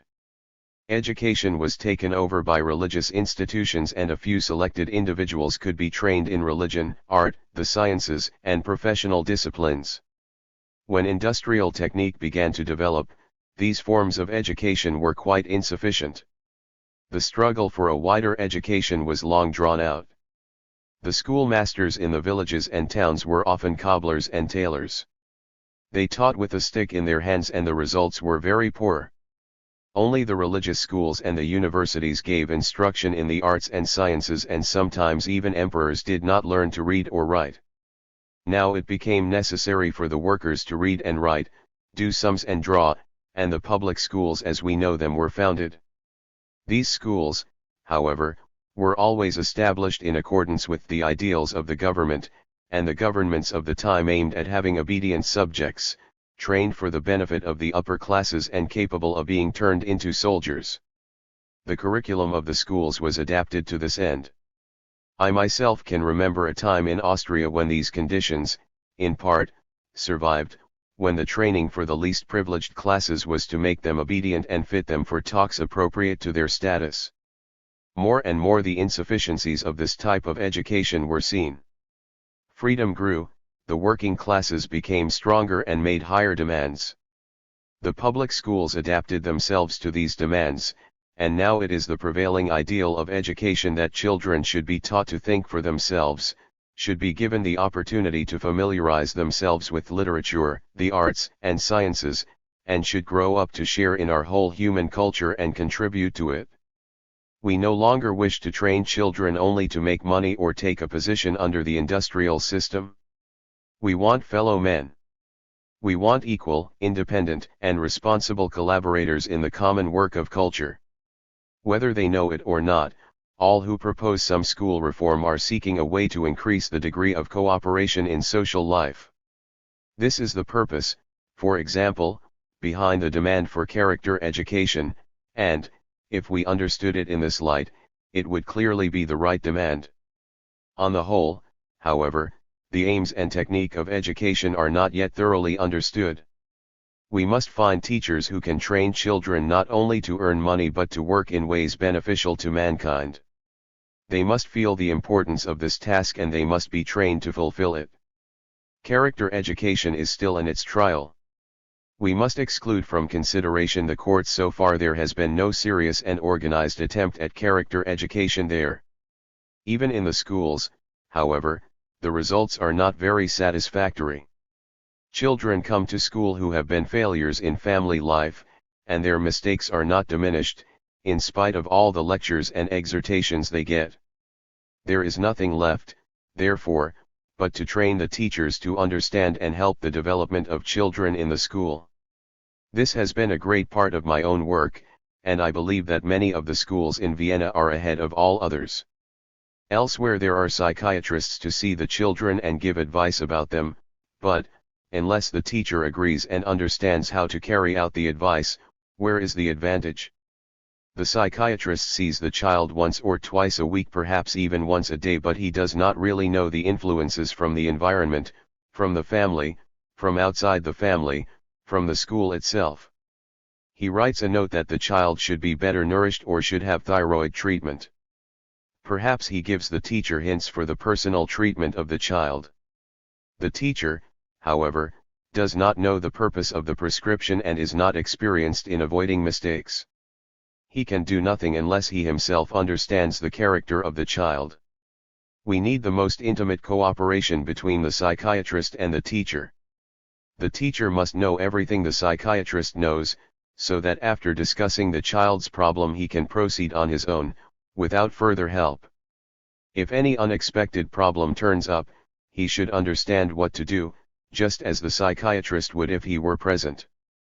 The most practical method seems to be the advisory council, such as we have established in Vienna. This method I shall describe towards the end of the chapter.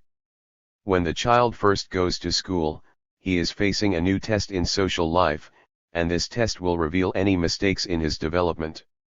Now he must cooperate in a wider field than before, and, if he has been pampered at home, he will perhaps be unwilling to leave his sheltered life and join in with the other children. In this way we can see in his very first day at school the limits of social feeling in a pampered child. He will perhaps cry and wish to be taken home. He will not be interested in school tasks and in his teacher. He will not listen to what is said, because he is thinking of himself all the time. It is easy to see that if he continues self-interested he will remain backward at school. Often parents tell us of a problem child that he gives no trouble at home, that problems only arise when he is at school. We can suspect that the child feels himself in an especially favorable situation in the family.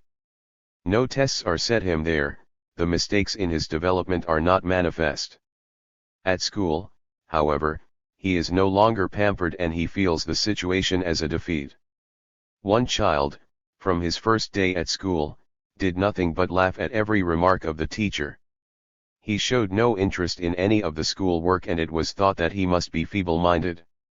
When I saw him, I said to him, "Everybody wonders why you are always laughing at school." He replied, "School is a joke made up by the parents. They send children to school to fool them." He had been very much teased at home and he was convinced that every new situation was a new joke against him. I was able to show him that he overemphasized the necessity for preserving his dignity, that not everybody was engaged in making a fool of him. In consequence, he could interest himself in his school work and make good progress. It is the task of school teachers to notice the difficulties of the children and to correct the mistakes of the parents. They find some of the children prepared for this wider social life, they have already been trained in their families to interest themselves in other people. Some are not prepared, and wherever an individual is not prepared for a problem, he hesitates or withdraws. Every child who is backward but not definitely feeble-minded is hesitating before the problem of adjustment to social life, and the teacher is in the best position to help him to meet what is a new situation for him. But how is he to help him? He must do exactly what a mother should do: connect the child with himself and interest him. It is in the interest of the child that his whole future adjustment depends. He can never be interested by severity or punishment. If a child comes to school and finds it difficult to make a bridge with his teachers and fellow children, the worst thing to do is to criticize him and scold him. This method would show only too clearly that he was right to dislike school. I must confess that if I myself were a child who was always scolded and reproached at school, I should distract my interest as far as possible from my teachers. I should look about for ways of getting into a new situation and avoiding school altogether. It is mainly the children to whom school is thus made an artificially unpleasant environment who play truant, are bad pupils and give the appearance of being stupid and difficult to handle. They are not really stupid, often they display great ingenuity in making up excuses for not attending school or in forging letters from their parents. Outside the school, however, they find other children who have played truant before them. From these companions they gain far more appreciation than they get at school. The circle in which they feel themselves interested and where they have the testimony of being worthwhile is not the school class but the gang. We can see, in this situation, how children who are not taken into the class as part of the whole are provoked to train themselves towards a criminal career. If a teacher is to attract the interest of a child, he will understand what the child's interests have been previously and convince him that he can make a success in this interest and in others. When a child feels confident in one point, it is easier to stimulate him in other points also. From the first, therefore, we should find out how the child looks at the world and which sense organ has occupied most of his attention and been trained to the highest degree. Some children are most interested in seeing, some in listening, some in moving. Children of a visual type will be easier to interest in subjects in which they have to use their eyes, in geography or drawing. If the teacher gives lectures, they will not listen, they are not so much accustomed to auditory attention. If such children have no opportunity to learn through the eyes, they will be backward. It will perhaps be taken for granted that they have no abilities or talents, and the blame will be put in heredity. If anyone is to blame, it is rather the teachers and parents who have not found the right method of interesting the children. I am not proposing that the education of children should be specialized, but an interest which is highly developed should be used to encourage the children in other interests also. In our own time there are some schools where subjects are taught to the children in a way which can appeal to all the senses. Exercises in modeling or drawing, for example, are combined with the lessons. This is a tendency to be encouraged and developed further.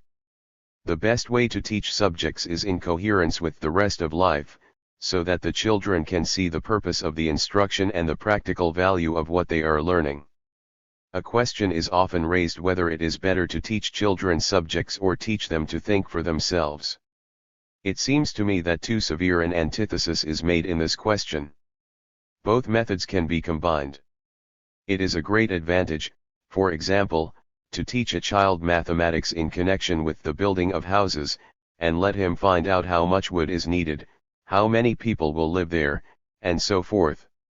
Some subjects can easily be taught together, and we often find experts in linking one part of life to another. A teacher, for example, can take a walk with the children and find out what they are most interested in. He can teach them at the same time to understand plants and plant structure, the evolution and use of the plant, the influences of climate, the physical features of the country, the history of mankind, and indeed almost every aspect of life. We must presuppose, of course, that such a teacher is really interested in the children he teaches, but there is no hope for educating children where we cannot make this presupposition. Under our present system we generally find that when children first come to school they are more prepared for competition than for cooperation, and the training in competition continues throughout their school days. This is a disaster for the child, and it is hardly less of a disaster if he goes ahead and strains to beat the other children than if he falls behind and gives up the struggle. In both cases he will be interested primarily in himself. It will not be his aim to contribute and help, but to secure what he can for himself. As the family should be a unit, with each member an equal part of the whole, so, too, should the class. When they are trained in this way, children are really interested in one another, and enjoy cooperation. I have seen many difficult children whose attitude was entirely changed through the interest and cooperation of their fellow children. One child in especial I may mention. He came from a home where he felt that everyone was hostile to him and he expected that everyone would be hostile to him at school. His work at school had been bad, and when his parents heard of it, they punished him at home. This situation is only too often met with. A child gets a bad report at school and is scolded for it there, he takes it home and is punished again. One such experience is discouraging enough, to double the punishment is terrible. It is no wonder that the child remained backward and a disturbing influence in the class. At last he found a teacher who understood the circumstances and explained to the other children how this boy believed that everyone was his enemy. He enlisted their help in convincing him that they were his friends, and the whole conduct and progress of the boy improved beyond belief. Sometimes people doubt whether children can really be trained to understand one another and help in this way, but it is my experience that children often understand better than their elders. A mother once brought her 2 children, a girl of 2 years and a boy of 3, into my room. The little girl climbed up on a table and her mother was scared to death. She was so anxious that she could not make a movement, but she cried out, "Come down! Come down!" The little girl paid no attention to her. The boy of 3 years said, "Stay there." And the girl immediately climbed down. He understood her better than her mother and knew what to do. One frequent suggestion for increasing the unity and cooperation of a class is to make the children self-governing, but in such attempts I think that we must go carefully, under the guidance of a teacher, and assuring ourselves that the children are rightly prepared. Otherwise we shall find that the children are not very serious about their self-government, they look on it as a kind of game. In consequence they are much stricter and severer than a teacher would be, or they use their meetings to gain a personal advantage, to air quarrels, to score off one another, or to achieve a position of superiority. In the beginning, therefore, it is necessary that the teacher should watch and advise. We cannot avoid tests of one kind or another if we are to find out a child's present standard of mental development, character, and social behavior. Sometimes, indeed, a test such as the intelligence tests can be the salvation of a child. A boy has bad school reports, for example, and the teacher wishes to put him in a lower class. He is given an intelligence test and it is discovered that he could really be promoted. It ought to be realized, however, that we can never predict the limits of a child's future growth. The intelligence quotient should be used only to acquaint us with a child's difficulties, so that we may find a method to overcome them. In so far as my own experience goes, an intelligence quotient, when it does not reveal actual feeble-mindedness, can always be changed if we discover the right method. I have found that where children are allowed to play with intelligence tests, become familiar with them, find out the trick and increase their experience of these test examinations, their intelligence quotient improves. The intelligence quotient should not be regarded as fixing a limit, set by fate or by heredity, to the child's future achievements. Nor should the child himself or the child's parents be acquainted with his intelligence quotient. They do not know the purpose of the tests and they think that they represent a final judgment. The greatest difficulty in education is provided, not by the limitations of the child, but by what he thinks are his limitations. If a child knows that his intelligence quotient is low, he may become hopeless and believe that success is beyond him. In education we should be occupied in increasing the courage and interest of a child and in removing the limits which, through his interpretation of life, he has set to his own powers. Much the same is true of school reports. If a teacher gives a child a bad report, he believes that he is stimulating him to struggle harder. If the child has had a severe upbringing at home, however, he will be afraid to take his report back with him. He may stay away from home or alter the report. Sometimes children have even committed suicide in such circumstances. Teachers should consider, therefore, what may happen later on. They are not responsible for the home life of the child and its effects on him, but they must take it into consideration. If the parents are ambitious, there are probably scenes and reproaches when he comes home with a bad report. If the teacher had been a little milder and more benevolent, the child might have been encouraged to go ahead and succeed. When a child always has a bad school report and everyone else thinks he is the worst pupil in the class, he comes to believe it himself and to believe that it is unalterable. Even the worst pupil can improve, however, and there are sufficient examples, among the most famous men, to show that a child who is backward at school may recover his courage and interest and go forward to great achievements. It is very interesting to see that children themselves, without any help from reports, have generally a quite good judgment of one another's present abilities. They know who is best in arithmetic, spelling, drawing and athletics, and could classify themselves very well. The mistake they most often make is to conceive that they could never do better.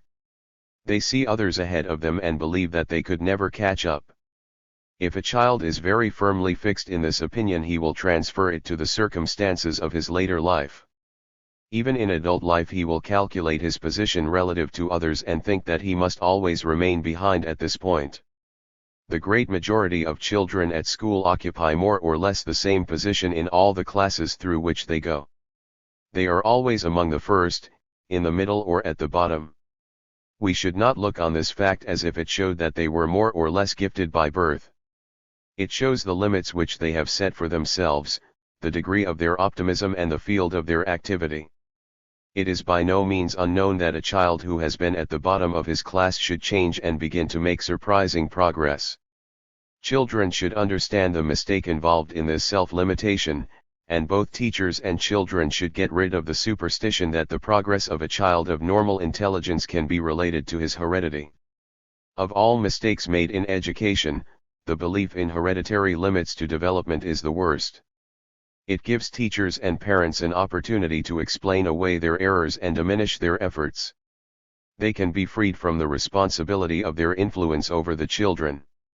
Every attempt to avoid responsibility should be opposed. If an educator really attributed the whole development of character and intelligence to heredity, I do not see how he could possibly hope to accomplish anything in his profession. If, on the other hand, he sees that his own attitude and exertions influence the children, he cannot find an escape from responsibility in views of inheritance. I am not referring here to physical heredity. The inheritance of organ deficiencies is beyond all question. The importance of such inherited deficiencies on the development of the mind is understood, I believe, only in individual psychology. The child experiences in his mind the degree of functioning of his organs, and he limits his development in accordance with his judgment of his disability. It is not the deficiency itself which affects the mind, but the child's attitude to his deficiency, and his consequent training. If a child suffers, therefore, from any organic disability, it is especially necessary that he should be given no reason to conclude that he is limited in intelligence or character. We have seen in a previous chapter that the same organic deficiency may be taken as a stimulus for greater effort and success or as an obstacle which is bound to hinder development. At first, when I advanced this conclusion, many people accused me of being unscientific and of putting forward private beliefs of my own that were in conflict with the facts. It was from my experiences, however, that I had formulated my conclusion, and the evidence in its favor has been steadily accumulating. Now many other psychiatrists and psychologists have come round to the same point of view, and the belief in inherited components of character may be called a superstition. It is a superstition which has existed for many thousands of years. Wherever men have wished to avoid responsibility and have taken a fatalistic view of human conduct, the theory that character traits were inherited was almost bound to show itself. In its simplest form, it is the belief that a child at birth is already good or bad. In this form it can easily be shown to be nonsense, and only a very strong desire to escape responsibility could allow it to persist. Good and bad, like other expressions of character, have meaning only in a social context. They are the result of training in a social environment, among our fellow men, and they imply a judgment, conducive to the welfare of others, or opposed to the welfare of others. Before a child is born, he has no social environment in this sense. At birth he has potentialities to develop in either direction. The path he chooses to follow will depend on the impressions and sensations he receives from his environment and from his own body, and on the interpretation he makes of these impressions and sensations. Especially it will depend on his education. It is the same with the inheritance of mental faculties, though perhaps the evidence is not so clear. The greatest factor in the development of mental faculties is interest, and we have seen how interest is blocked, not through heredity, but through discouragement and the fear of defeat. It is doubtless true that brain structure is in some degree inherited, but the brain is the instrument, not the origin of the mind, and, if the deficiency is not too severe for us to repair in the present state of our knowledge, the brain can be trained to compensate for the deficiency. Behind every exceptional degree of ability we shall find, not an exceptional heredity, but a long interest and training. Even where we find families which have contributed many gifted members to society in more than one generation, we need not suppose any hereditary influence at work. We may suppose, rather, that the success of one member of the family acted as a stimulus to the others, and that the family traditions enabled the children to follow their interests and train them through exercise and practice. So, for example, when we learn that the great chemist, Liebig, was the son of a drugstore proprietor, we have no need to imagine that his ability in chemistry was inherited. It is sufficient if we know that his environment allowed him to pursue his interest, and that at an age when most children understand nothing at all of chemistry he had already familiarized himself with a great deal of his subject. Mozart's parents were interested in music, but Mozart's talent was not inherited. His parents wished him to be interested in music and provided him with every encouragement. His whole environment from the earliest age was musical. We generally find among outstanding men this fact of an early start: they played the piano at the age of 4, or they wrote stories for the other members of the family when they were still very small. Their interest was long and continuous. Their training was spontaneous and widespread. They kept their courage and did not hesitate or remain backward. No teacher can succeed in removing the limits a child has set to his own development if he himself believes that there are fixed limits to development. It may ease his position if he can say to a child, "You have no gift for mathematics," but it can do nothing but discourage the child. I myself have had some experience in this way. I was for a few years the mathematical dunce of my school class, quite convinced that I lacked all talent for mathematics. Fortunately, I found myself one day, to my own astonishment, able to complete a problem which had stumped my schoolmaster. The success changed my whole attitude towards mathematics.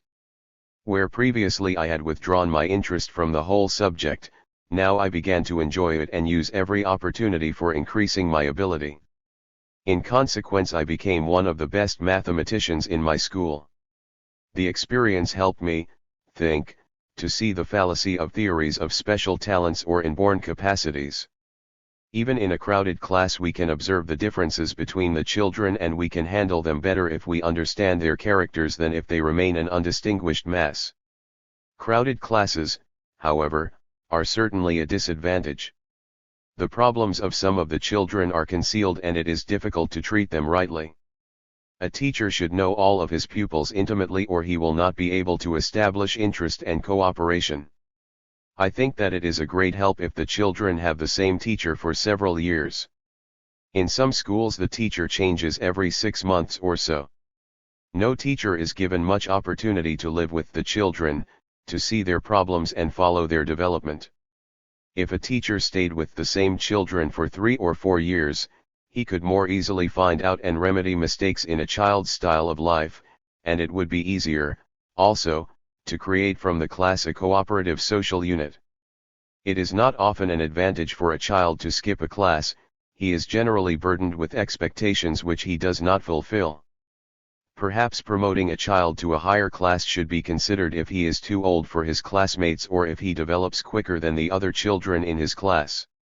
If the class is a unit, however, as we have suggested that it should be, the successes of one member are an advantage to the others.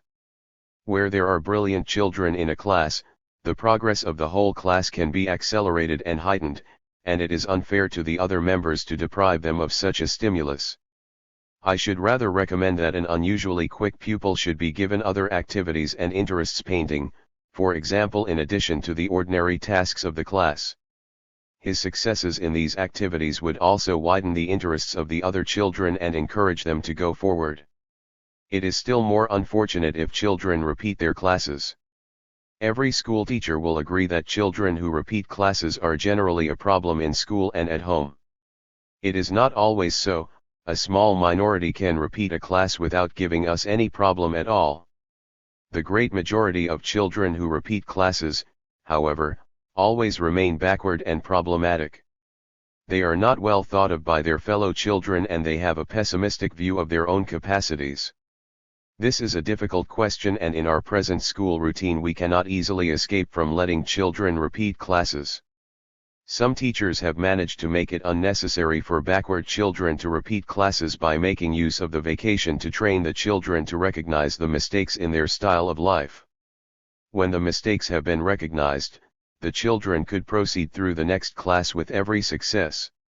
Indeed, this is the only way in which we can really help the backward child, by letting him see the mistakes he has made in his estimate of his own capacities, we can set him free to progress by his own efforts. Wherever I have seen the children divided into grades of quicker and slower pupils and put into different classes, I have noticed one outstanding fact. My experience has been mainly in Europe, and I cannot tell whether the same observation would hold good for America. In the slower grades I have found together feeble-minded children and children who came from poor homes. In the quicker grades I have found mainly the children of richer parents. This fact seems intelligible enough. In the poorer homes the preparation of the children is not so good. The parents are confronted with too many difficulties, they cannot spare so much time to prepare their children, and perhaps they are not well enough educated themselves to help them. I do not think, however, that children who are not well prepared for school should be placed in slower classes. A well-trained teacher will know how to correct their lack of preparation, and they will gain from association with children who are better prepared. If they are placed in slower grades, they are generally quite aware of the fact, and the children in the quicker grades know it too, and look down on the others. This is fertile ground for discouragement and strivings for personal superiority. In principle, coeducation deserves every support. It is an excellent means for boys and girls to know each other better and to learn to cooperate with the other sex. Those who believe that coeducation meets all problems, however, are making a great error. Coeducation provides a special problem of its own, and unless the special problem is recognized and dealt with as a problem, the distance between the sexes is greater with coeducation than without it. One of the difficulties, for example, is that girls develop quicker than boys until their 16th year. If the boys do not understand this, it is difficult for them to preserve their self-esteem. They see themselves excelled by the girls and grow disheartened. In later life they are afraid of competition with the other sex, because they remember their defeat. A teacher who is in favor of coeducation and understands its problems can accomplish a great deal through it, but if he does not wholly approve of it and is not interested in it, he will fail. Another difficulty is that if the children are not properly trained and supervised, sexual problems are sure to arise. The question of sexual education in school is very complicated. The classroom is not the right place for sexual education. If a teacher speaks to the whole class, he has no means of knowing that each child understands him in the right way. He may thus arouse interests without knowing whether the children are prepared for them or how they will adapt them to their own style of life. Of course, if a child wishes to know more and asks him questions in private, the teacher should give him true and straightforward answers. He has the opportunity, then, of judging what the child really wants to know and setting him on the way to a correct solution. It is a disadvantage, however, if there are always discussions about sex in a class. Some of the children are sure to misunderstand, and it is not useful to treat sex as a matter of no great importance.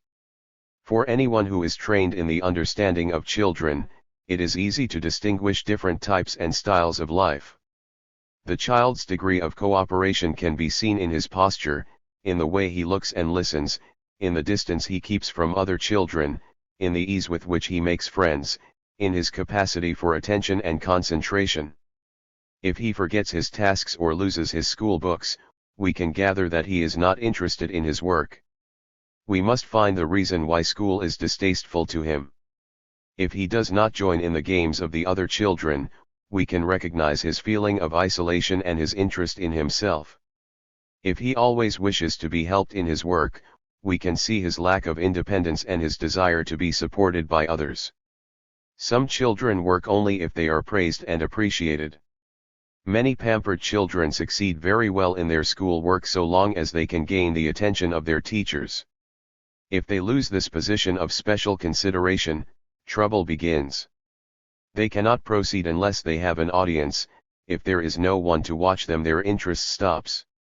Often for such children mathematics offers a great challenge and difficulty.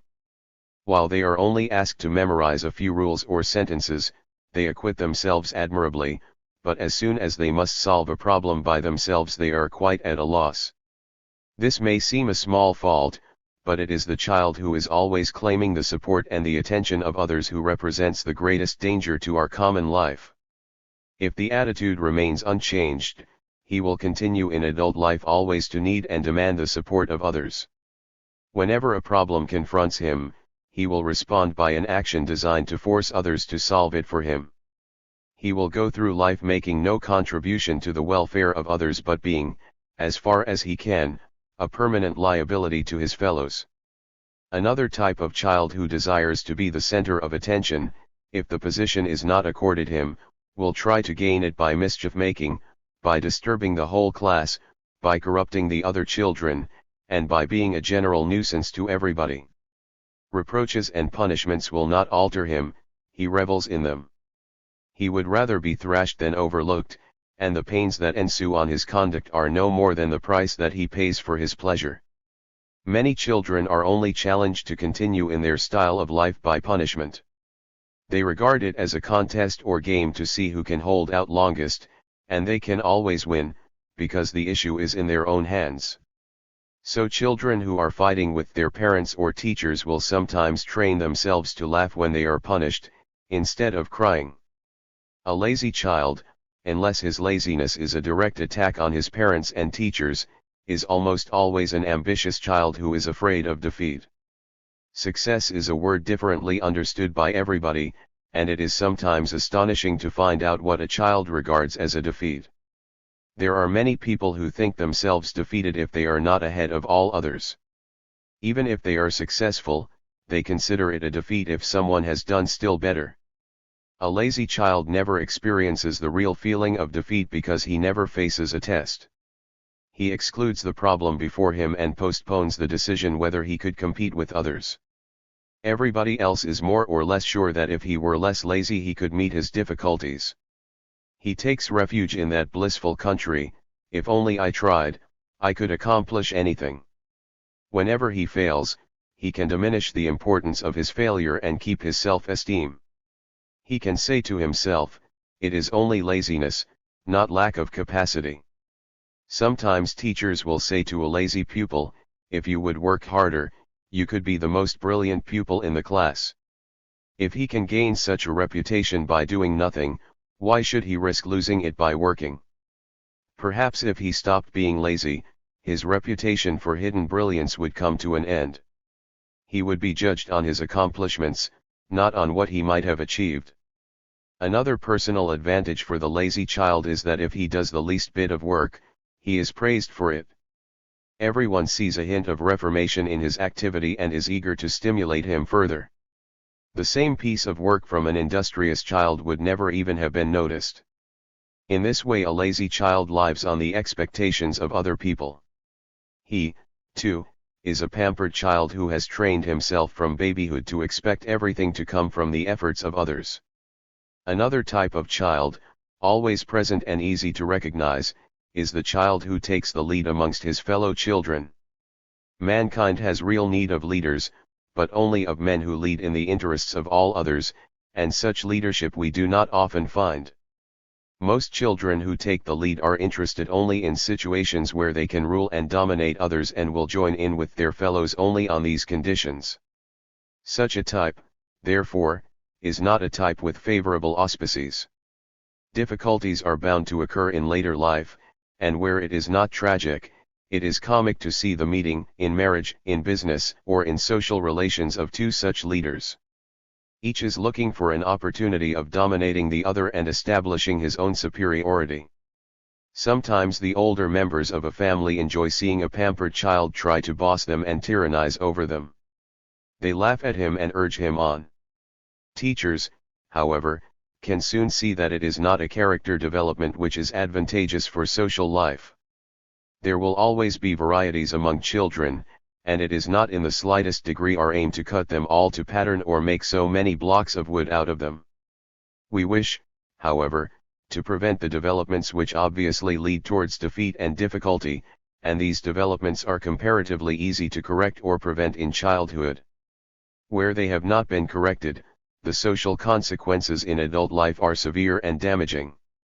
The line between childhood mistakes and adult failures is direct.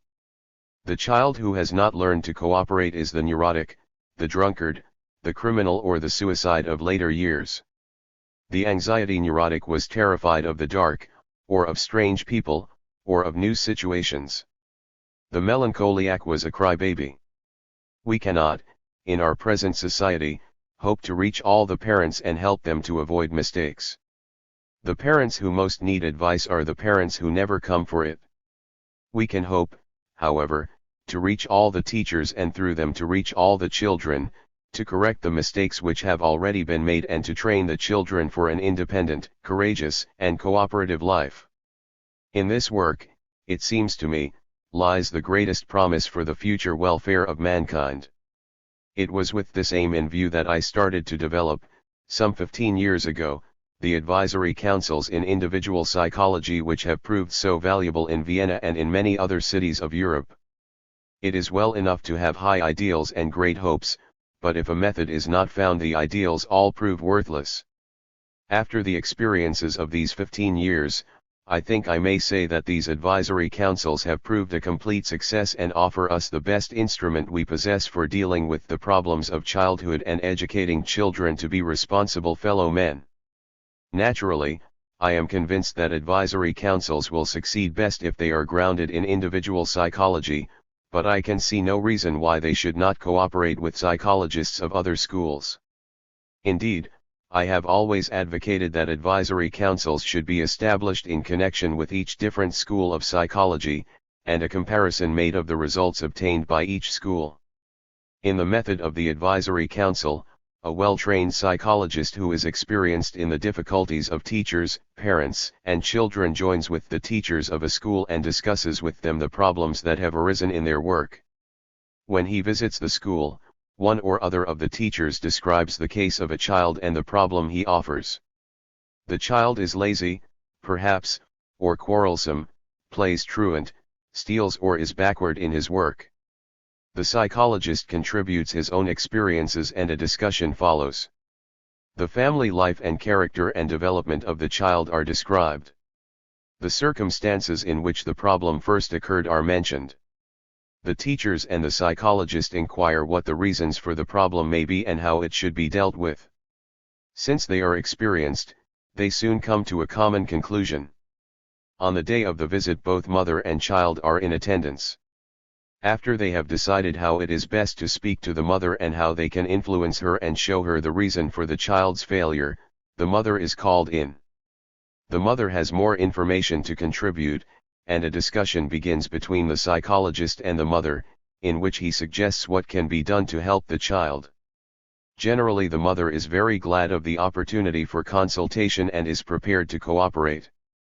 If she resists, the psychologist or the teachers can discuss similar cases and draw conclusions from them which she can apply to her own child.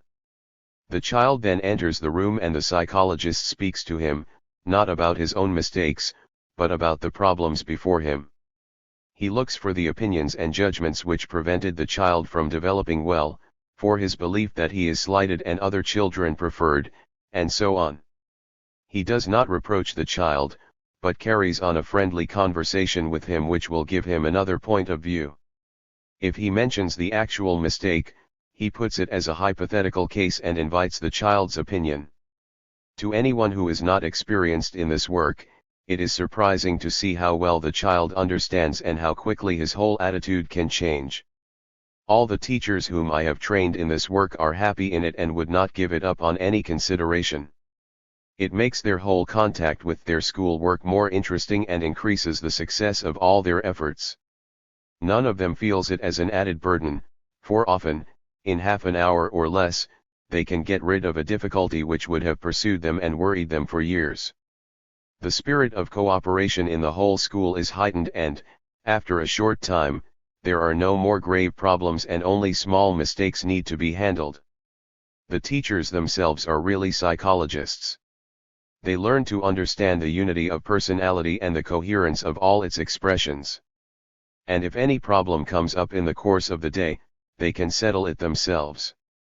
Indeed, it would be our hope, if all the teachers could be trained, that psychologists would become unnecessary. So, for example, if the teacher has a lazy child in the class, he will propose to the children that they have a discussion of laziness.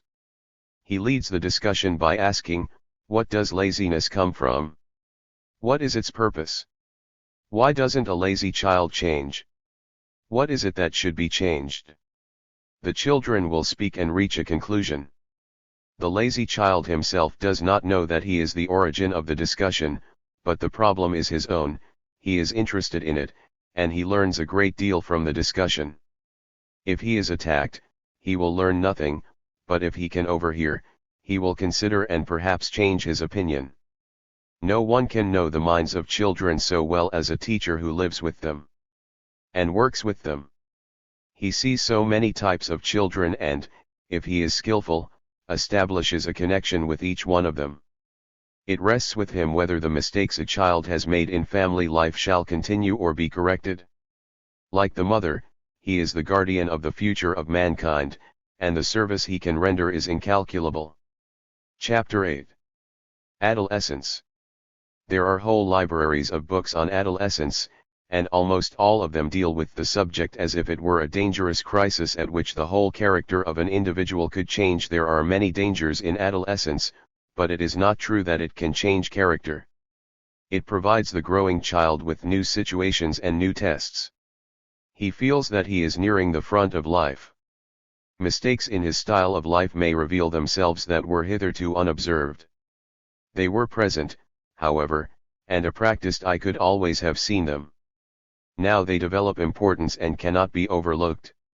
For almost every child, adolescence means one thing above all else: he must prove that he is no longer a child.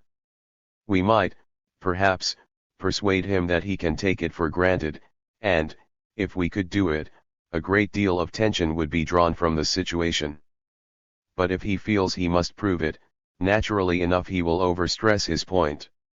Very many of the expressions of adolescence are the outcome of the desire to show independence, equality with adults, and manhood or womanhood.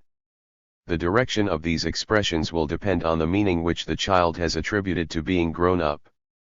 If to be grown up has meant to be free from control, the child will fight against restrictions. Many children at this time begin to smoke, to swear, and to stay out late at night. Some of them reveal an unexpected opposition to their parents, and their parents are puzzled to know how such an obedient child could suddenly grow so disobedient. It is not really a change of attitude. The apparently obedient child was always in opposition to his parents, but it is only now, when he has more freedom and strength, that he feels able to declare his enmity. One boy, who had always been bullied by his father and had been to all appearance a quiet and submissive child, was only awaiting an occasion for revenge. As soon as he felt himself strong enough, he challenged his father to a fight, thrashed him and left home. For the most part a child is given more freedom and independence during his adolescence. The parents no longer feel that they have a right to watch over him and guard him all the time. If the parents try to continue their supervision, however, the child will make still stronger efforts to avoid control. The more his parents try to prove that he is still a child, the more he will fight to prove the opposite. Out of this struggle an antagonistic attitude develops, and we are provided with the typical picture of adolescent negativism. We cannot place strict limits on the period of adolescence. It runs generally from about 14 years of age to about 20 years, but sometimes children are already adolescent at 10 or 11 years of age. All the organs of the body are growing and developing at this time, and sometimes the coordination of the functions is not easily accomplished. Children grow taller, their hands and feet grow larger, perhaps they are less active and skillful. They need to train this coordination, but if, in the process, they are laughed at and criticized, they will come to believe that they are clumsy. If a child's movements are laughed at, he will become clumsy. The endocrine glands are also contributing to the child's development. They increase their functions. It is not a complete change. The endocrine glands were active even in the prenatal period, but now their secretions are greater and the secondary characteristics of sex are more apparent. A boy's beard will begin to grow and his voice to break. A girl's figure swells and is more evidently feminine. These are also facts which an adolescent can misunderstand. Sometimes a child, badly prepared for adult life, feels himself in a panic at the approach of the problems of occupation, social life, and society, love and marriage. He loses all hope of ability to meet them. With regard to society, he is bashful and reserved, he isolates himself and stays at home. With regard to occupation, he can find no work that attracts him and is sure that he would be a failure in everything. With regard to love and marriage, he is embarrassed with the other sex and scared at meeting them. If he is spoken to, he blushes, he cannot find words to reply. Every day he is in deeper and deeper despair. At last he is completely blocked towards all the problems of life and no one can understand him any longer. He does not look at others, speak to them, or listen to them. He does not work or study. He is always engaged in fantasy. Only a shabby remainder of sex activity is left. This is insanity, dementia praecox, but the whole insanity is a mistake. If it is possible to encourage such a child, to prove that he is not in the right path and to point out to him a better one, he can be cured. It is not easy, for the whole life and the whole life's training must be corrected. The meaning of past, present, and future must be seen in a scientific light, not in the light of private intelligence. All the dangers of adolescence come from a lack of proper training and equipment before the three problems of life. If the children are afraid of the future, it is natural enough that they should try to meet it by the methods which call for least effort. These easy ways, however, are the useless ways. The more such a child is ordered about, exhorted and criticized, the stronger becomes his impression that he is standing before an abyss. The more we push him, the more he tries to draw back. Unless we can encourage him, every effort to help him will be a mistake and will damage him still further. While he is so pessimistic and so frightened, we cannot expect that he should feel he can afford additional efforts. A few children at this time wish to remain children, they even speak in baby talk, play with children younger than themselves, and pretend that they can remain infantile forever. By far the great majority make some sort of attempt to behave in an adult fashion. If they are not really courageous, they offer a sort of caricature of the adult, they imitate the gestures of men, like to spend money freely, begin flirtations and have love affairs. In more difficult cases, where a boy does not see his way to meet the problems of life yet keeps a certain degree of activity, he begins to embark on a criminal career. This is especially likely if he has already committed delinquencies without being found out and thinks that he can be clever enough to avoid detection again. Crime is one of the easy escapes before the problems of life, and especially before the problem of economics and livelihood. So it happens that between the ages of 14 and 20 there is a great increase in the number of delinquents. Here again, we are not facing a new development, but greater pressure has revealed the flaws already present in the childhood pattern. If the degree of activity is smaller, the easy way of escape is neurosis, and it is between these ages, also, that many children begin to suffer from functional diseases and nervous disorders. Every neurotic symptom is designed to provide a justification for a refusal to solve the problems of life, without lowering the sense of personal superiority. Neurotic symptoms appear when an individual is confronted by social problems which he is not prepared to meet in a social way. The difficulty provides a great tension. During adolescence the physical condition is especially responsive to such tensions, and all the organs can be irritated, the whole nervous system affected. This irritation of the organs can again be used as an excuse for hesitation and failure. An individual in such a case now begins to regard himself, privately and before others, as free from responsibility because of his suffering, and the structure of a neurosis is complete. Every neurotic professes the best of intentions. He is quite convinced of the necessity for social feeling and for meeting the problems of life. Only in his case is there an exception to this universal demand. What excuses him is the neurosis itself. His whole attitude says, I am anxious to solve all my problems, but unfortunately I am prevented. In this he differs from the criminal, whose professions of bad intentions are often quite open and whose social feeling is concealed and suppressed. It is difficult to decide which offers the greater injury to human welfare, the neurotic whose motives are so good, but whose actions apart from these good motives would seem spiteful, egotistic, and designed to hold up the cooperation of his fellows, or the criminal, whose hostility is so much more open and who takes pains to subdue the relics of his social feeling. A great number of failures in adolescence come from the pampered children, and it is easy to see that the approach of adult responsibilities is an especial strain to the children who have been accustomed to have everything done for them by their parents. They still wish to be pampered, but as they grow older they find that they are no longer the center of attention. They reproach life for having deceived and failed them. They have been brought up in an artificially warm atmosphere and the air outside feels bitterly cold. At this time we find apparent reversals of progress. The children of whom most was expected begin to fail in their studies and their work, and children who had previously seemed less gifted begin to overtake them and to reveal unsuspected abilities. It is no contradiction to the previous history. Perhaps a child who was very promising now begin to feel afraid of disappointing the expectations with which he has been burdened. So long as he was helped and appreciated he could go forward, but when the time comes to make independent efforts his courage fails and he retreats. Others are stimulated by their new freedom. They see the road towards the fulfillment of their ambitions clear before them. They are full of new ideas and new projects. Their creative life is intensified and their interest in all the aspects of our human process becomes more vivid and eager.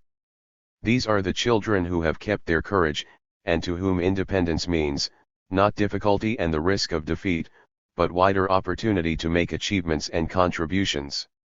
The children who have previously felt slighted and neglected now, perhaps, when they are more widely connected with their fellows, conceive the hope that they can find appreciation. Many of them are completely hypnotized by this craving for appreciation. It is dangerous enough for a boy if he is only looking for praise, but girls have often less self-confidence and see in the appreciation of others the only way of proving their worth. Such girls easily fall a prey to men who understand how to flatter them. I have often found girls who felt unappreciated at home beginning to have sex relations, not merely to prove that they are grown up, but because they hope, by this means, to achieve at last a position in which they are appreciated and the center of attention. Let me take an instance. A girl 15 years of age came from a very poor family. She had an older brother who, during her childhood, was always sickly. The mother was forced to devote a good deal of attention to him, and when her daughter was born the mother could not give much care to her. In addition, during her early childhood, her father was ill, and his sickness further curtailed the time that her mother could afford her. Thus the girl was able to notice and understand what it means to be cared for. It was always her desire to achieve this position, but she could not find it in the family. A younger sister was born, and at this time the father recovered and the mother was free to devote herself to the baby. In consequence, the girl whom we are considering felt that she was the only one who had no love and affection. She continued to struggle, was good at home and the best pupil in her school. Because of her success, it was proposed that she should keep on with her studies, and she was sent to a high school where the teacher did not know her. At first, she could not understand the methods of instruction at the new school. Her work began to fall off, her teacher criticized her and she became steadily discouraged. She was too eager for quick appreciation. When she could not be appreciated either at home or at school, what was left? She looked around for a man who would appreciate her. After a few experiences, she went away and lived with a man for 14 days. The family was very much worried on her account and tried to find her, but we could predict what would happen. Soon she would discover that she was still not appreciated for herself alone and begin to repent of the episode. Suicide was her next thought and the girl sent a note home, "Do not worry. I have taken poison. I am quite happy." As a matter of fact, she had not taken poison and we can understand why. Her parents were really kind to her and she felt that she could attract their sympathy. In consequence, she did not commit suicide, but waited until her mother came and found her and took her home. If the girl had known what we know, that all her striving was towards appreciation, these difficulties would not have occurred. If the teacher at the high school had understood, this, too, would have prevented them. Previously, the girl's school reports had always been excellent, and if he had seen that the girl was sensitive on this point and needed a little more careful treatment, her position would not have discouraged her.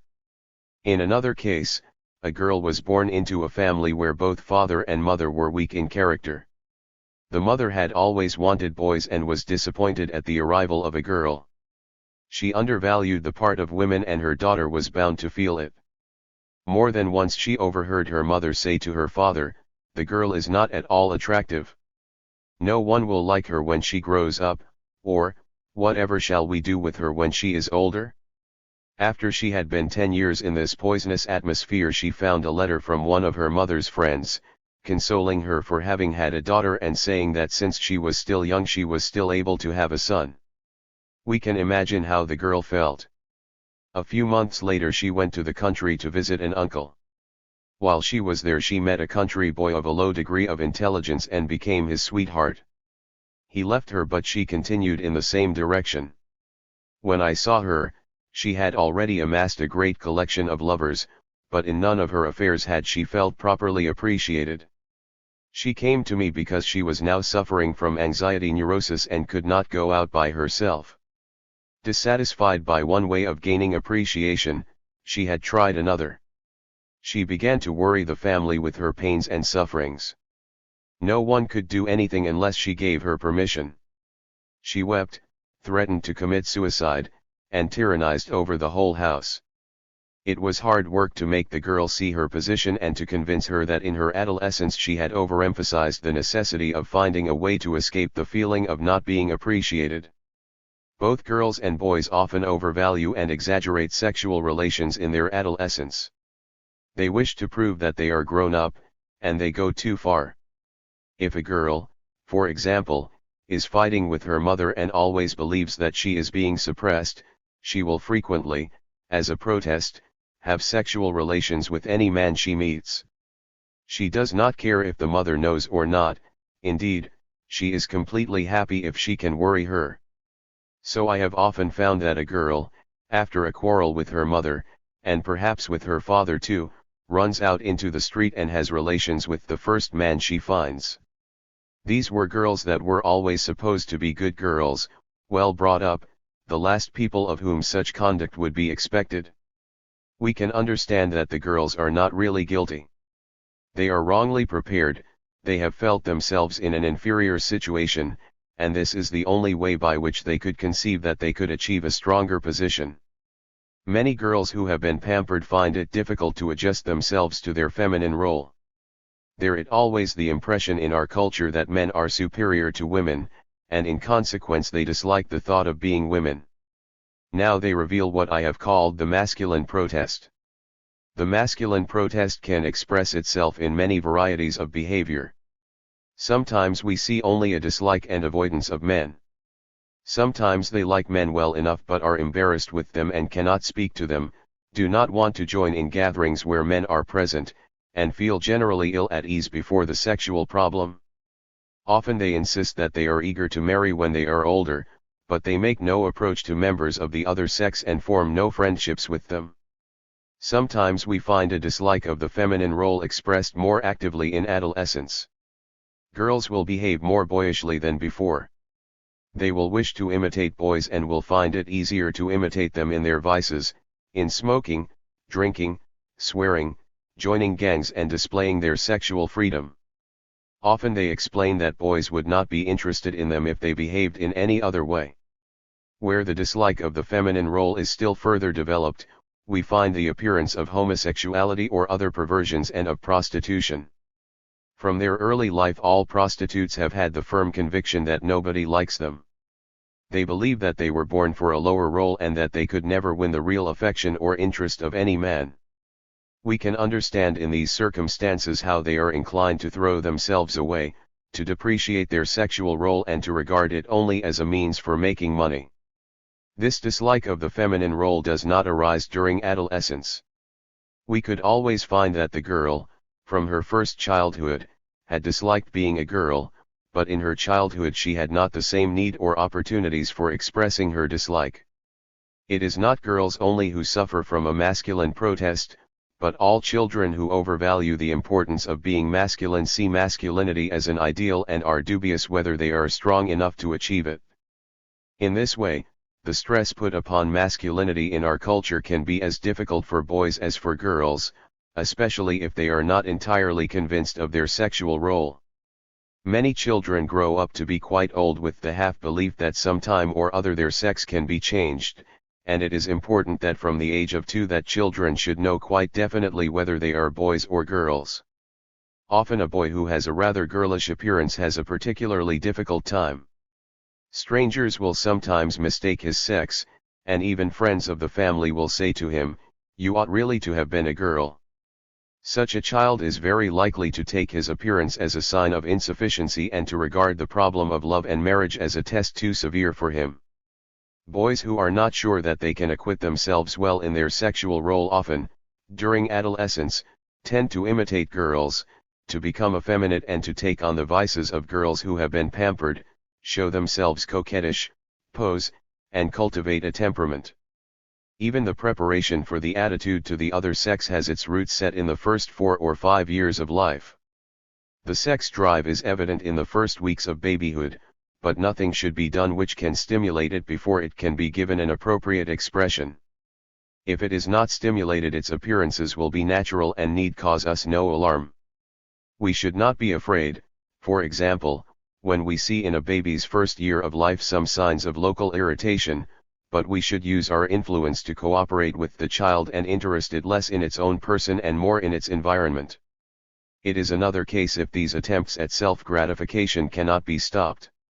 Then we can be sure that the child has intentions of his own. He is not the victim of the sex drive, but he is making use of it for his own purposes. Generally, the aim of little children is to gain attention.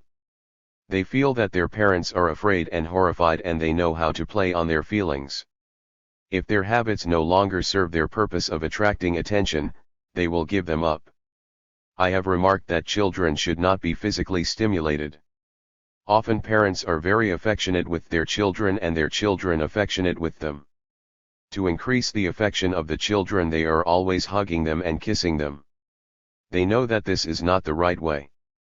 They should not be so cruel. They should not stimulate the affections of the child. Nor should a child be stimulated mentally. Children have often told me, and adults in recalling their childhood have told me, of the feelings roused when they discovered some frivolous picture in their father's library or by some motion picture they have seen. It is better for them not to find such books or see such films. If we avoid stimulating children, no difficulties can occur. Another form of stimulation, to which we have already referred, is the insistence on giving children quite unnecessary and inappropriate sexual information. Many adults seem to have a perfect craze for imparting sexual information, and are horribly afraid of the dangers of anyone's growing up in ignorance. If we look into our own pasts and into the histories of others, we shall not find such catastrophes as they expect. It is better to wait until the child himself becomes curious and wants to know something. If the parents are interested, they will understand the child's curiosity even if he does not speak. If he feels that they are comrades, he will ask, and he should be answered in a manner in which he can understand and assimilate the information. It is good, also, that parents should avoid showing expressions of affection to each other before the children. If it is possible, the children should not sleep in the same room with the parents, let alone in the same bed, and it is also advisable that they should not sleep in the same room with a sister or brother. Parents must be attentive to their children's development and should not hoodwink themselves. If they are not acquainted with the characters and striving of their children, they will never know where they are being influenced or in what way. There is an almost universal superstition that adolescence is a very special and peculiar time. Generally, the periods of human development are given a heightened private meaning and taken as if they were complete changes. Such, for example, is the attitude of most people to the climacteric. These phases are not changes, however, they are only a continuation of life and their phenomena have no critical importance. What is important is what the individual expects in such a phase, the meaning he gives it and the way he has trained to face it. People are often startled at the appearance of adolescence and act as if they had seen a ghost. If we understand that condition rightly, we shall see that children are not affected at all by the facts of adolescence, except in so far as the social conditions call for a new adaptation from their style of life. Often, however, they believe that adolescence is the end of everything, all their worth and value is lost. They have no right any longer to cooperate and contribute, nobody wants them anymore. It is from such feelings that all the difficulties of adolescence develop. If the child has been trained to feel himself an equal member of society and to understand his task of contribution, and especially if he has been trained to regard members of the other sex as comrades and equals, adolescence will give him only an opportunity to begin his creative and independent solution of the adult problems of life. If he feels in a lower level than others, if he suffers from a mistaken view of his circumstances, in adolescence it will appear that he is not well prepared for freedom. If someone is always present to compel him to do what is necessary, he can accomplish it. If he is left to himself, he is timid and he fails. Such a child would be well adapted for slavery, but in freedom he is lost. Chapter 9. Crime and its Prevention. Through individual psychology we begin to understand all the various types of human beings, and, after all, human beings are not so remarkably different from one another. We find the same kind of failure exhibited in criminals as in problem children, neurotics, psychotics, suicides, drunkards, and sexual perverts. They all fail in their approach to the problems of life, and, in one very definite and noticeable point, they fail in precisely the same way. Every one of them fails in social interest. They are not concerned with their fellow beings. Even here, however, we cannot distinguish them as if they were in contradiction to other people. No one can be held up as an example of perfect cooperation or perfect social feeling, and the failures of criminals are only a severer degree of common failures. One other point is necessary for the understanding of criminals, but in this point they are just like the rest of us. We all wish to overcome difficulties. We are all striving to reach a goal in the future by attaining which we shall feel strong, superior, complete. Professor Dewey refers to this tendency, very rightly, as the striving for security. Others call it the striving for self-preservation. But, whatever name we give it, we shall always find in human beings this great line of activity, the struggle to rise from an inferior position to a superior position, from defeat to victory, from below to above. It begins in our earliest childhood, it continues to the end of our lives. Life means to go on existing on the crust of this planet, to surmount obstacles and overcome difficulties. We should not be surprised, therefore, when we discover exactly the same tendency among criminals. In all the criminal's actions and attitudes, he shows that he is struggling to be superior, to solve problems, to overcome difficulties.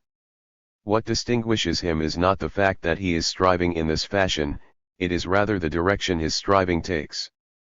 And as soon as we see that it takes this direction because he has not understood the demands of social life and is not concerned with his fellow beings, we shall find his actions quite intelligible.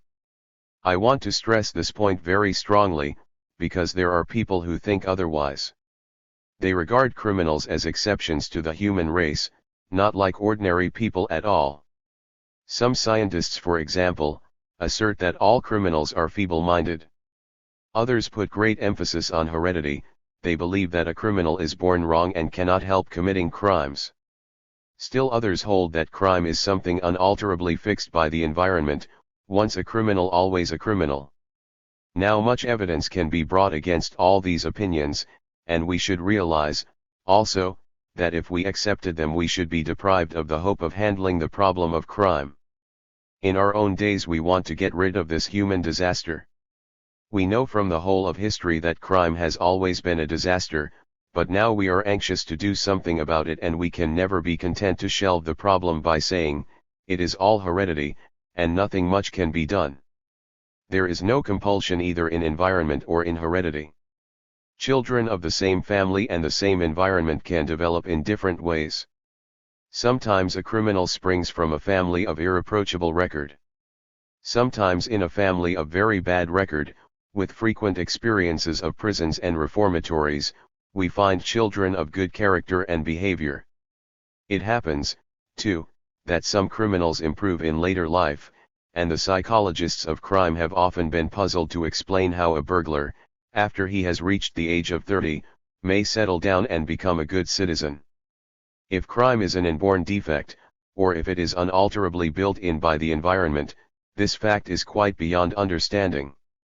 From our own point of view, however, we can understand it very well.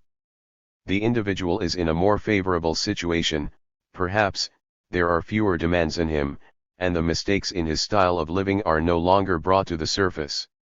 Or perhaps he has already gained what he wanted. Perhaps, finally, he is growing older and fatter, less suited for a criminal career, his joints are still and he can't climb so well, burglary has become too hard for him. Before I go any further, I wish to exclude the idea that criminals are insane. There are psychotics who commit crimes, but their crimes are of quite a different kind. We cannot hold them responsible, their crimes are a result of a complete failure to understand them and a wrong method of treating them. In the same way we must exclude the feeble-minded criminal, who is really no more than a tool. The true criminals are those who plan the crime. They paint glowing pictures of the prospects, they excite the fancy or the ambitions of feeble-minded individuals, then they hide themselves and leave their victims to execute the crime and run the risk of punishment. The same thing holds, of course, when younger people are made use of by old and experienced criminals. It is the experienced criminal who plans the crime, children are deluded into being the executants. Now let us return to the great line of activity I have mentioned, the line by which every criminal and every other human being is striving to gain a victory, to reach a position of finality. There is much difference and one variety in these goals, and we find that the goal of a criminal is always to be superior in a private and personal manner. What he is striving for contributes nothing to others. He is not cooperative. Society needs of its members, we all need of each other, a common usefulness, an ability to cooperate. The goal of a criminal does not include this usefulness to society, and this is the really significant aspect of every criminal career. We shall see later how this comes about. At this moment I want to make clear that the main point to find, if we want to understand a criminal, is the degree and nature of his failure in cooperation. Criminals differ in their ability to cooperate, some of them fail less seriously than others. Some, for example, confine themselves to small crimes and do not go beyond these limits. Others prefer major crimes. Some are leaders, others followers. In order to understand the varieties in criminal careers we must examine further the individual style of life. The style of life typical of an individual is built up very early, we can already find its main features at the age of 4 or 5. We cannot suppose, therefore, that it is an easy matter to change it. It is a man's own personality, it can be changed only by understanding the mistakes he made in building it up. We can begin to see, therefore, how it happens that many criminals, although they have been punished many times, often humiliated and despised and deprived of every good that our social life can offer, still do not reform, but commit the same crime over and over again. It is not economic difficulty that forces them into crime. Truly enough, if times are hard and people are more burdened, crimes increase. Statistics show that sometimes the number of crimes increases in accordance with the rise in the price of wheat. This is no sign, however, that the economic situation causes the crime. It is much more a sign that many people are limited in their behavior. There are limits to their capacity for cooperation, and when these limits are reached they can no longer contribute. They lose the last remnant of cooperation and have recourse to crimes. From other facts, too, we discover that there are plenty of people who in favorable situations are not criminals, but, If a problem arises for which they are not prepared, it turns out that they, also, can commit crimes. It is the style of life, the method of facing problems, which is important. After all these experiences in individual psychology, we can at last make clear a very simple point. A criminal is not interested in others. He can cooperate only to a certain degree. When this degree is exhausted, he turns to crime. The exhaustion occurs when a problem is too difficult for him. It is interesting to consider the problems of life which we all of us have to face, the problems which a criminal cannot succeed in solving. It will appear, in the end, that we have no problems in our lives but social problems, and these problems can only be solved if we are interested in others. Individual psychology has taught us to make three broad divisions in the problems of life. First, let us take the problems of relationship to other men, the problems of comradeship. Criminals can sometimes have friends, but only among their own kind. They can form gangs and they can even show loyalty to one another. But we see here immediately how they have decreased their sphere of activity. They cannot make friends with society at large, with ordinary people. They treat themselves as a body of exiles and do not understand how to feel at home with their fellow men. The second group of problems includes all those which are connected with occupation.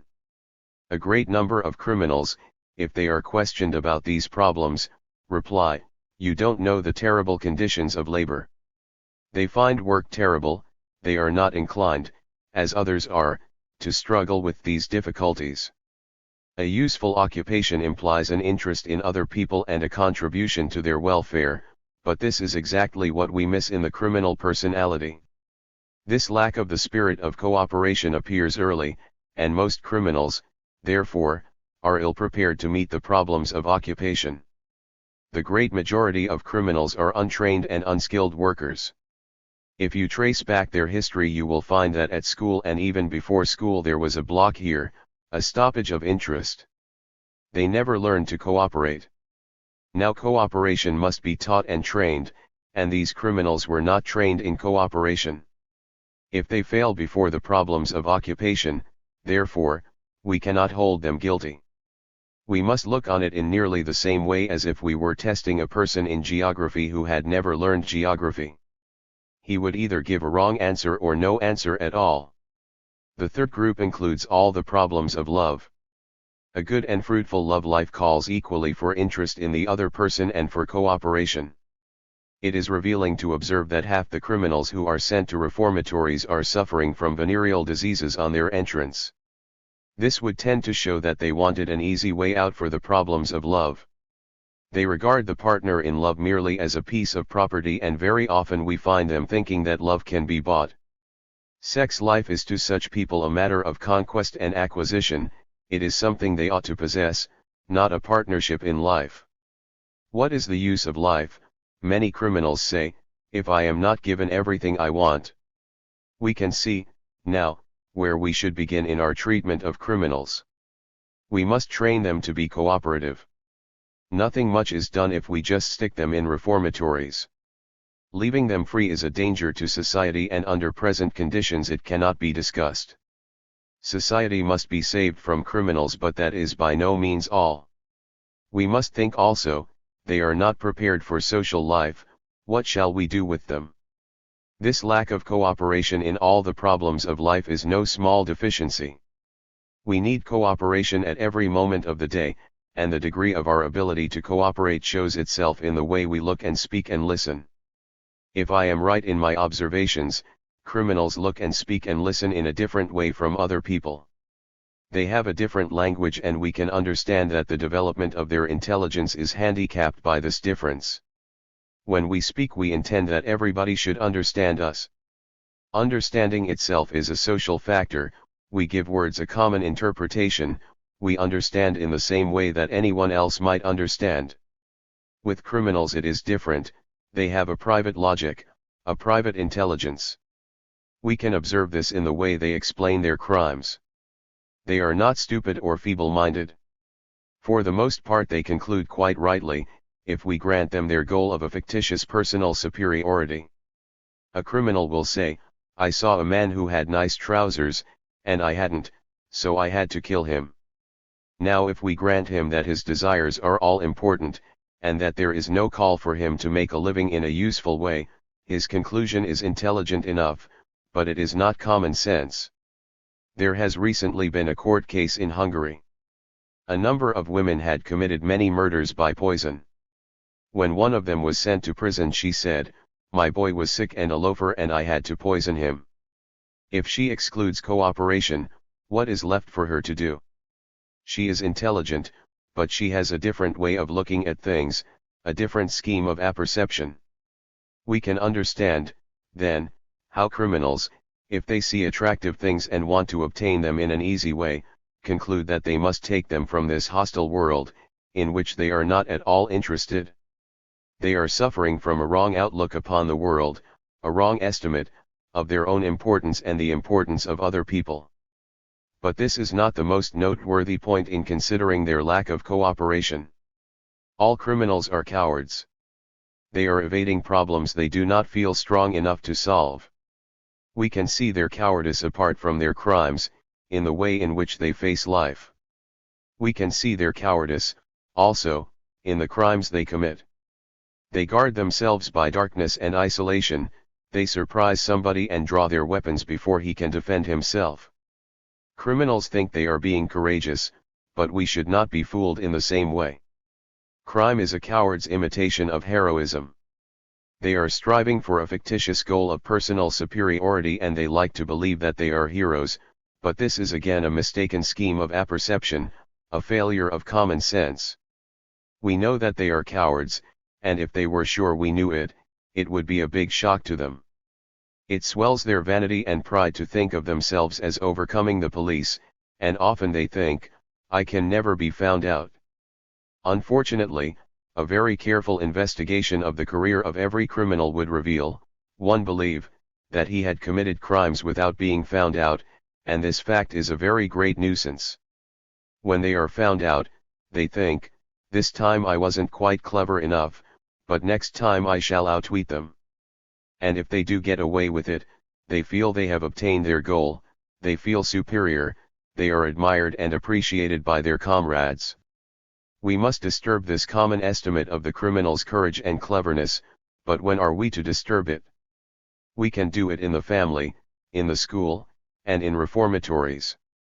Later on I shall describe the best point of attack. At present I want to go further into the circumstances in which a failure in cooperation may occur. Sometimes we must put the responsibility on the parents. Perhaps the mother was not skillful enough to draw the child to cooperate with herself, she was so infallible that no one could help her, or she was incapable of cooperation herself. It is easy to see that in unhappy or broken marriages the cooperative spirit is not being properly developed. The child's first tie is with his mother, and the mother, perhaps, did not wish to widen the child's social interest to include the father and other children or grown-ups. Or, again, the child may have felt himself to be the boss of the family. When he is 3 or 4 years old, another child comes along and the first one feels that he has suffered a reverse, has been ousted from his position, he refuses to cooperate with his mother or with the younger child. These are all factors to be considered, and, if you trace back the life of a criminal, you will almost always find that the trouble began in his early family experiences. It was not the environment itself that counted, but the child misunderstood his position and there was no one there by his side to explain it to him. It is always a difficulty for the other children if one child in the family is especially prominent or gifted. Such a child gains most attention and the others feel discouraged and thwarted. They do not cooperate, because they wish to compete but have not enough confidence. We can often see the unhappy development of children who have been outshone in this way, and have not been shown how they themselves could use their own capabilities. Amongst them we may find criminals, neurotics, or suicides. When a child who is lacking in cooperation goes to school, we can notice it in his behavior on the very first day. He cannot make friends with the other children. He does not like the teacher, he is inattentive and does not listen to the lessons. If he is not treated with understanding, he can suffer a new setback. He is reproached and scolded, instead of being encouraged and taught cooperation. No wonder he finds the lessons still more distasteful. He cannot be interested in his school life, if he is all the time suffering new attacks on his courage and self-confidence. Often in the career of a criminal you will find that at the age of 13 he was in the 4th grade and he was blamed for his stupidity. His whole later life is thus endangered. He loses progressively more and more of his interest in others, his goal is put more and more on the useless side.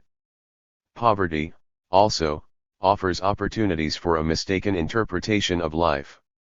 A child who comes from a poor home may meet social prejudice outside the home. His family suffers many deprivations, they have many trials and sorrows. He himself, perhaps, has to earn money very early in life to help out his parents. Later he comes across rich people who lead an easy life and can buy everything they want, and he feels they have no more right to indulgence than he has.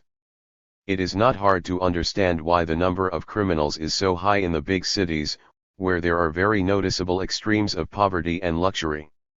No useful goal ever came from envy, but a child in these circumstances can easily misunderstand and think that the way to superiority is to get money without working for it. The feeling of inferiority can also be centered round an organic deficiency. This was one of my own discoveries, and I am a little guilty, on this point, of having paved the way to theories of heredity both in neurology and psychiatry. But even in the beginning, when I first wrote of organ inferiorities and their mental compensations, I recognized this danger. It is not the organism which is to blame, but our methods of education. If we used the right method, children with organic deficiencies would be interested in others as well as themselves. A child burdened with imperfect organs is only interested in himself alone if nobody is at his side to develop his interest in others. There are many people suffering from endocrine deficiencies, but I should like to make clear that we can never say, once and for all, what the normal functioning of an endocrine gland should be. The functioning of our endocrine glands can be very various without damage to the personality. This factor must therefore be excluded, especially if we want to find the right method for making these children also into good fellow men, with a cooperative interest in other people.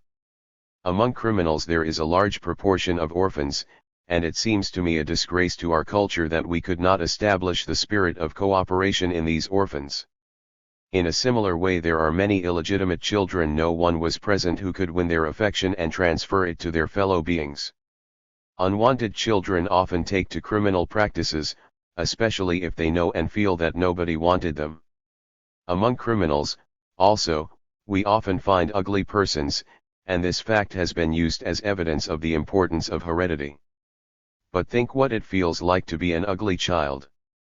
He is at a great disadvantage. Perhaps he is the child of a race mixture which does not give attractive results, or which meets with social prejudice.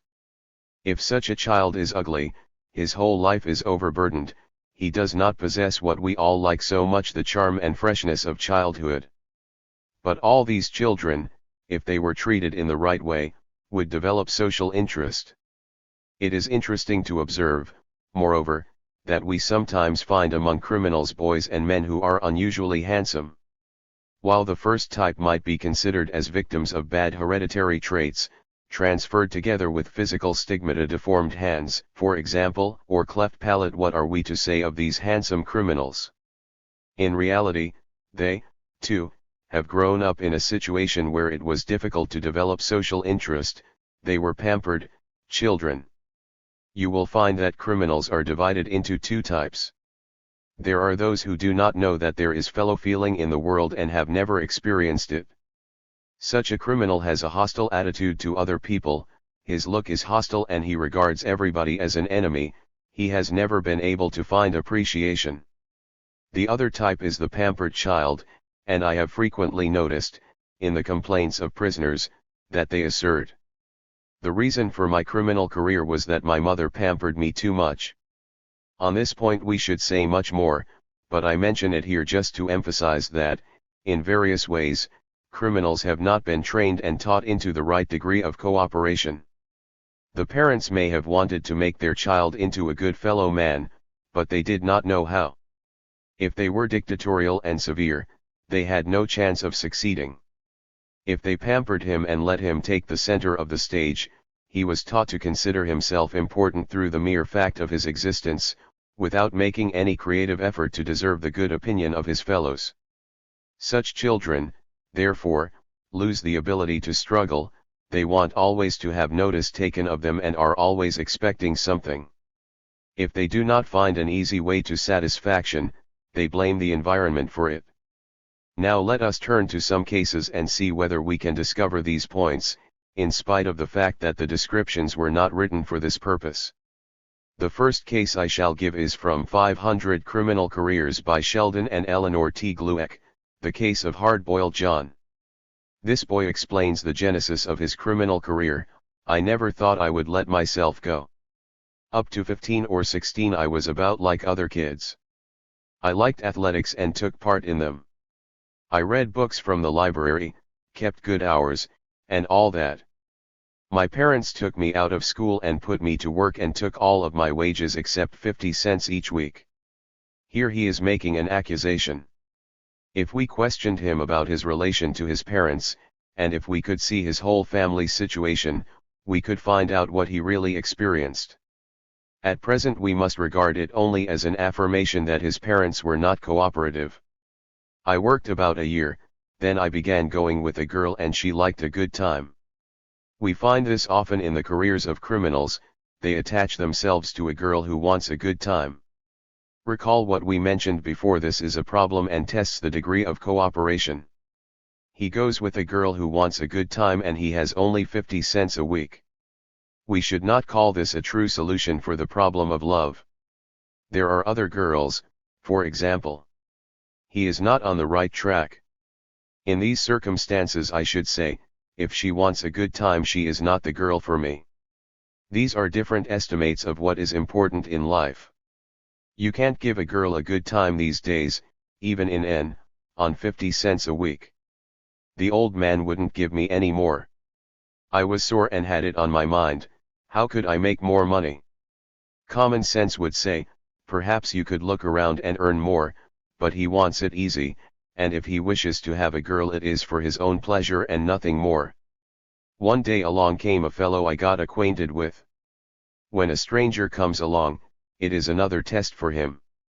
A boy with the right ability for cooperation could not be seduced.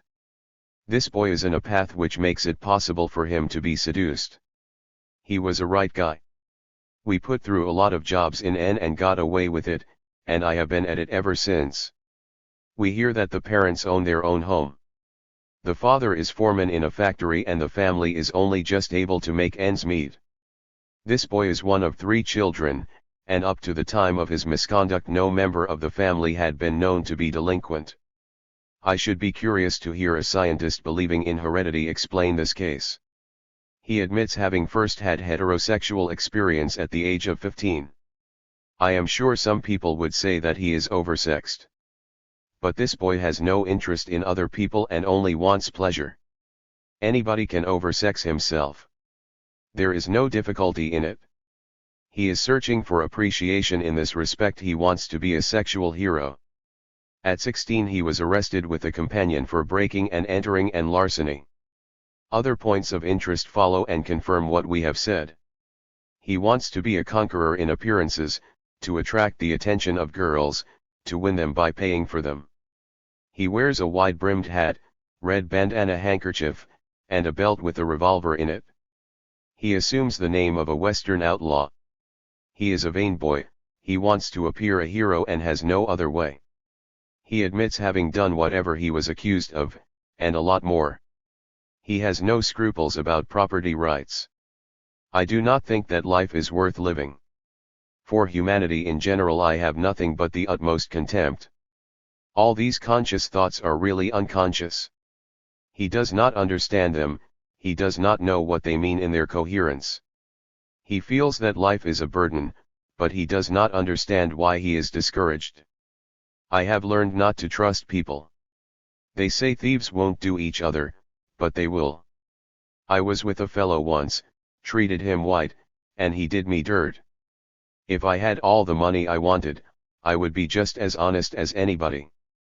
That is, if I had enough so I could do what I wanted to without working. I never liked work. I hate it and never will work. We can translate this last point as follows: it is repression which is responsible for my career. I am compelled to repress my wishes and therefore I am a criminal. It is a point deserving much thought. I have never committed a crime for the sake of doing the crime. Of course there is a certain kick in driving up to a place in an automobile, putting through your job, and making your getaway. He believes it is heroism and does not see it is cowardice. When I was caught before, at one time I had $14,000 worth of jewelry, but I didn't know any better than to go and see my girl, and cashed in only enough to pay my expenses to go to her, and they caught me. These people pay their girls and so gain an easy victory. But they think of it as a real triumph. They have schools here in the prison and I am going to get all the education I can get, not to reform myself, but to make myself more dangerous to society. This is the expression of a very bitter attitude toward mankind. But he does not want mankind. He says, if I had a son I would wring his neck. Do you think I would ever be guilty of bringing a human being into the world? Now how are we going to improve such a person? There is no other way than to improve his capacity for cooperation and to show him where his estimate of life is mistaken. We can convince him only when we trace back the misunderstandings of his earliest childhood. I do not know what happened in this case. The description is not occupied with the points which I believe important. Something happened in his childhood that made him such an enemy of mankind. If I had to guess, I would suggest that he was the eldest boy, very much pampered at first, as oldest children generally are. Later on, he felt dethroned because another child was born. If I am right, you will find that things as small as this can block the development of cooperation. John remarks further that he was treated roughly at an industrial school to which he was committed, and he left this school with a feeling of intense hatred toward society. I must say something on this point. From the psychologist's standpoint, all harsh treatment in prison is a challenge. It is a trial of strength.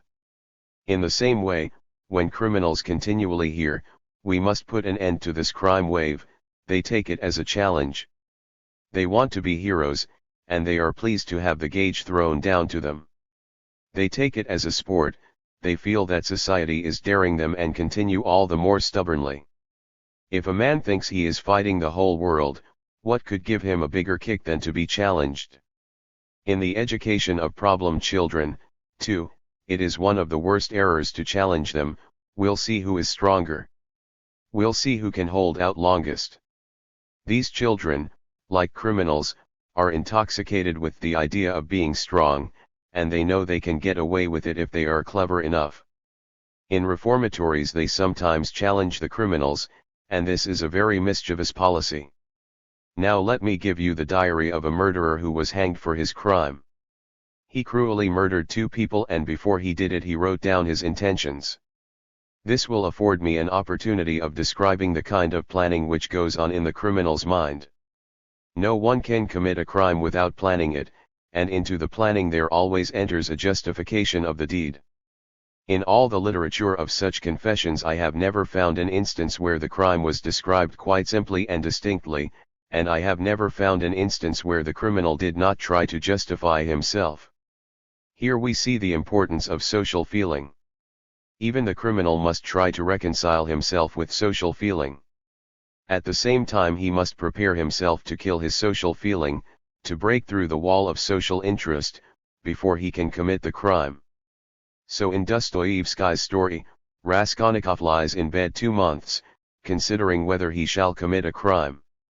He drives himself on with the thought, am I Napoleon, or am I a louse? Criminals deceive themselves and spur themselves on with such imaginations. In reality, every criminal knows that he is not on the useful side of life, and he knows what the useful side is. He rejects it, however, out of cowardice, and he is cowardly because he has not the ability to be useful, The problems are problems demanding cooperation, and he has not been trained in cooperation. Later in life, criminals want to relieve themselves of their burden. They want, as we have shown, to justify themselves and plead extenuating circumstances. He was sick and a loafer, and so forth. Here are the extracts from the diary. I was disowned by my people, the subject of disgust and contempt, almost destroyed by the greatness of my misery. There is nothing to keep me back. I feel I cannot bear it any longer. I might resign myself to my abandoned condition, but the stomach cannot be dictated to. He produces the extenuating circumstances. It was prophesied that I should die on the gallows, but the thought came to, what is the difference whether I die of starvation or on the gallows? In one case the mother of a child prophesied, I am sure that one day you will strangle me. When he was 17 he strangled his aunt. A prophecy and a challenge act in the same way. I am not concerned with the consequences. I have to die in any case. I am nothing, no one will have anything to do with me. The girl I want shrinks from me. He wanted to allure this girl, but he had no grand clothes and no money. He looked on the girl as a piece of property. This was his solution of the problems of love and marriage. It is all the same. I will procure my salvation or my ruin.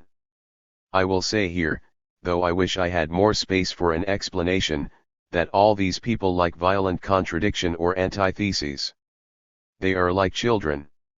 It must be everything or nothing. Starvation or gallows, salvation or ruin. Everything is planned for Thursday. The victim is chosen. I am awaiting my opportunity. When it comes it will be something that not everybody can do. He is a hero to himself, it is dreadful, and not everybody could do it. He took a knife and killed a man by surprise. Not everybody could do it. As the shepherd drives his sheep, the stomach drives man to the darkest crime. Possibly I shall not see another day, but I do not care. The worst thing is to be tormented by hunger. I am embittered by an incurable illness. The last annoyance will come when they sit in judgment on me. A man must pay for his sins, but it is a better death than by starvation. If I die of hunger, no one will take notice of me. But now how many people will be there? And perhaps someone will be sorry for me. What I have resolved I shall have done. No man has ever been afraid as I have been afraid this night. So he is not a hero after all, as he believes himself to be. Under cross-examination he said, although I did not hit on a vital part I have committed murder. I know I am destined for the hangman, but the man had such wonderful clothes and I knew I should never have clothes like them. He no longer says that the stomach is his reason, it is the clothes now that have become a fixed idea. I did not know what I was doing, he pleaded. This you will always find, in one way or another. Sometimes criminals drink before their crimes, in order to be irresponsible. All this proves how hard they must struggle to break through the wall of social interest.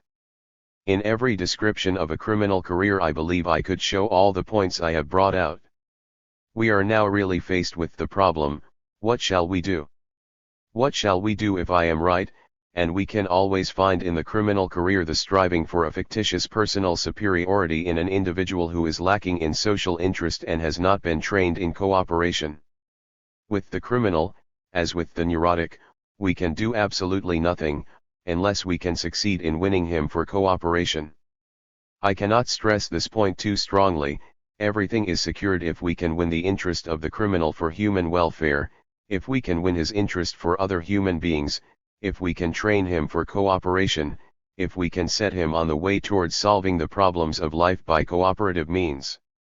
If we fail to do this, we can do nothing. The task is not quite as simple as it looks. We cannot win him by making things easy for him, any more than by making them hard for him. We cannot win him by pointing out that he is wrong and arguing with him. His mind is made up. He has been seeing the world in this way for years. If we are to change him we must find the roots of his pattern. We must discover where his failures first began and the circumstances which provoked them. The main features of his personality had already been decided by the time he was 4 or 5 years old.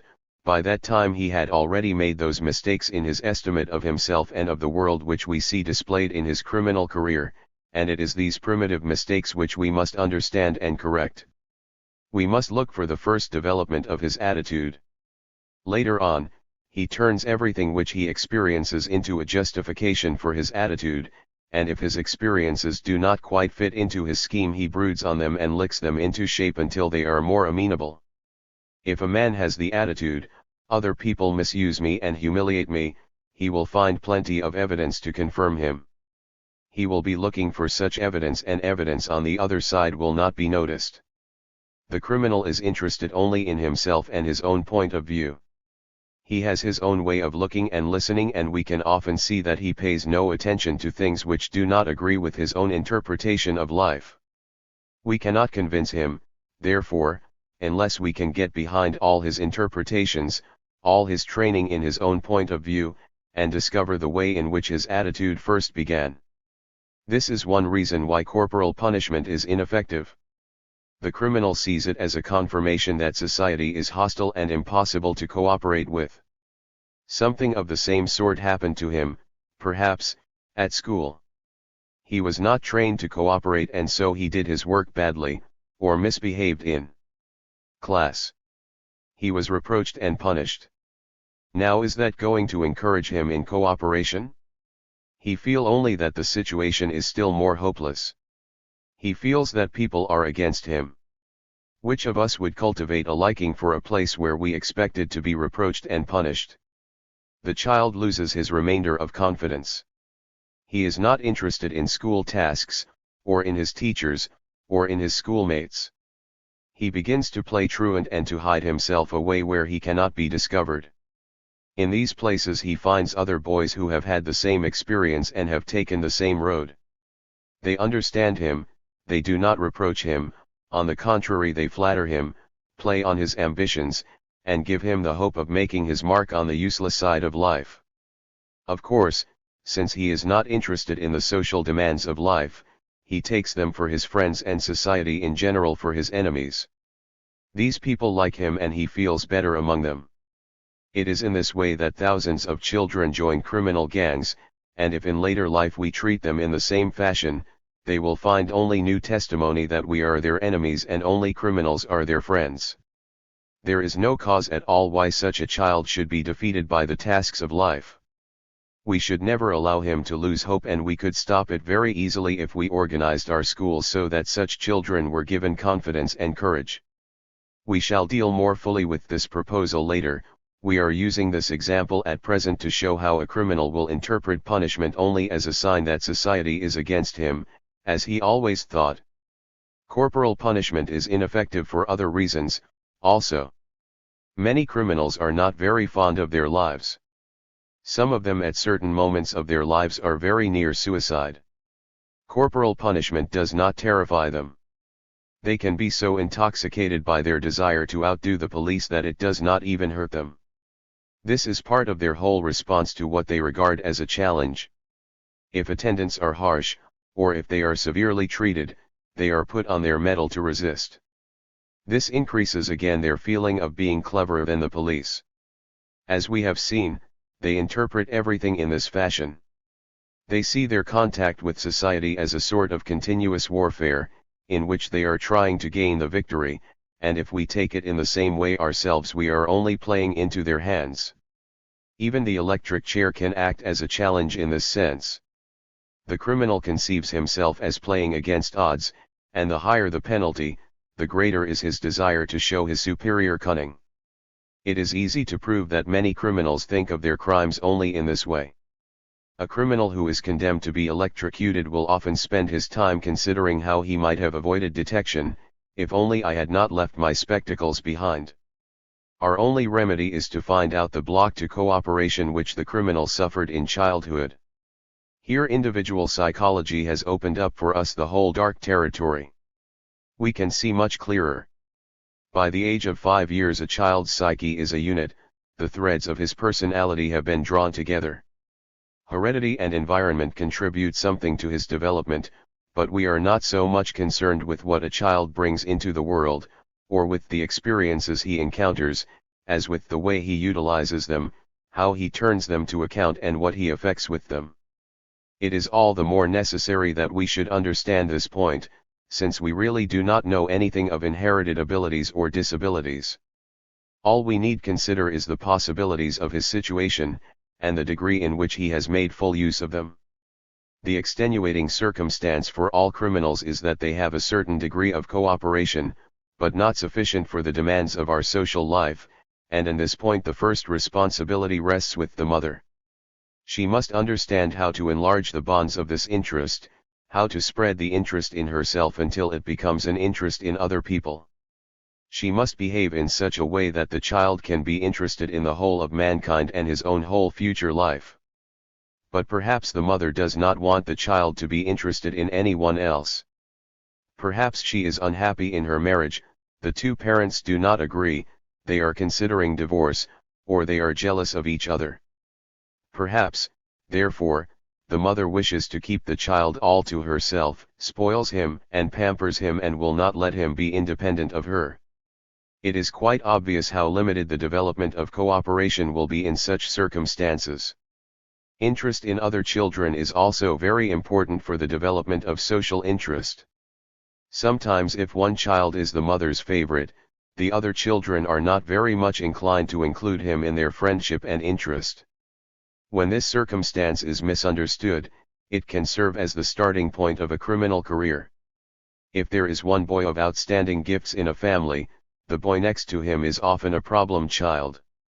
The second son, for example, is more amiable and charming, and his older brother feels deprived of affection. It is easy for such a child to deceive himself and intoxicate himself with the feeling that he is neglected. He looks for evidence to prove that his reproach is true. His behavior becomes worse, he is treated with more severity, he finds a confirmation for his belief that he is thwarted and put in a back seat. Because he feels deprived, he begins to steal, he is found out and punished, and now he has still more testimony that he is not loved and that other people are his enemies. When parents complain of bad times and bad circumstances before their children, they can conduce to a block in the development of social interest. The same thing can happen if they are always making accusations about their relatives or neighbors, always criticizing others and showing bad feeling and prejudice. It would be no wonder if the children grew up with a distorted view of what their fellow men were like, nor should we be surprised if in the end they turned against their parents too. Wherever the social interest is blocked, only an egoistic attitude is left. The child feels, why should I do anything for other people? And, as he cannot solve the problems of life in this frame of mind, he is bound to hesitate and look for an evasion and an easy way out. He finds it too difficult to struggle, and he does not feel concerned if he hurts others. It is a warfare, and everything is fair in war. Let me give you a few examples in which you can trace the development of the criminal pattern. In one family, the second son was a problem child. As far as we could see, he was quite healthy and had no hereditary disabilities.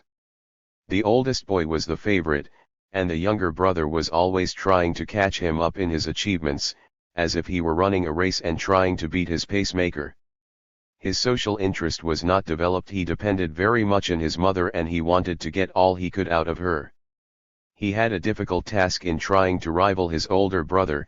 His brother was at the top of his class in school and he himself was at the bottom. His desire to rule and dominate was very clearly shown. He used to give orders to an old maidservant in the house, march her around the room and drill her like a soldier.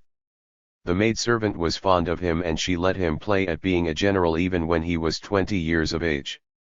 He was always worried and over-impressed by the things he had to accomplish, and at the same time he never accomplished anything. He could always get money from his mother when he was in a difficulty, though he was reproached and criticized for his conduct. Suddenly he married and increased all his difficulties. All he cared for, however, was that he had married before his elder brother, and he looked on this as a great triumph.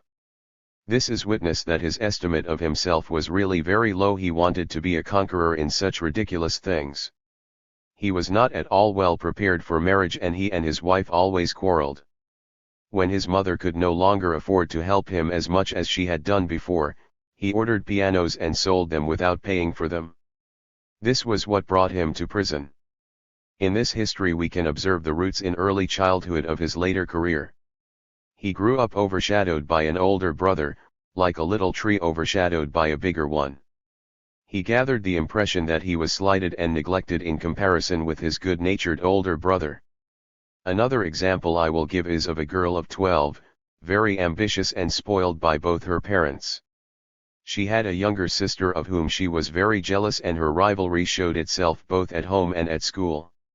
She was always trying to find instances in which her younger sister was preferred, obtained more candy or more money. One day she stole money from the pockets of her schoolmates, was found out and punished. Fortunately, I was able to explain the whole situation to her and free her from the opinion that she could not compete with her younger sister. At the same time, I explained the circumstances to her family, and they contrived to stop the rivalry and to avoid giving the impression that the younger sister was preferred. This happened 20 years ago. The girl is now a very honest woman, married, with a child of her own, and she has made no great mistakes in her life since that time. We have already considered the situations in which the development of children is especially endangered, but I should like to recall them briefly at this point. We must emphasize them, since, if the findings of individual psychology are right, it is only by recognizing the effect of such situations on the criminal's outlook that we can really help him to cooperative activity. The three main types of children with special difficulties are, first, children with imperfect organs, secondly, pampered children, and thirdly, neglected children. Children with imperfect organs feel deprived of their birthright by nature, and, unless their interest in others is specially trained, they are apt to be more than usually preoccupied with themselves. They look for opportunities of ruling others, and I have seen a case where such a boy, feeling humiliated because a girl rejected his advances, persuaded a younger and more stupid boy to kill her. Pampered children remain anchored to the parents who spoil them. They cannot spread their interest to the rest of the world. No child is wholly neglected, or it could not live through the first months of infancy, but we find children we may call neglected among orphans, illegitimate children, unwanted children, ugly and deformed children. It is easily understood that we find among criminals two main types: the ugly neglected and the handsome pampered. I have tried among criminals with whom I have been in contact myself, and in the descriptions of crime I have read in books and newspapers, to find the structure of the criminal personality, and I have always found that the key of individual psychology can give us an understanding of the circumstances. Let me choose a few further illustrations from an old German book by Anton von Feuerbach. I may remark in passing that it is often in old books that I have found the best descriptions of criminal psychology. The case of Conrad K., who murdered his father with the help of a servant. The father had neglected the boy, treated him cruelly, and mishandled the whole family. Once the boy struck back at him, and his father brought him before the courts. The judge said, "You have a wicked and quarrelsome father, and I can see no way out." You notice how the judge himself provided the boy with an excuse. The family tried in vain to find a remedy for their troubles.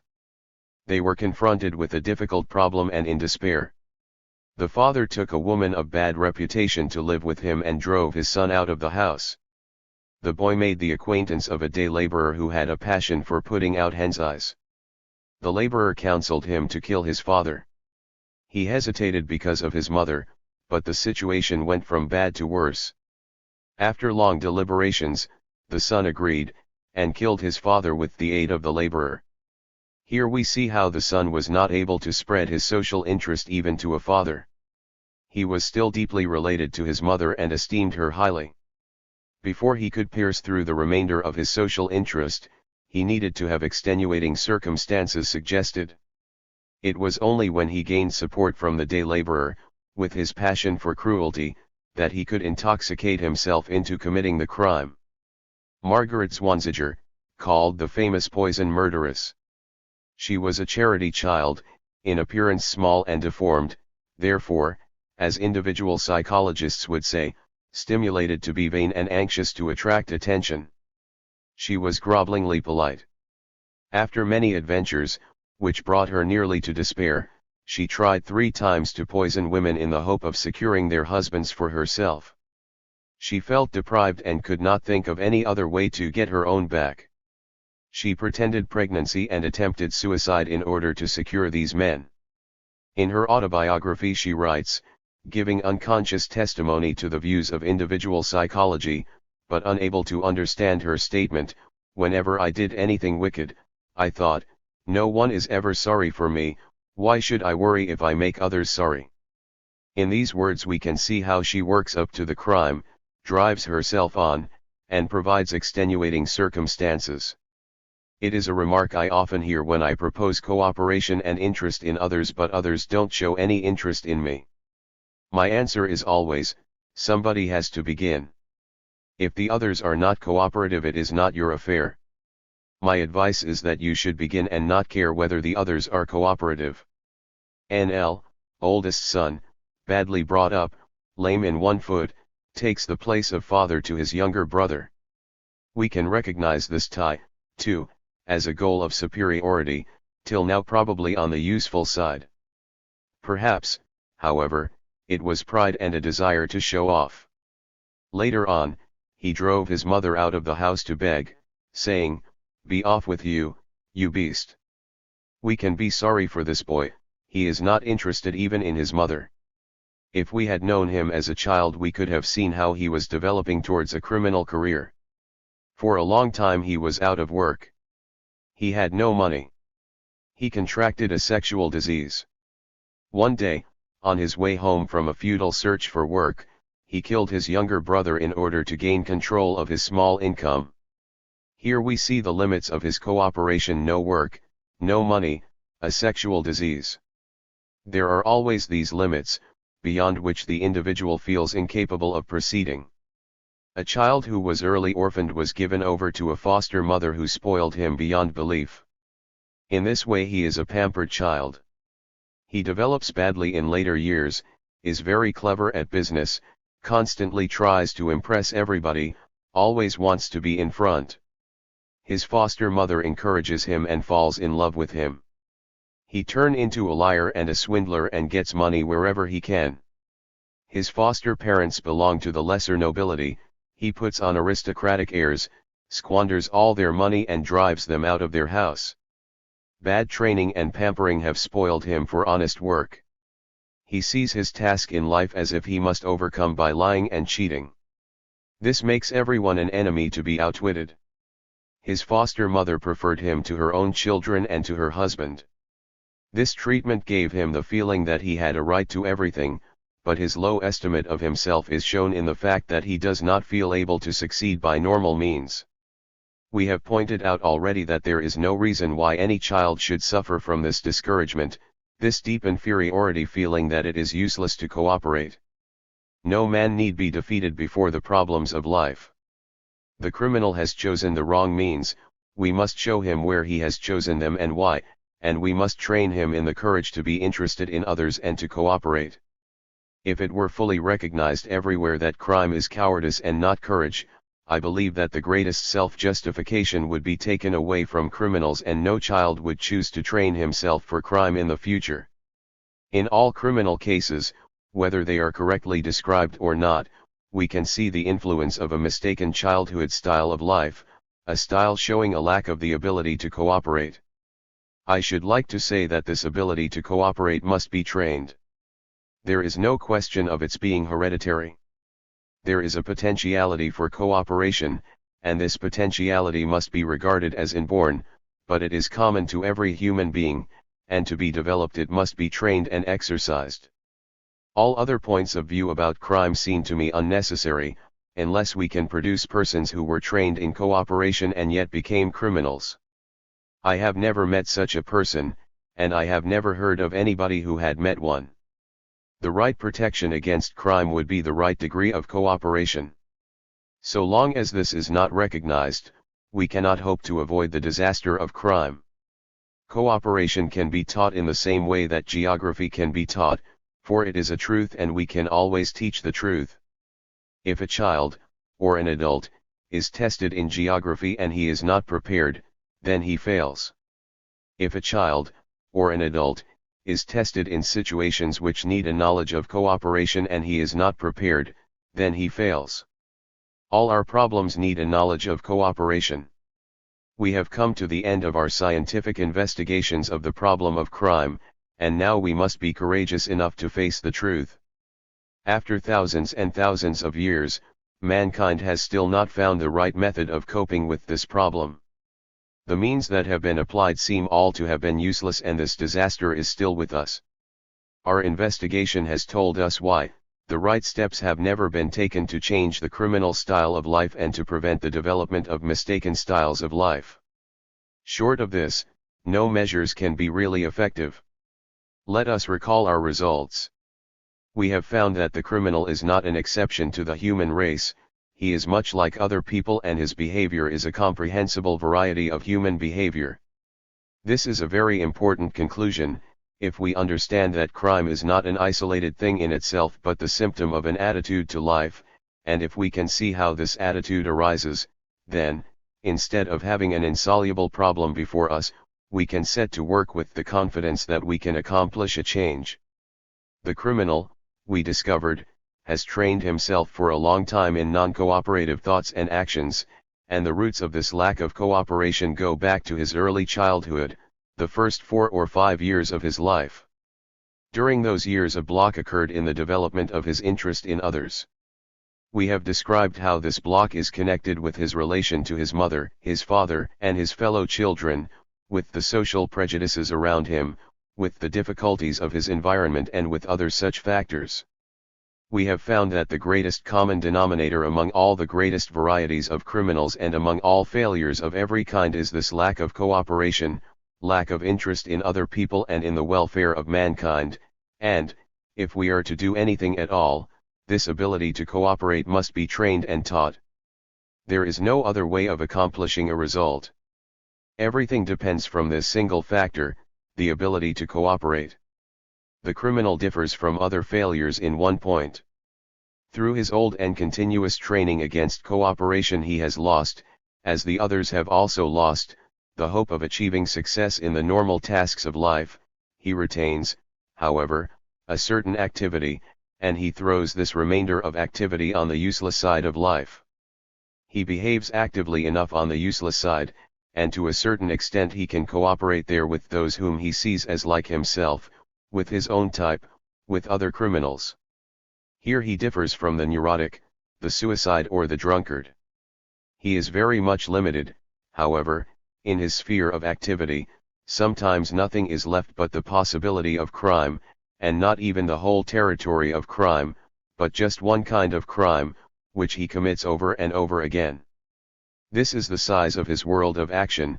He is kept and trapped in this narrow stable. We can see in this circumstance how much he is lacking in courage, and he is bound to lack courage, for courage is only a part of the ability to cooperate. All the time the criminal is preparing his thoughts and emotions for his criminal career, he plans during the day and he dreams during the night in an attempt to break down the last remnant of his social interest. He always looks for excuses and justifications, for extenuating circumstances and for reasons that force him to be a criminal. It is not easy to pierce through the wall of social feeling, it offers a great resistance, but if he is to commit a crime he must find a way, perhaps through brooding over his wrongs, perhaps through intoxication, to get rid of this hindrance. This helps us to understand how continuously he is making an interpretation of his circumstances which will confirm him in his attitude, helps us to understand, also, why we can achieve nothing by arguing with him. He sees the world with his own eyes, and he is prepared with a lifetime of argument. Unless we can discover how his attitude developed we cannot hope to change it.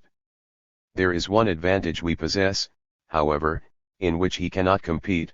It is our interest in others, which will allow us to seek out the real way in which we can help. The criminal begins to plot and prepare a crime when he is in a difficulty, has not the courage to face it in a cooperative way, and looks for an easy solution. It is especially likely to occur, for example, when he is confronted with the need to make money. Like every human being, he is looking for a goal of security and superiority. He is wishing to solve difficulties and overcome obstacles.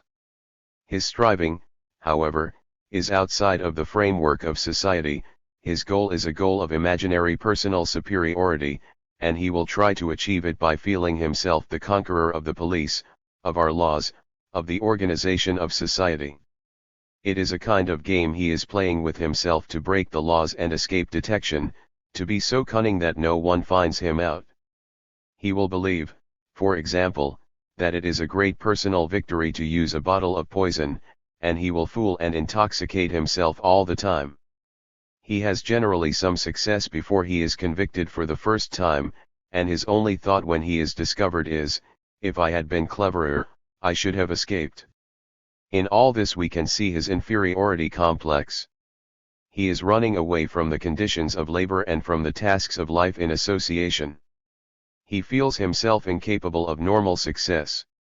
His training away from cooperation has genuinely added to his difficulties. The majority of criminals are unskilled laborers. He hides his feeling of inadequacy by developing a cheap superiority complex. He thinks how brave and how exceptional he is, but can we call a man a hero when he is a deserter from the front of life? The criminal is really carrying out his life in a dream. He does not know reality. He must fight against knowing reality, or he would be forced to give up his career. We find him thinking, therefore, I am the strongest man in the world, because I can shoot everybody, or, I am cleverer than everybody else, because I can commit crimes without being found out. We have identified, also, the roots of the criminal pattern, how criminals come from among those children who were overburdened in their first years of life, or from among the children who were spoiled and pampered. Children who suffer from imperfect organs need a special care to direct their interest towards others, otherwise they will become interested only in their own persons and will be unable to develop in the right way. Neglected children, unwanted, unappreciated, or hated children, are in a similar situation. They have never experienced the cooperation of others. They have not learned that it is possible to be liked, to win affection, to solve problems by cooperation. Pampered children have not been taught to gain things by their own effort. They think that it is sufficient that they should want something and that the world should hasten to fulfill their demands, and if they are not given everything they want, they feel unfairly treated and refuse to cooperate. Behind every criminal we shall be able to trace a history of this kind. They are not trained in cooperation, they are not yet capable of it, and wherever they meet problems they do not know how to approach them. We know, therefore, exactly what we must do. We must train them in cooperation. We have the knowledge, and by now we have enough experience. I am convinced that individual psychology shows us how we could change every single criminal. But consider what a work it would be to take every single criminal and treat him so that we changed his style of life. Unfortunately, in our culture, the majority of men would exhaust their ability to cooperate if their difficulties went beyond a certain point, and we find that in hard times the number of criminals always increases. I believe that if we were to be sure of abolishing crime in this way we would have to treat a great part of the human race, and I am not sure that it would be practicable to have an immediate aim of making every criminal or potential criminal a fellow man. There is plenty that we can do, however. If we cannot alter every criminal, we can do something to relieve the burdens of those people who are not strong enough to cope with them. With regard to unemployment, for example, and the lack of occupational training and skill, we should make it possible that everyone who wants to work can secure a job. This would be the only way to lower the demands of our social life so that a great part of mankind should not lose the last remnant of their ability to cooperate. It is unquestionable that if this were done there would be a decrease in the number of criminals. Whether our time is ripe for this relief to our economic conditions I do not know, but we should certainly work for this change. We should also train children better for their future occupation, so that they can face life better and with a greater sphere of activity. Such training can be given also in our prisons. To some extent steps have already been taken in this direction, and perhaps all we need do here is to increase our efforts. While one do not believe it would be possible to give every criminal an individual treatment, we could contribute much by a mass treatment. I should propose, for instance, that we should have discussions with a great number of criminals on social problems, exactly as we have been considering them here. We should question them and let them answer, we should enlighten their minds and waken them from their lifelong dream, we should free them from the intoxication of a private interpretation of the world and so low an opinion of their own possibilities. We should teach them not to limit themselves and diminish their fear of the situations and the social problems which they must meet. I am very sure that we could achieve great results from such mass treatment. We should also avoid in our social life everything which can act as a challenge to the criminal or to poor and destitute people. If there are great extremes of poverty and luxury, those who are badly off become irritated and are challenged too much. We should therefore diminish ostentation. It is not necessary always to expand on how many millions an individual possesses. We have learned in the treatment of backward and problem children that it is entirely useless to challenge them to a trial of strength. It is because they think that they are engaged in a warfare with their environment that they persist in their attitude. The same thing holds with criminals. Throughout the world we can observe that police officers, judges, and even the laws we make challenge criminals and put them on their mettle. There should never be menaces, and it would be much better if we were more silent, did not mention the names of criminals or give them so much publicity. This attitude needs changing. We should not believe that either severity or mildness can change a criminal. He can be changed only if he understands his own situation better. Of course we should be humane. We should not imagine that criminals can be terrified by the thought of capital punishment.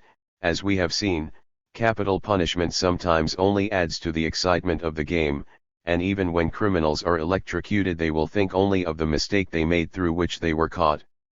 It would be very helpful if we increased our efforts to discover those who were responsible for crimes. As far as I can see, at least 40% of criminals, and perhaps far more, escape detection, and this fact is always at the back of the mistaken view of a criminal. Almost every criminal has experienced occasions when he committed crimes and was not found out. On some of these points we have already improved and we are going in the right direction. It is also important that criminals should not be humiliated or challenged either in the prison itself or after they leave prison. An increase in the number of probation officers would be useful, if the right type of man is chosen, and probation officers themselves should be enlightened in the problems of society and the importance of cooperation. By these means we could accomplish very much. We should still not be able, however, to decrease the number of crimes as much as we could wish. Fortunately we have another means, and it is a method which is very practicable and very successful. If we could train our children to the right degree of ability to cooperate, if we could develop them in social interest, the number of criminals would diminish very considerably, and the effects would be shown in the near future. These children could not then be incited or allured. Whatever troubles or difficulties they met in their life, their interest in others would not be wholly destroyed. Their ability to cooperate and to solve satisfactorily the problems of life would be much higher than we find it in our own generation. The majority of criminals begin their careers very early. It is generally in adolescence that they start, and perhaps in the years between 15 and 28 crimes are most frequent. Our success, therefore, would be seen very soon. Not only so, I am sure if children were taught rightly they would influence their whole home life. Independent, forward-looking, optimistic, and well-developed children are a help and consolation for their parents. The spirit of cooperation would be immediately spread over the whole world, and the whole social atmosphere of mankind would be raised to a much higher level. At the same time as we influence the children, we should be influencing parents and teachers. The only question that remains is how we can choose the best point of attack, what method we are to find to develop children so that they can stand the tasks and problems of later life. Perhaps we could train all the parents. But no, this proposal does not give us much hope. Parents are hard to get hold of, and the parents who need training the most are the very people whom we never see. We could not reach them, and so we must look for another way. Perhaps we could catch all the children, lock them up, put them under probation and keep careful guard over them the whole time. This does not seem a much better proposal. One way there is, however, a way which is practicable and promises a real solution. We can make teachers the instruments of our social progress. We can train our teachers to correct mistakes made in the family, to develop and spread the social interest of the children towards others. This is an entirely natural development of the school. Because the family is not able to bring up the children for all the tasks of later life, mankind has established schools as the prolonged arm of the family. Why should we not use the school to make mankind more sociable, more cooperative, and more interested in human welfare? You will see that our activity must be based upon the following ideas. I will put them very briefly.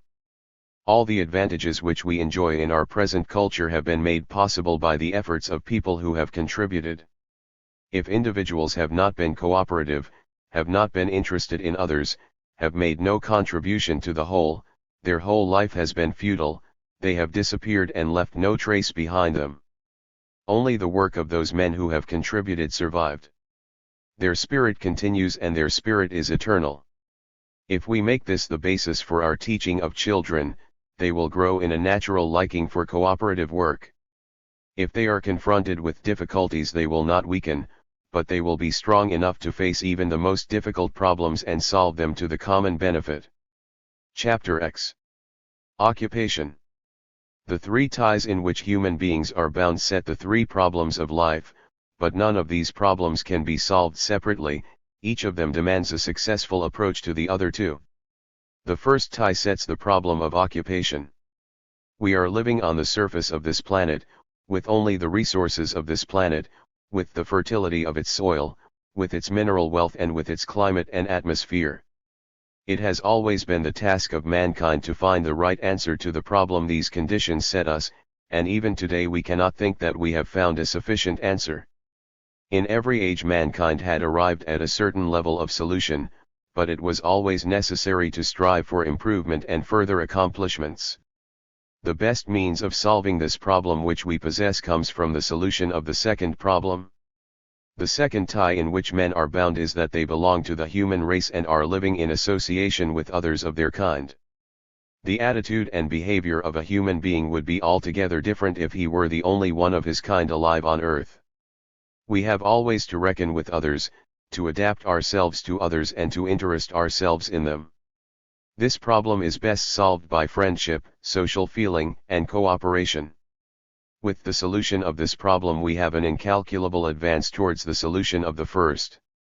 It was only because men learned to cooperate that we could make the great discovery of the division of labor, a discovery which is the chief security for the welfare of mankind. To preserve human life would not be possible if each individual attempted to wrest a living from the earth by himself with no cooperation and no results of cooperation in the past. Through the division of labor we can use the results of many different kinds of training and organize many different abilities so that all of them contribute to the common welfare and guarantee relief from insecurity and increased opportunity for all the members of society. It is true that we cannot boast of having achieved everything that could be done, and we cannot pretend that the division of labor has reached its most fruitful development. But every attempt to solve the problem of occupation must take place within this framework of the human division of labor and the cooperative effort to contribute by our work to the advantage of others also. Some people attempt to evade this problem of occupation, to do no work or to occupy themselves outside of common human interests. We shall always find, however, that if they dodge this problem, they will in fact be claiming support from their fellows. In one way or another they will be living on the labor of others without making a contribution of their own. This is the style of life of the pampered child, to demand whenever a problem faces him that it should be solved for him by the efforts of his fellows, and it is chiefly the pampered child who holds back the cooperation of mankind and throws unfair burdens on those who are actively engaged in solving the problems of life. The third tie of a human being is that he is a member of one of the two sexes and not of the other. On his approach to the other sex and the fulfillment of his sexual role depends his part in the continuance of mankind. This relationship between the two sexes also sets a problem, and it, too, is a problem which cannot be solved apart from the other two problems. For a successful solution of the problem of love and marriage, an occupation contributing to the division of labor is necessary, as well as a good and friendly contact with other human beings. As we have already seen, in our own day, the highest solution for this problem, the solution most coherent with the demands of society and of the division of labor, is monogamy. In the way in which an individual answers this problem, the degree of his cooperation can always be seen. These three problems are never found apart, they all throw cross lights in one another, a solution of one helps towards the solution of the others, and indeed we can say that they are all aspects of the same situation and the same problem, the necessity for a human being to preserve life, and to further life, in the environment in which he finds himself. Here we might repeat that a woman who contributes to the life of mankind by the occupation of motherhood is taking as high a place in the division of human labor as anyone else could take. If she is interested in the lives of her children and is paving the way for them to become fellow men, if she is spreading their interests and training them to cooperate, her work is so valuable that it can never be rightly rewarded. In our own culture, the work of a mother is undervalued and often regarded as a not very attractive or estimable occupation. It is paid only indirectly, and a woman who makes it her main occupation is generally placed in a position of economic dependence. The success of the family, however, rests equally upon the work of the mother and the work of the father. Whether the mother keeps house or works independently, her work as a mother does not play a lower role than the work of her husband. A mother is the first influence in the development of her children's occupational interests. The efforts and training of the first 4 or 5 years of life are decisive for the child's main sphere of action in adult life. If ever I am called on for vocational guidance, I always ask how the individual began and what he was interested in during his first years. His memories of this period show conclusively what he has trained himself for most continuously, they reveal his prototype and his underlying scheme of apperception. To the importance of first memories I shall return later on. The next step for training is made by the schools, and I believe that our schools now are giving more attention to the future occupation of the child, to training his hands, ears, and eyes, his faculties and functions. Such training is as important as the teaching of special subjects. We should not forget, however, that the teaching of subjects is also important for the child's occupational development. In later life we often hear people say that they have forgotten the Latin or French which they learned at school, but, perhaps, all the same, it was not a mistake to teach these subjects. In the study of all these subjects, we have found, through the combined experience of the past, an excellent occasion to train all the functions of the mind. There are modern schools which pay much attention to craftsmanship and handiwork, and in this way, too, we can increase the experience of a child and raise his self-confidence. A child's development is much simpler if he knows from his childhood onwards the occupation which he would like to take up in later life. If we ask children what they would like to be, most of them will give an answer. Their answers are not clearly considered, and when they say that they want to be aeroplane pilots or engine drivers, they do not know why they are choosing this occupation. It is our task to recognize the underlying motives, to see the way they are striving, what is pushing them forward, where they are placed, their goal of superiority, and how they feel they can make it concrete. The answer they give shows us only one kind of occupation which seems to them to represent superiority, but from this occupation we can see also other opportunities for helping them to reach their goal. A child of 12 or 14 should already know much more of the occupation which he will follow, and I am always sorry to hear at this age that a child does not know what he wishes to be in later life. His apparent lack of ambition does not mean that he has no interest at all. He is probably extremely ambitious and not courageous enough to mention what his ambitions are. In such a case we must take pains to find out his chief interest and training. Some children, when they finish high school at the age of 16, are still unsettled over their future occupation. Often they are brilliant pupils but have no idea of how their life will continue. These children we can recognize to be very ambitious but not really cooperative. They have not felt their way in the division of labor and they cannot find in time a concrete method of fulfilling their ambitions. It is thus an advantage to ask children early what their occupation is going to be, and I often put this question in schools so that the children are led to consider the point and cannot forget the problem or wish to hide their answer. I ask them also why they have selected this occupation and I am often told very revealing details. In a child's choice of an occupation we can observe his whole style of life. He is showing us the main direction of his striving and what he values most in life. We must let him value as he chooses, since we ourselves have no means of saying which occupation is higher and which is lower. If he really does his work and occupies himself in a contribution to others, he is in the same level of usefulness as anyone else. His only task is to train himself, try to support himself, and set his interest in the framework of the division of labor. There are some people who could choose any occupation and never be satisfied. What they wish is not an occupation but an easy guarantee of superiority. They do not wish to meet the problems of life, since they feel that it is unfair of life to offer them problems at all. These, again, are the pampered children who wish to be supported by others.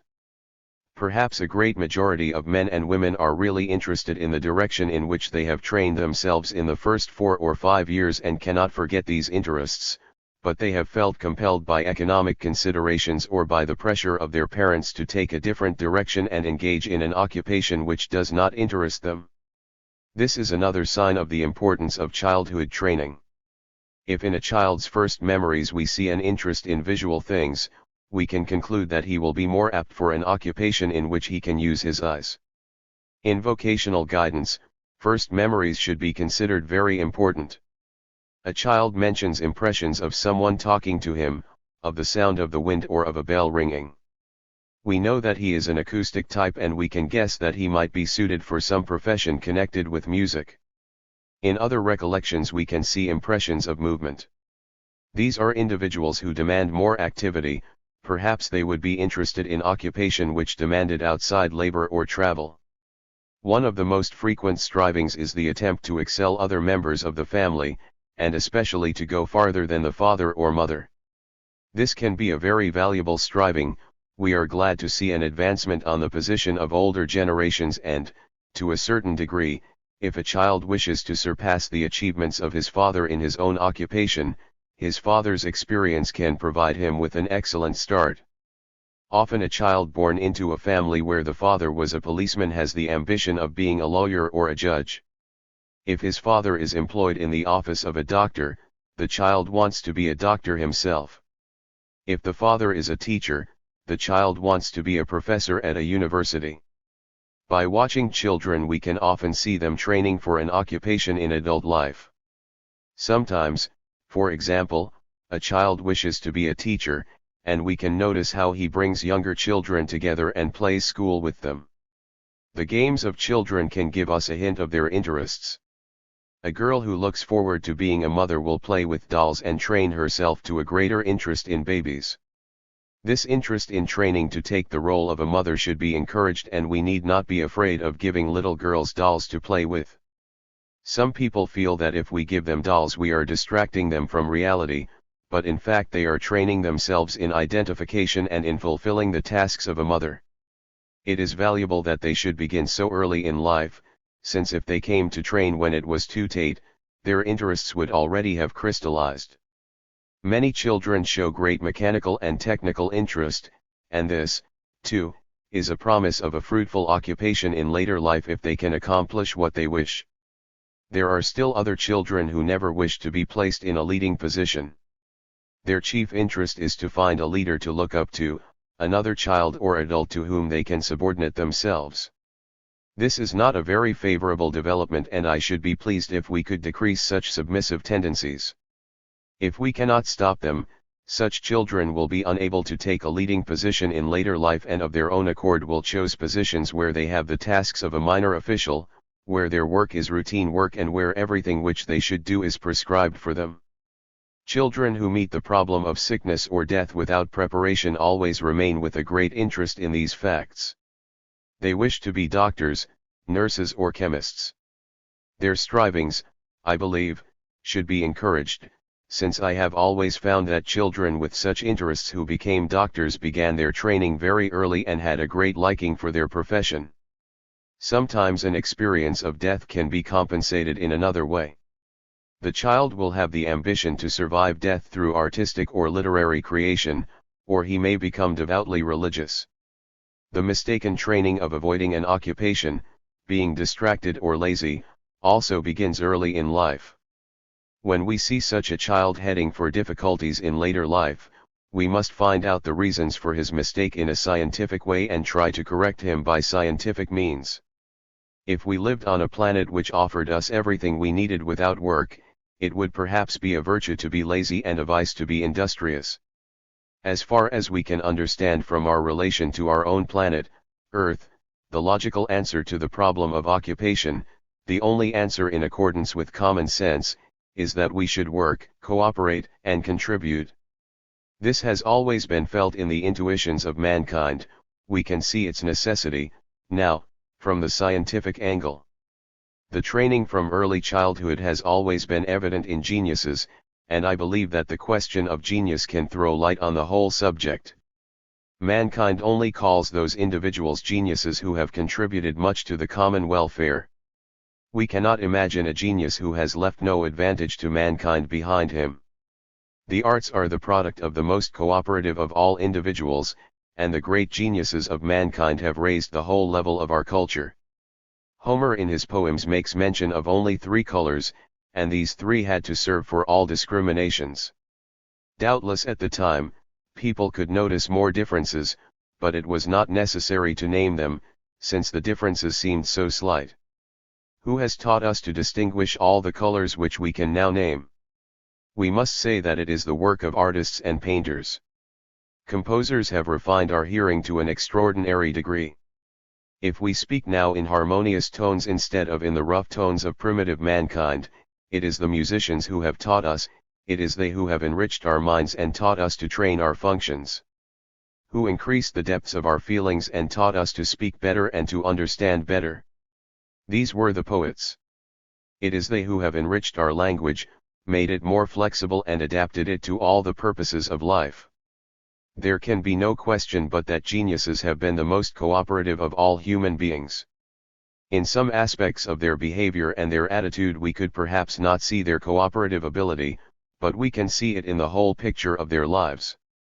It was not so easy for them to cooperate as for others. They went a difficult way and they had many obstacles to contend with. Often they started with gravely imperfect organs. In almost all outstanding people we find some organ imperfection, and we gather the impression that they were sorely confronted at the beginning of life but struggled and overcame their difficulties. We can notice especially how early they fixed their interests and how hard they trained themselves in their childhood. They sharpened their senses, so that they could make contact with the problems of the world and understand them. From this early training we can conclude that their art and their genius was their own creation, not an undeserved gift of nature or inheritance. They strove and we are blessed. This early striving is the best foundation for later success. Suppose we have a girl of 3 or 4 who has been left alone. She begins to sew a hat for her doll. When we see her at work we tell her what a nice hat it is and suggest how it could be made still better. The little girl is encouraged and stimulated. She increases her strivings and her skill. But suppose we had said, "Put that needle down. You will hurt yourself. There's no need for you to make a hat at all. We'll go out and buy you a far nicer one." She would give up her strivings. If we compared the 2 girls in later life we should find that the first had developed her artistic taste and was interested in working, the second would not know what to do with herself and she would think that she could always buy better things than she could make. If the value of money is overstressed in family life, the children will be tempted to look at the problem of occupation only in the light of the money they can make. This is a great mistake, for such a child does not follow an interest in which he contributes to mankind. That everyone should earn his living is a truth, and it is true, also, that we find people who neglect this point and make themselves a charge in others. But if a child is only interested in making money, he can easily lose the path of cooperation and look only after his own advantages. If to make money is his only goal and no social interest is bound up with it, there is no possible reason why he should not make money by robbing and swindling other people. Even if the position is not so extreme but there is only a small degree of social interest combined with the goal, the individual may make plenty of money but his activities will not be of much advantage to his fellows. In our complicated times, it is possible to be successful along these lines and to become rich. Even a mistaken way may sometimes seem to be successful in one point. We need not be astonished, and we cannot hold out a promise that every individual who goes through life with the right attitude will meet immediate success. We can promise, however, that he will keep his courage and will not lose his self-esteem. An occupation can sometimes be used to evade and be made into an excuse for evading the problems of society and love. Very often in our social life an exaggeration of activity in business can be chosen as a means to get rid of the problem of love and marriage. Sometimes we find it used as an excuse for failure. A man devotes himself furiously to his business, and thinks, I have no time to spare for my marriage, and so I am not responsible for its unhappiness. It is especially frequent amongst neurotics that these two problems of society and love are the problems that they try to evade. They make no approach to the other sex or they make wrong approaches. They have no friends and they do not interest themselves in other people. But they are occupied day and night with their business. They think of it and dream of it in bed. They throw themselves into a tension, and in their tension the neurotic symptom appears, stomach irritation or some such trouble. They feel now that their stomach trouble excuses them from meeting the problems of society and love. In other cases the man is always changing his occupation. He can always think of an occupation which would suit him better. In the end it appears that he is not occupied at all, he is always vacillating from one thing to another. Our first point with problem children is to find out their main interest. Through this it is easier to encourage them on the whole. In cases of young people who have not been able to settle on an occupation, or older people who have been occupational failures, their real interest should be found out and used, in the right hands, to give them vocational guidance, combined with an effort to find them employment. This is not always easy. In our own time the great number of unemployed is a matter for alarm. This is not the right expression for a time in which people are trying to improve cooperation. I believe therefore that everybody who has seen the importance of cooperation should strive to see that there are no unemployed individuals, that work is open to everybody who wants it. We may be helped in this way by furthering movements for training schools, technical schools, and adult education. Many of the unemployed are untrained and unskilled. Some of them, perhaps, have not been interested in social life. It is a great burden for mankind to have untrained members of society and members who are not interested in the common welfare. These people really feel themselves backward and at a disadvantage, and we can understand it if untrained and unskilled people make up a large proportion of criminals, neurotics, and suicides. Because of their lack of training, they lag in the rear of mankind. All parents and teachers and all who are interested in the future development and improvement of mankind should make efforts that all children are better trained and that such a great number of them do not come into adult life with no special place in the division of labor. Chapter 11. Man and Fellow Man. The oldest striving of mankind is for men to join with their fellow men. It is through interest in our fellow men that all the progress of our race has been made. The family is an organization in which interest in other people is essential, and as far back as we can go into our history we find this tendency for human beings to group themselves in families. Primitive tribes held themselves together by common symbols, and the purpose of the symbol was to unite men with their fellows in cooperation.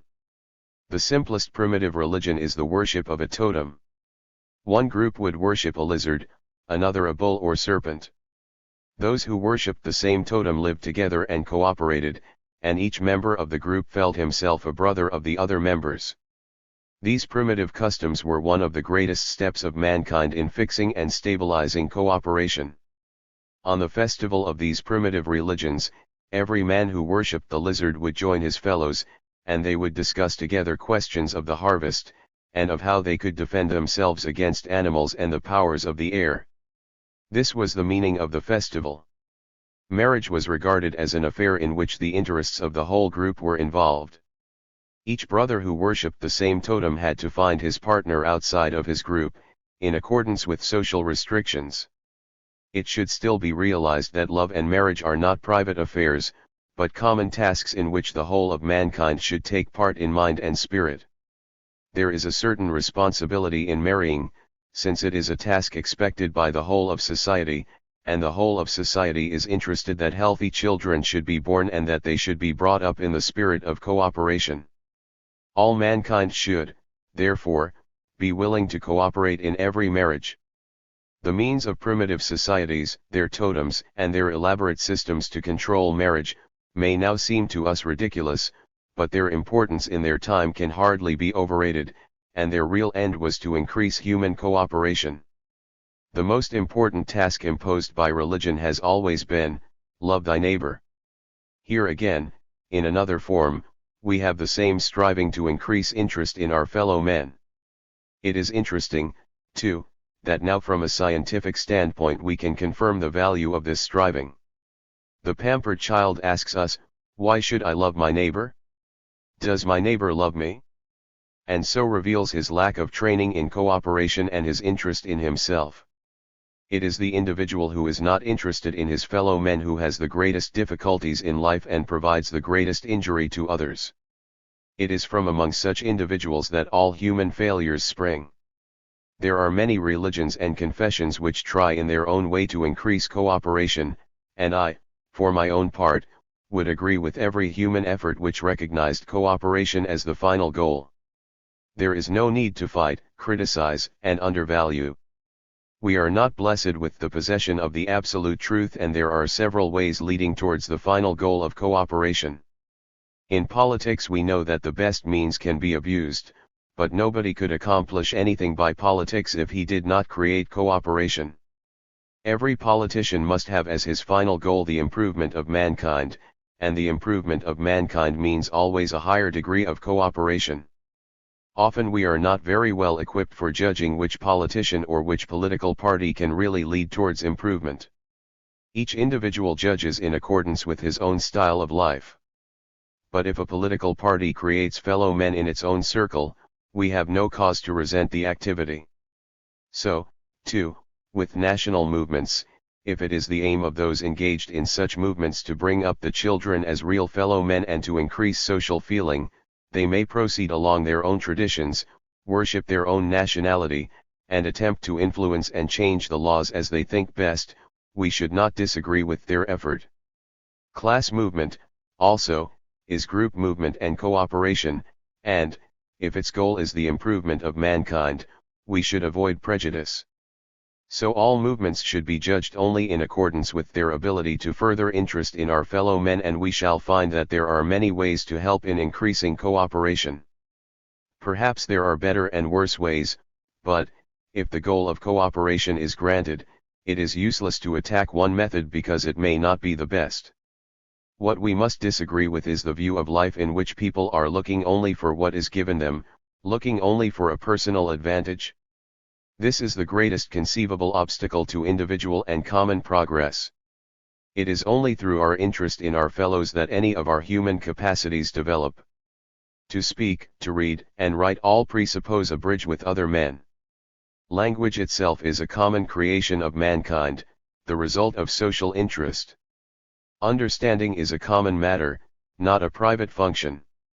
To understand is to understand as we expect that everybody should understand. It is to connect ourselves in a common meaning with other people, to be controlled by the common sense of all mankind. There are some people who are seeking mainly for their own interests and for personal superiority. They give a private meaning to life, life should exist for them alone. This is no understanding, however, it is an opinion which no one else in the whole wide world could share. We find, therefore, that such people are unable to connect themselves with their fellow men. Often when we see a child who has trained towards interest in himself, we find that he has a hangdog or vacant look in his face, and we can see something of the same look in the faces of criminals or of the insane. They are not using their eyes to connect with others. They are not seeing in the same way. Sometimes such children and adults will not even look at their fellow beings, they turn their eyes away and look elsewhere. The same failure of connection is shown in many neurotic symptoms, very noticeably, for example, in compulsive blushing, in stammering, in impotence or premature ejaculation. These all reveal an inability to join with other human beings, rising from a lack of interest in them. The highest degree of isolation is represented by insanity. Even insanity is not incurable if the interest in others can be aroused, but it represents a greater distance from fellow men than any other expression except, perhaps, suicide. It is an art to cure such cases, and a very difficult art. We must win the patient back to cooperation, and we can do it only by patience and the kindliest and friendliest manner. Once I was called in to do what I could for a girl with dementia praecox. She had suffered from this condition for 8 years and for the last 2 years had been in an asylum. She barked like a dog, spat, tore her clothes and tried to eat her handkerchief. We can see how far she had turned away from interest in human beings. She wanted to play the role of a dog and we can understand this. She felt that her mother had treated her as a dog, and perhaps she was saying, "The more I see of human beings, the more I should like to be a dog." I spoke to her on 8 successive days and she did not answer a word. I continued to speak to her and after 30 days she began to talk in a confused and unintelligible way. I was a friend to her and she was encouraged. If a patient of this type is encouraged, he does not know what to do with his courage. His resistance against his fellow men is very strong. We can predict the conduct he will try when his courage comes back to some degree, but he still does not wish to be cooperative. He is like a problem child, he will try to be a nuisance, he will break anything he can lay hands on, or he will hit the attendant. When I next spoke to this girl she hit me. I had to consider what I should do. The only answer that would surprise her was to put up no resistance. You can imagine the girl, she was not a girl of great physical strength. I let her hit me and looked friendly. This she did not expect, it took away every challenge from her. She still did not know what to do with her reawakened courage. She broke my window and cut her hand on the glass. I did not reproach her, but bandaged her hand. The usual way of meeting such violence, to confine her and lock her in her room, was the wrong way. We must act differently if we wish to win this girl. It is the greatest mistake to expect an insane person to act as a normal person. Almost everyone is annoyed and irritated because the insane do not respond like ordinary beings. They do not eat, they tear their clothes, and so on. Let them do it. There is no other possibility of helping them. After this, the girl recovered. A year passed and she had continued perfectly healthy. One day when I had to visit the asylum in which she had been confined, I met her on the way. "What are you doing?" she asked me. "Come with me," I answered. "I am going to the asylum where you lived for 2 years." We went to the asylum together and I asked for the doctor who had treated her there. I suggested that he should talk with her while I saw another patient. When I came back, the doctor was very much out of temper. "She is perfectly healthy," he said, "but there is one thing about her that displeases me. She does not like me. I still see this girl from time to time and she has remained in good health for 10 years. She earns her own living, is reconciled to her fellows, and no one who saw her would believe that she had ever suffered from insanity." Two conditions which reveal with a special clarity the distance from other human beings are paranoia and melancholia. In paranoia the patient accuses all mankind, he thinks that his fellow men are organized in a conspiracy against him. In melancholia, the patient accuses himself, he says, for example, "I have ruined my whole family," or "I have lost all my money and my children must starve." If a person accuses himself, however, this is only the outside face he shows, he is really accusing others. A woman of much prominence and influence, for example, had an accident and could no longer continue with her social activities. She had 3 daughters who had married and she felt very much alone. About the same time she lost her husband. She had been pampered before and she tried to replace what she had lost. She began to travel abroad in Europe. She no longer felt as important as she had been, however, and while she was in Europe she began to suffer from melancholia. Her friends left her. Melancholia is a disorder which is a great trial for those in the environment. She cabled for her daughters to come, but each of them had an excuse and none of them came over to her. When she returned home, her most frequent words were, "My daughters have been so very kind." Her daughters had left her alone, they had let a nurse take care of her, and now that she had come back they visited her only at intervals. We cannot take her words at their surface value. They are an accusation, and everyone who knew the circumstances would know that they were an accusation.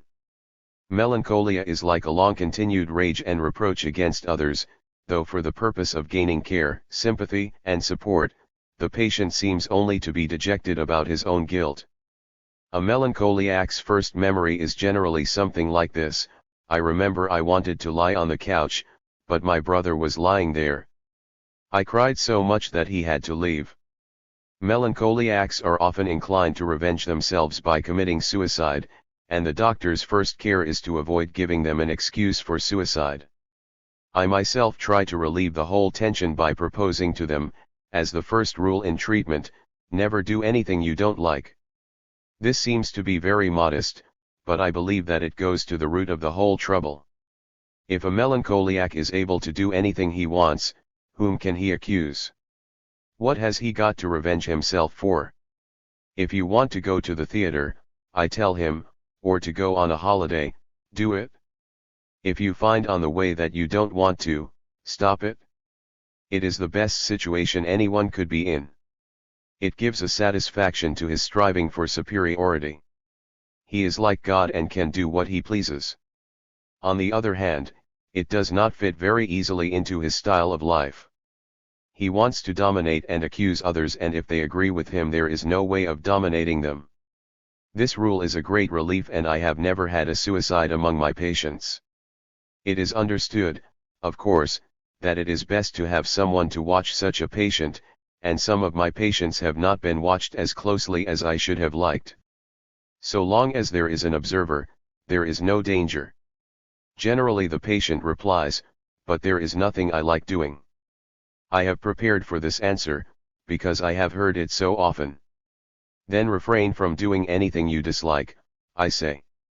Sometimes, however, he will reply, "I should like to stay in bed all day."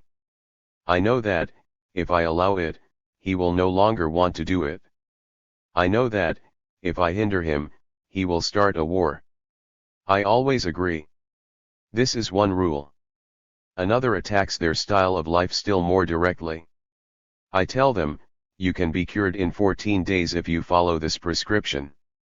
Try to think every day how you can please someone. See what this means to them. They are occupied with the thought, how can I worry someone?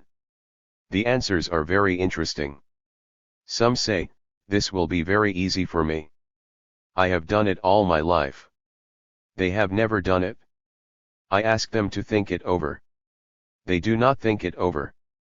I tell them, you can make use of all the time you spend when you are unable to go to sleep by thinking how you can please someone, and it will be a big step forward in your health. When I see them next day, I ask them, did you think over what I suggested? They answer, last night I went to sleep as soon as I got into bed. All this must be done, of course, in a modest, friendly manner, without a hint of superiority. Others will answer, I could never do it. I am so worried. I tell them, don't stop worrying, but at the same time you can think now and then of others. I want to direct their interest always towards their fellows. Many say, why should I please others? Others do not try to please me. You must think of your health, I answer. The others will suffer later on. It is extremely rarely that I have found a patient who said, I have thought over what you suggested. All my efforts are devoted towards increasing the social interest of the patient. I know that the real reason for his malady is his lack of cooperation, and I want him to see it too. As soon as he can connect himself with his fellow men on an equal and cooperative footing, he is cured. Another dear example of a lack of social interest is the so-called criminal negligence. A man lets a lighted match fall and starts a forest fire.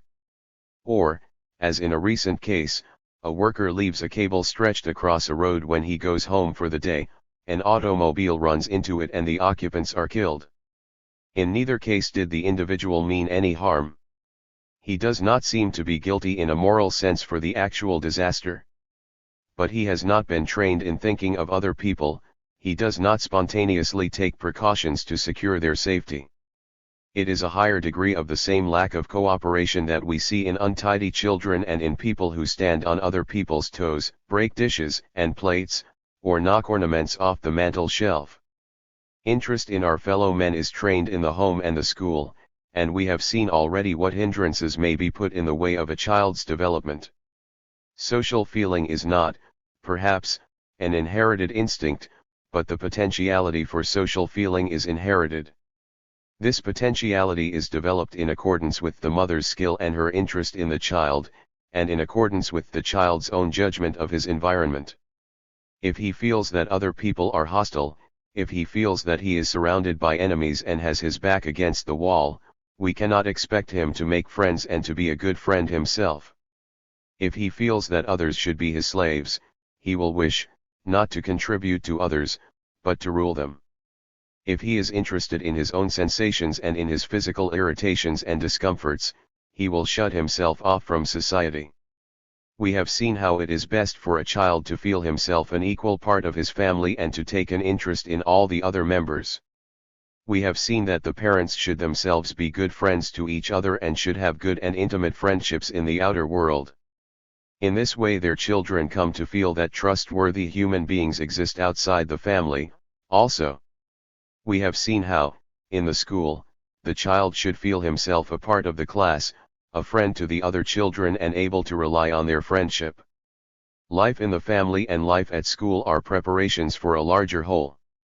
Their aim is to educate the child to be a fellow man, an equal part of the whole of mankind. Only in these conditions will he preserve his courage and meet the problems of life without tension, finding solutions for them which increase the welfare of others. If he can be a good friend to all men and contribute to them by useful work and by a happy marriage, he will never feel inferior to others or defeated by them. He will feel that he is at home in the universe, in a friendly place, meeting people he likes and equal to all his difficulties. He will feel, this world is my world. I must act and organize, not wait and expect. He will be wholly sure that the present time is only one time in the history of mankind, and that he belongs to the whole human process past, present and future, but he will feel also that this is the time in which he can fulfill his creative tasks and make his own contribution to human development. It is true that there are evils and difficulties and prejudices and disasters in this world, but it is our own world and its advantages and disadvantages are our own.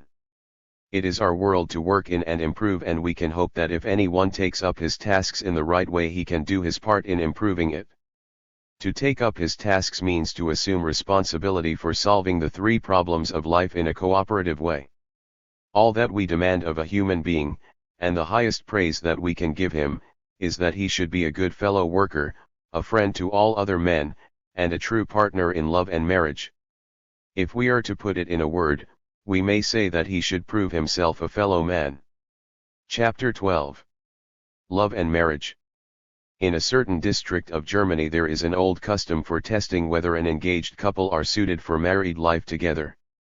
Before the wedding ceremony, the bride and bridegroom are brought to a clearing where a tree trunk has been cut down. Here they are given a two-handed saw and set to work to saw the trunk across. By this test it is found out how far they are willing to cooperate with each other. It is a task for two people. If there is no trust between them, they will tug against each other and accomplish nothing. If one of them wishes to take the lead and do everything by himself, then, even if the other gives way, the task will take twice as long. They must both have initiative, but their initiatives must combine together. These German villagers have recognized that cooperation is the chief prerequisite for marriage. If I were asked to say what love and marriage mean, I should give the following definition, incomplete as it may be. Love, with its fulfillment, marriage, is the most intimate devotion towards a partner of the other sex, expressed in physical attraction, in comradeship, and in the decision to have children. It can easily be shown that love and marriage are one side of cooperation, not a cooperation for the welfare of two persons only, but a cooperation also for the welfare of mankind. This standpoint, that love and marriage are a cooperation for the welfare of mankind, throws light on every aspect of the problem. Even physical attraction, the most important of all human strivings, has been a most necessary development for mankind. As I have explained so often, mankind, suffering from imperfect organs, has been none too well equipped for life on the crust of this poor planet, Earth. The chief way to preserve human life was to propagate it, hence our fertility and the continual striving of physical attraction. In our own days, we find difficulties and dissensions arising over all the problems of love. Married couples are confronted with these difficulties, parents are concerned with them, the whole of society is involved in them. If we are trying, therefore, to come to a right conclusion, our approach must be quite without prejudice. We must forget what we have learned and try to investigate, as far as we can, without letting other considerations interfere with a full and free discussion. I do not mean that we can judge the problem of love and marriage as if it were an entirely isolated problem. A human being can never be wholly free in this way, he can never reach solutions for his problems purely along the line of his private ideas. Every human being is bound by definite ties, his development takes place within a definite framework and he must conform his decisions to this framework. These three main ties are set by the facts that we are living in one particular place in the universe and must develop with the limits and possibilities which our circumstances set us, that we are living among others of our own kind to whom we must learn to adapt ourselves, and that we are living in two sexes with the future of our race dependent on the relations of these two sexes. It is easy to understand that if an individual is interested in his fellows and in the welfare of mankind, everything he does will be guided by the interests of his fellows, and he will try to solve the problem of love and marriage as if the welfare of others were involved. He does not need to know that he is trying to solve it in this way. If you ask him, he will perhaps be unable to give a scientific account of his aims. But he will spontaneously seek the welfare and improvement of mankind, and this interest will be visible in all his activities. There are other human beings who are not so much concerned with the welfare of mankind. Instead of taking as their underlying view of life what can I contribute to my fellows? How can I fit in as part of the whole? They ask rather, what is the use of life? What can I get out of it? What does it pay? Are other people considering me enough? Am I properly appreciated? If this attitude is behind an individual's approach to life, he will try to solve the problem of love and marriage in the same way. He will ask always, what can I get out of it? Love is not a purely natural task, as some psychologists believe. Sex is a drive or instinct, but the question of love and marriage is not quite simply how we are to satisfy this drive. Wherever we look, we find that our drives and instincts are developed, cultivated, refined. We have repressed some of our desires and inclinations. On behalf of our fellow beings, we have learned how not to annoy each other. We have learned how to dress ourselves and how to be clean. Even our hunger does not have a merely natural outlet, we have cultivated tastes and manners in eating. Our drives have all been adapted to our common culture, they all reflect the efforts we have learned to make for the welfare of mankind and for our life in association. If we apply this understanding to the problem of love and marriage, we shall see, here again, that the interest of the whole, the interest in mankind, must always be involved. This interest is primary. There is no advantage in discussing any of the aspects of love and marriage, in proposing reliefs, changes, new regulations, or institutions, before we have seen that the problem can be solved only in its whole coherence, only by considering human welfare as a whole. Perhaps we shall improve, perhaps we shall find completer answers to the problem, but if we find better answers they will be better because they take fuller account of the fact that we are living in two sexes, on the crust of this earth, where association is necessary. In so far as our answers already take account of these conditions, the truth in them can stand forever. When we use this approach, our first finding in the love problem is that it is a task for two individuals. For many people this is bound to be a new task. To some degree we have been educated to work alone, to some degree we have been educated to work in a team or a crowd. We have generally had little experience of working two by two. These new conditions, therefore, raise a difficulty, but it is a difficulty easier to solve if these two people have been interested in their fellows, for then they can learn more easily to be interested in each other. We could even say that for a full solution of this cooperation of two, each partner must be more interested in the other than in himself. This is the only basis on which love and marriage can be successful. We shall already be able to see in what way many opinions of marriage and many proposals for its reform are mistaken. If each partner is to be more interested in the other partner than in himself, there must be equality. If there is to be so intimate a devotion, neither partner can feel subdued nor overshadowed.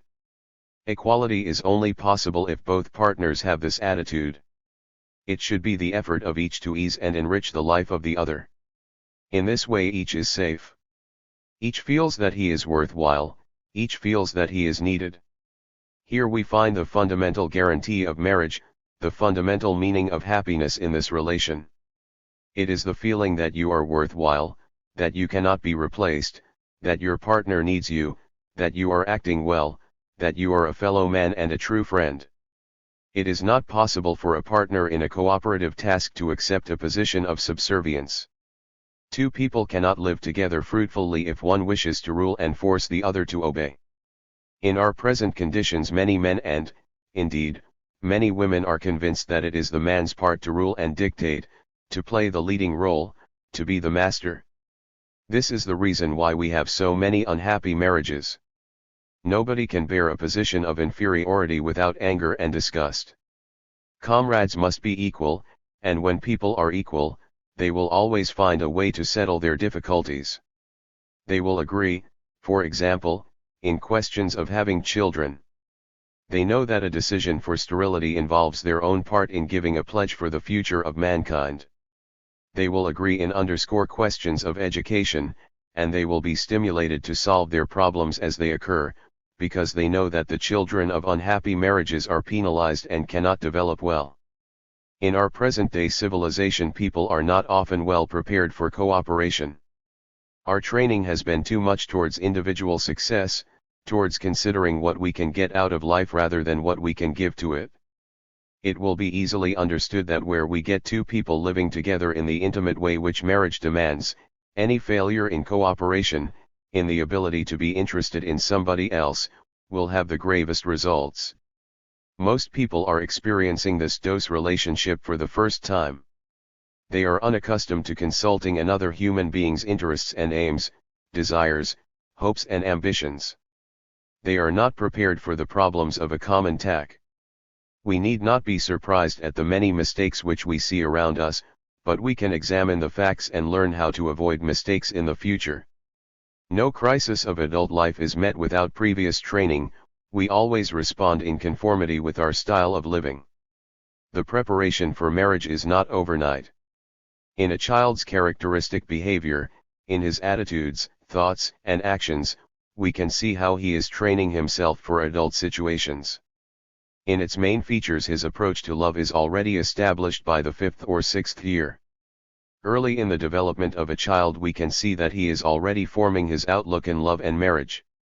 We should not imagine that he is showing sexual promptings in our adult sense of the term. He is making up his mind about one aspect of the general social life of which he feels himself a part.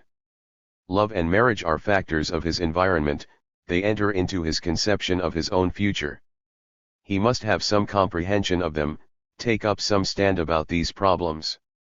When children give such early evidence of their interest in the other sex and choose for themselves the partners whom they like, we should never interpret it as a mistake, or a nuisance, or a precocious sex influence. Still less should we deride it or make a joke of it. We should take it as a step forward in their preparation for love and marriage. Instead of making a trifle out of it, we should rather agree with the child that love is a marvelous task, a task for which he should be prepared, a task on behalf of the whole of mankind. Thus we can implant an ideal in the child's mind, and later in life children will be able to meet each other as very well prepared comrades and as friends in an intimate devotion. It is revealing to observe that children are spontaneous and wholehearted adherents of monogamy, and this often in spite of the fact that the marriages of their parents are not always harmonious and happy. I should never encourage parents to explain the physical relations of sex too early in life or to explain more than their children wish to learn. You can understand that the way in which a child looks on the problems of marriage is of the greatest importance. If he is taught in a mistaken way, he can see them as a danger or as something altogether beyond him. In my own experience, children who were introduced to the facts of adult relations in early life, at 4, 5 or 6 years of age, and children who had precocious experiences, are always more scared of love in later life. Bodily attraction suggests to them also the idea of danger. If a child is more grown up when he has his first explanations and experiences, he is not nearly so frightened, there is so much less opportunity for him to make mistakes in understanding the right relations. The key to helpfulness is never to lie to a child, never to evade his questions, to understand what is behind his questions, to explain only as much as he wishes to learn and only as much as we are sure he can understand. Officious and intrusive information can cause great harm. In this problem of life, as in all others, it is better for a child to be independent and learn what he wants to know by his own efforts. If there is trust between himself and his parents, he can suffer no injury. He will always ask what he needs to know. There is a common superstition that children can be misled by the explanations of their comrades. I have never seen a child, otherwise healthy, who suffered harm in this way. Children do not swallow everything that their schoolmates tell them. For the most part they are very critical, and, if they are not certain that what they have been told is true, they will ask their parents or their brothers and sisters. I must confess, too, that I have often found children more delicate and tactful in these affairs than their elders. Even the physical attraction of adult life is already being trained in childhood. The impressions the child gains with regard to sympathy and attraction, the impressions given by the members of the other sex in his immediate surroundings, these are the beginnings of physical attraction. When a boy gains these impressions from his mother, his sisters, or the girls around him, his selection of physically attractive types in later life will be influenced by their similarity to these members of his earlier environment. Sometimes he is influenced, also, by the creations of art. Everybody is drawn in this way by an ideal of personal beauty. Thus in later life the individual has no longer a free choice in the broadest sense, but a choice only along the lines of his training. This search for beauty is not a meaningless search. Our aesthetic emotions are always based on a feeling for health and for the improvement of mankind. All our functions, all our abilities, are formed in this direction. We cannot escape it. We know as beautiful those things which look towards eternity, those things which are for the benefit of mankind and for the future of mankind, the symbols of the way in which we wish our children to develop. This is the beauty which is always drawing us. Sometimes if a boy experiences difficulties with his mother, and a girl with her father, they look for an antithetic type. If, for example, the boy's mother has nagged him and bullied him, if he is weak and afraid of being dominated, he may find sexually attractive only those women who appear not to be dominating. It is easy for him to make mistakes, he can look for a partner whom he can subdue, and a happy marriage is never possible without equality. Sometimes, if he wants to prove himself powerful and strong, he looks for a partner who also seems to be strong, either because he prefers strength or because he finds in her more of a challenge to prove his own strength. If his disagreement with his mother is very great, his preparation for love and marriage may be hindered, and even physical attraction to the other sex may be blocked. There are many degrees of this obstruction. Where it is complete, he will exclude the other sex entirely and become perverted. We are always better prepared if the marriage of our parents has been harmonious. Children gain their earliest impression of what marriage is like from the life of their parents, and it is not astonishing that the greatest number of failures in life are among the children of broken marriages and unhappy family life. If the parents are not able themselves to cooperate, it will be impossible for them to teach cooperation to their children. We can often best consider the fitness of an individual for marriage by learning whether he was trained in the right kind of family life and by observing his attitude towards his parents, sisters, and brothers. The important factor is where he gained his preparation for love and marriage.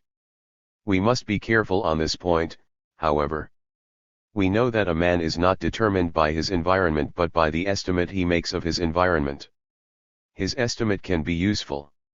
It is possible that he had very unhappy experiences of family life in his parents' home, but this may only stimulate him to do better in his own family life. He may be striving to prepare himself well for marriage. We must never judge or exclude a human being because he has an unfortunate family life behind him. The worst preparation is when an individual is always looking for his own interest. If he has been trained in this way, he will be thinking all the while what pleasure or excitement he can get out of life. He will always be demanding freedom and reliefs, never considering how he can ease and enrich the life of his partner. This is a disastrous approach. I should compare him to a man who tries to put a horse's collar on from the tail end. It is not a sin, but it is a mistaken method. In preparing our attitude to love, therefore, we should not always be looking for mitigations and ways of avoiding responsibility. The comradeship of love could not be firm if there were hesitation and doubt. Cooperation demands a decision for eternity, and we only regard those unions as real examples of love and real marriages in which a fixed and unalterable decision has been taken. In this decision we include the decision to have children, to educate them and train them in cooperation, and to make them, as far as we can, real fellow men, real equal and responsible members of the human race. A good marriage is the best means we have for bringing up the future generation of mankind, and marriage should always have this in view. Marriage is really a task, it has its own rules and laws. We cannot select one part and evade the others without infringing the eternal law of this earth crust, cooperation. It is impossible to have the real intimate devotion of love if we limit our responsibility to 5 years or regard the marriage as a trial period. If men or women contemplate such an escape, they not collect all their powers for the task. In none of the serious and important tasks of life do we arrange such a getaway. We cannot love and be limited. All those very well-meaning and good-hearted people who are trying to find a relief for marriage are on the wrong path. The reliefs they propose would damage and restrict the efforts of couples who were entering marriage. They would make it easier for them to find a way out and to omit the work they should do in the task on which they have decided. I know that there are many difficulties in our social life and that they hinder many people from solving the problem of love and marriage in the right way, even though they would like to solve it. It is not love and marriage, however, that one want to sacrifice. I want to sacrifice the difficulties of our social life. We know what characteristics are necessary for a love partnership to be faithful and true and trustworthy, not to be reserved, not to be self-seeking. You can understand that if a person believes that unfaithfulness is all in the day's work, he is not properly prepared for marriage. It is not even possible to carry through a true comradeship if both partners have agreed to preserve their freedom. This is not comradeship. In comradeship we are not free in every direction. We have bound ourselves to our cooperation. Let me give an example of how such a private agreement, not adapted to the success of the marriage or the welfare of mankind, can harm both the partners. I remember a case where a divorced man and a divorced woman married. They were cultivated and intelligent people and hoped very much that their new venture in marriage would be better than the last. They did not know, however, how their first marriages had come to ruin. They were looking for a right way without having seen their lack of social interest. They professed themselves free thinkers, and they wished to have an easy marriage in which they would never run the risk of being bored by each other. They proposed, therefore, that each of them should be perfectly free in every direction. They should do whatever they wanted to do, but they should trust each other enough to tell everything that happened. On this point the husband seemed to be more courageous. Whenever he came home he had many gay experiences to tell his wife, and she seemed to enjoy them vastly and to be very proud of her husband's successes. She was always intending to begin a flirtation or a love relation herself, but before she had taken the first step she began to suffer from agoraphobia. She could no longer go out alone, her neurosis kept her to her room. If she took a step beyond the door she was so scared that she was compelled to return. This agoraphobia was a protection against the decision she had made, but there was more to it than this. At last, since she was unable to go out alone, her husband was compelled to stay by her side. You see how the logic of marriage broke through their decision. The husband could no longer be a free thinker because he must remain with his wife. She herself could make no use of her freedom because she was afraid to go out alone. If this woman were cured, she would be forced to reach a better understanding of marriage, and the husband, too, would have to regard it as a cooperative task. Other mistakes are made at the very beginning of the marriage. A child who has been pampered at home often feels neglected in marriage. He has not been trained to adapt himself to social life. A pampered child may develop into a great tyrant in marriage. The other partner feels victimized, feels himself in a cage, and begins to resist. It is interesting to observe what happens when two pampered children marry each other. Each of them is claiming interest and attention and neither can be satisfied. The next step is to look for an escape. One partner begins a flirtation with someone else in the hope of gaining more attention. Some people are incapable of falling in love with one person, they must fall in love with two at the same time. They thus feel free, they can escape from one to the other, and never undertake the full responsibilities of love. Both means neither.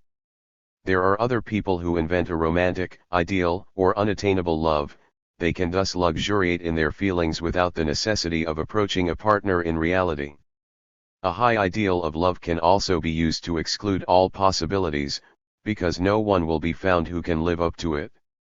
Many men, and especially many women, through mistakes in their development, have trained themselves to dislike and reject their sexual R6LE.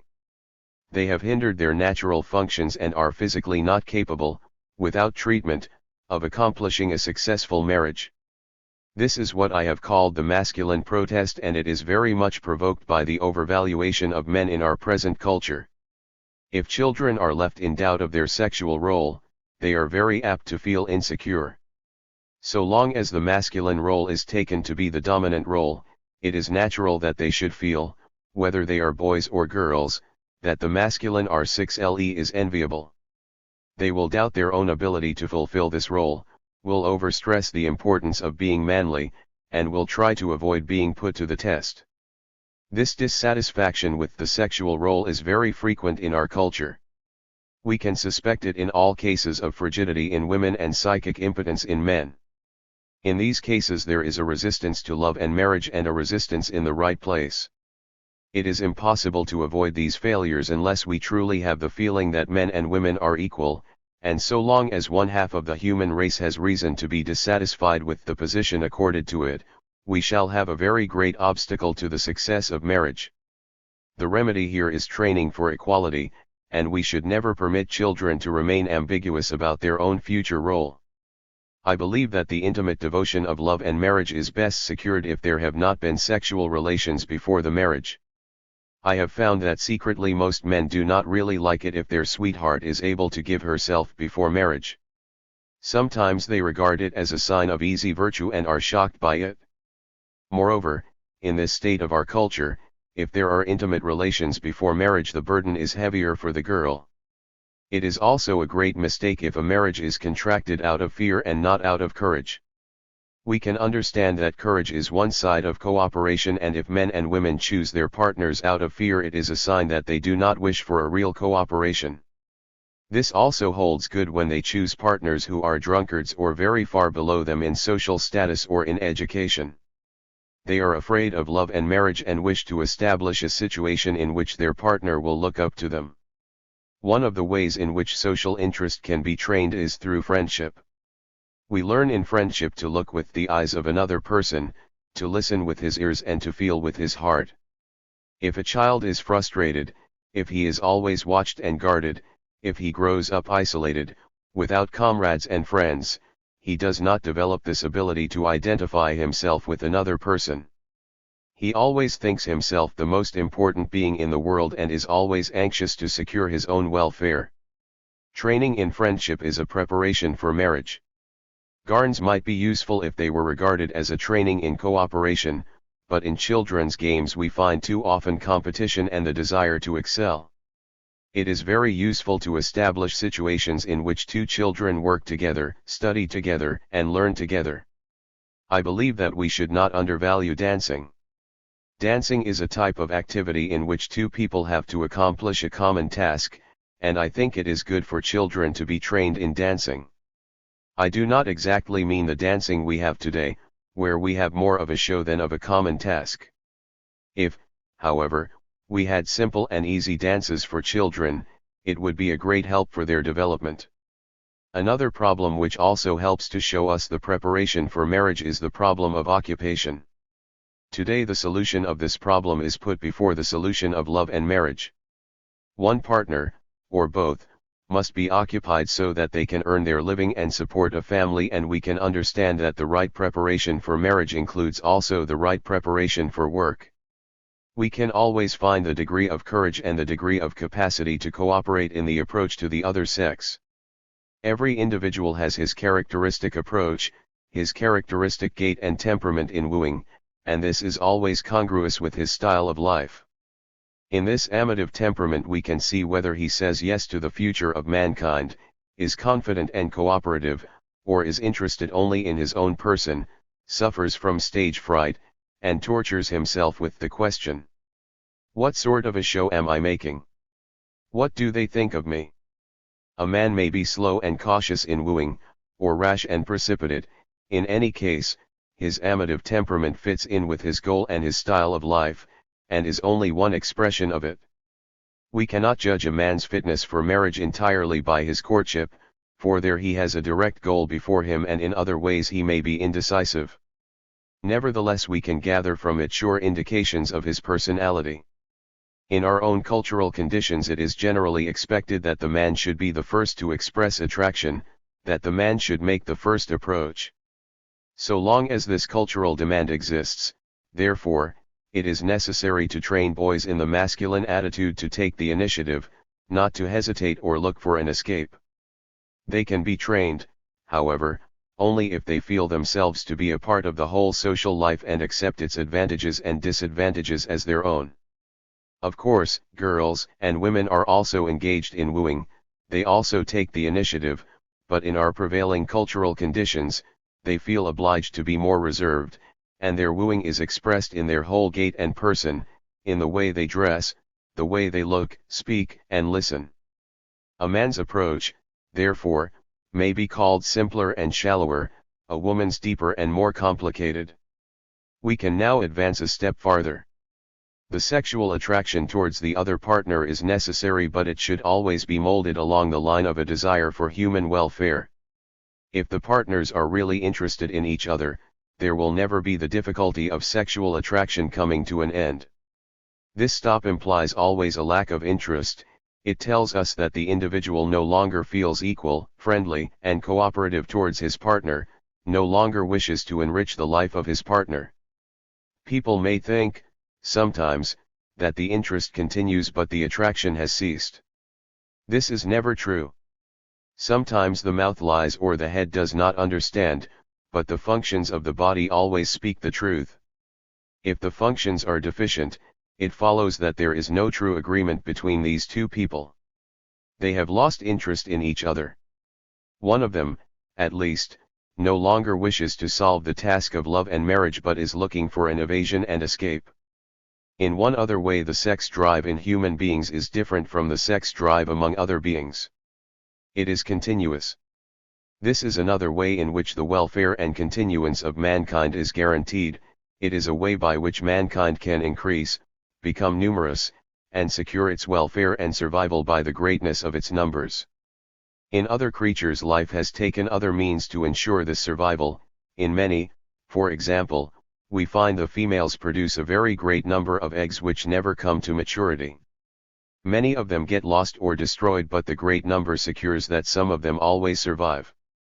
With men, also, one method of surviving is to have children. We shall find, therefore, that in this problem of love and marriage, those people who are most spontaneously interested in the welfare of mankind are the most likely to have children, and those who are not interested, consciously or unconsciously, in their fellow beings, refuse the burden of procreation. If they are always demanding and expecting, never giving, they do not like children. They are interested in only their own persons, and they regard children as a bother, a trouble, a nuisance, something that will prevent them from keeping their interest in themselves. We can say, therefore, that for a full solution of the problem of love and marriage, a decision to have children is necessary. A good marriage is the best means we know for bringing up the future generation of mankind, and marriage should always have this in view. The solution of the problem of love and marriage in our practical and social life is monogamy. Anyone who starts the relation which demands such an intimate devotion, such an interest in another person, cannot shake the fundamental basis of this relation and search for an escape. We know that there is the possibility that there will be a break in the relation. Unfortunately, we cannot always avoid it, but it is easiest to avoid if we are regarding marriage and love as a social task which confronts us, a task which we are expected to solve.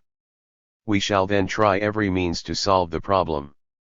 These breaks generally happen because the partners are not collecting all their powers, they are not creating the marriage, they are only waiting to receive something.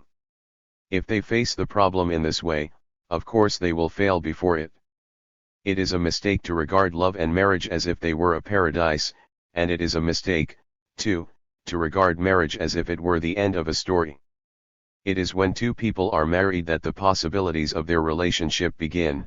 It is during marriage that they are faced with the real talks of life and the real opportunity to create for the sake of society. The other point of view, the point of view of marriage as an end, as a final goal, is very much too prominent in our culture. We can see it, for example, in thousands of novels, in which we are left with a man and a woman just married and really at the beginning of their life together. Yet the situation is often treated as if marriage itself had solved everything satisfactorily, as if they were at the end of their task. Another point important to realize is that love by itself does not settle everything. There are all kinds of love, and it is better to rely upon work, interest, and cooperation to solve the problems of marriage. There is nothing at all miraculous in this whole relationship. The attitude of every individual towards marriage is one of the expressions of his style of life. We can understand it if we understand the whole individual, not unless it is coherent with all his efforts and aims. We shall be able to find out, therefore, why so many people are always looking for a relief or escape. I can tell exactly how many people have this attitude: all the people who remain pampered children. This is a dangerous type in our social life, these grown-up pampered children whose style of life has been fixed in the first 4 or 5 years of life and who always have the scheme of apperception: can I get all I want? If they can't get everything that they want, they think life is purposeless. What is the use of living, they ask, if I cannot have what I want? They become pessimistic, they conceive a death wish. They make themselves sick and neurotic, and out of their mistaken style of life they construct a philosophy. They feel that their mistaken ideas are of unique and tremendous importance. They feel that it is a piece of spite on the part of the universe if they have to repress their drives and emotions. They are trained in this way. Once they experienced a favorable time in which they obtained everything they wanted. Some of them, perhaps, still feel that if they cry long enough, If they protest enough, if they refuse cooperation, they will obtain their own desires. They do not look to the coherence of life but to their own personal interests. The result is they do not want to contribute, they always wish to have things easy, they want to be refused nothing, and, therefore, marriage itself they wish to have on trial or return. They want companionate marriages, trial marriages, easier divorces. At the very beginning of marriage they demand freedom and a right to unfaithfulness. Now if one human being is really interested in another, he must have all the characteristics belonging to that interest, he must be true, a good friend, he must feel responsible, he must make himself faithful and trustworthy.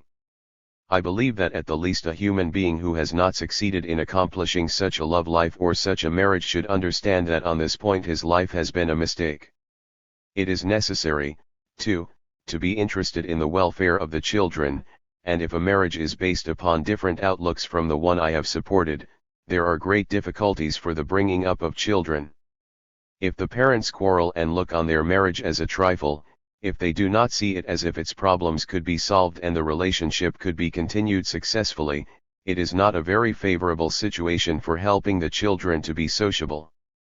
Probably there are reasons why people should not live together, probably there are cases where it would be better that they should be apart. Who should decide the case? Are we going to put it in the hands of people who themselves are not rightly taught, who themselves do not understand that marriage is a task, who themselves are interested only in their own persons? They would look at divorce in the same way as they look at marriage. What can be got out of it? These are obviously not the people to decide. You will see very often that people divorce and remarry again and always make the same mistake. Then who ought to decide? Perhaps we might imagine that if something is wrong with a marriage, a psychiatrist should decide whether or not it should be broken. There is difficulty there. I do not know whether it holds true of America, but in Europe I have found that psychiatrists for the most part think that personal welfare is the most important point. Generally, therefore, if they are consulted in such a case, they recommend a sweetheart or a lover and think that this might be the way to solve the problem. I am sure that in time they will change their mind and cease to give such advice. They can only propose such a solution if they have not been rightly trained in the whole coherence of the problem, the way it hangs together with the other tasks of our life on this earth, and it is this coherence that I have been wishing to offer for your consideration. A similar mistake is made when people look upon marriage as a solution for a personal problem. Here again I cannot speak of America, but I know that in Europe, if a boy or girl becomes neurotic, psychiatrists often advise them to have sweethearts and to begin sex relations. They advise adults, also, in the same way. This is really making love and marriage into a mere patent medicine, and these individuals are bound to lose very greatly. The right solution of the problem of love and marriage belongs to the highest fulfillment of the whole personality. There is no problem more closely involved with happiness and a true and useful expression in life. We cannot treat it as a trifle. We cannot look on love and marriage as a remedy for a criminal career, for drunkenness, or neurosis. A neurotic needs to have the right treatment before he is fitted for love and marriage, and if he enters them before he is capable of approaching them rightly, he is bound to run into new dangers and misfortunes. Marriage is too high an ideal and the solution of the task demands too much of our effort and creative activity for us to load it with such additional burdens. In other ways, also, marriage is entered into with inappropriate aims. Some people marry for the sake of economic security, they marry because they pity someone, or they marry to secure a servant. There is no place for such jokes in marriage. I have even known cases where people have married to increase their difficulties. A young man, perhaps, is in difficulties about his examinations or his future career. He feels that he may very easily fail, and if he fails he wishes to be able to excuse himself. He takes on the additional task of marriage, therefore, in order to have an alibi. I am sure we should not try to depreciate or diminish this problem but to set it on a higher level. In all the reliefs I have heard proposed, it is always the women really who bear the disadvantage. There is no question but that men in our culture already have an easier time. This is a mistake in our common approach. It cannot be overcome by a personal revolt. Especially in marriage itself, a personal revolt would disturb the social relationship and the interest of the partner. It can only be overcome by recognizing and changing the whole attitude of our culture.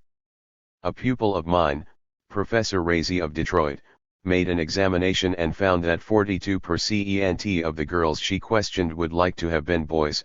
This means that they were disappointed with their own sex.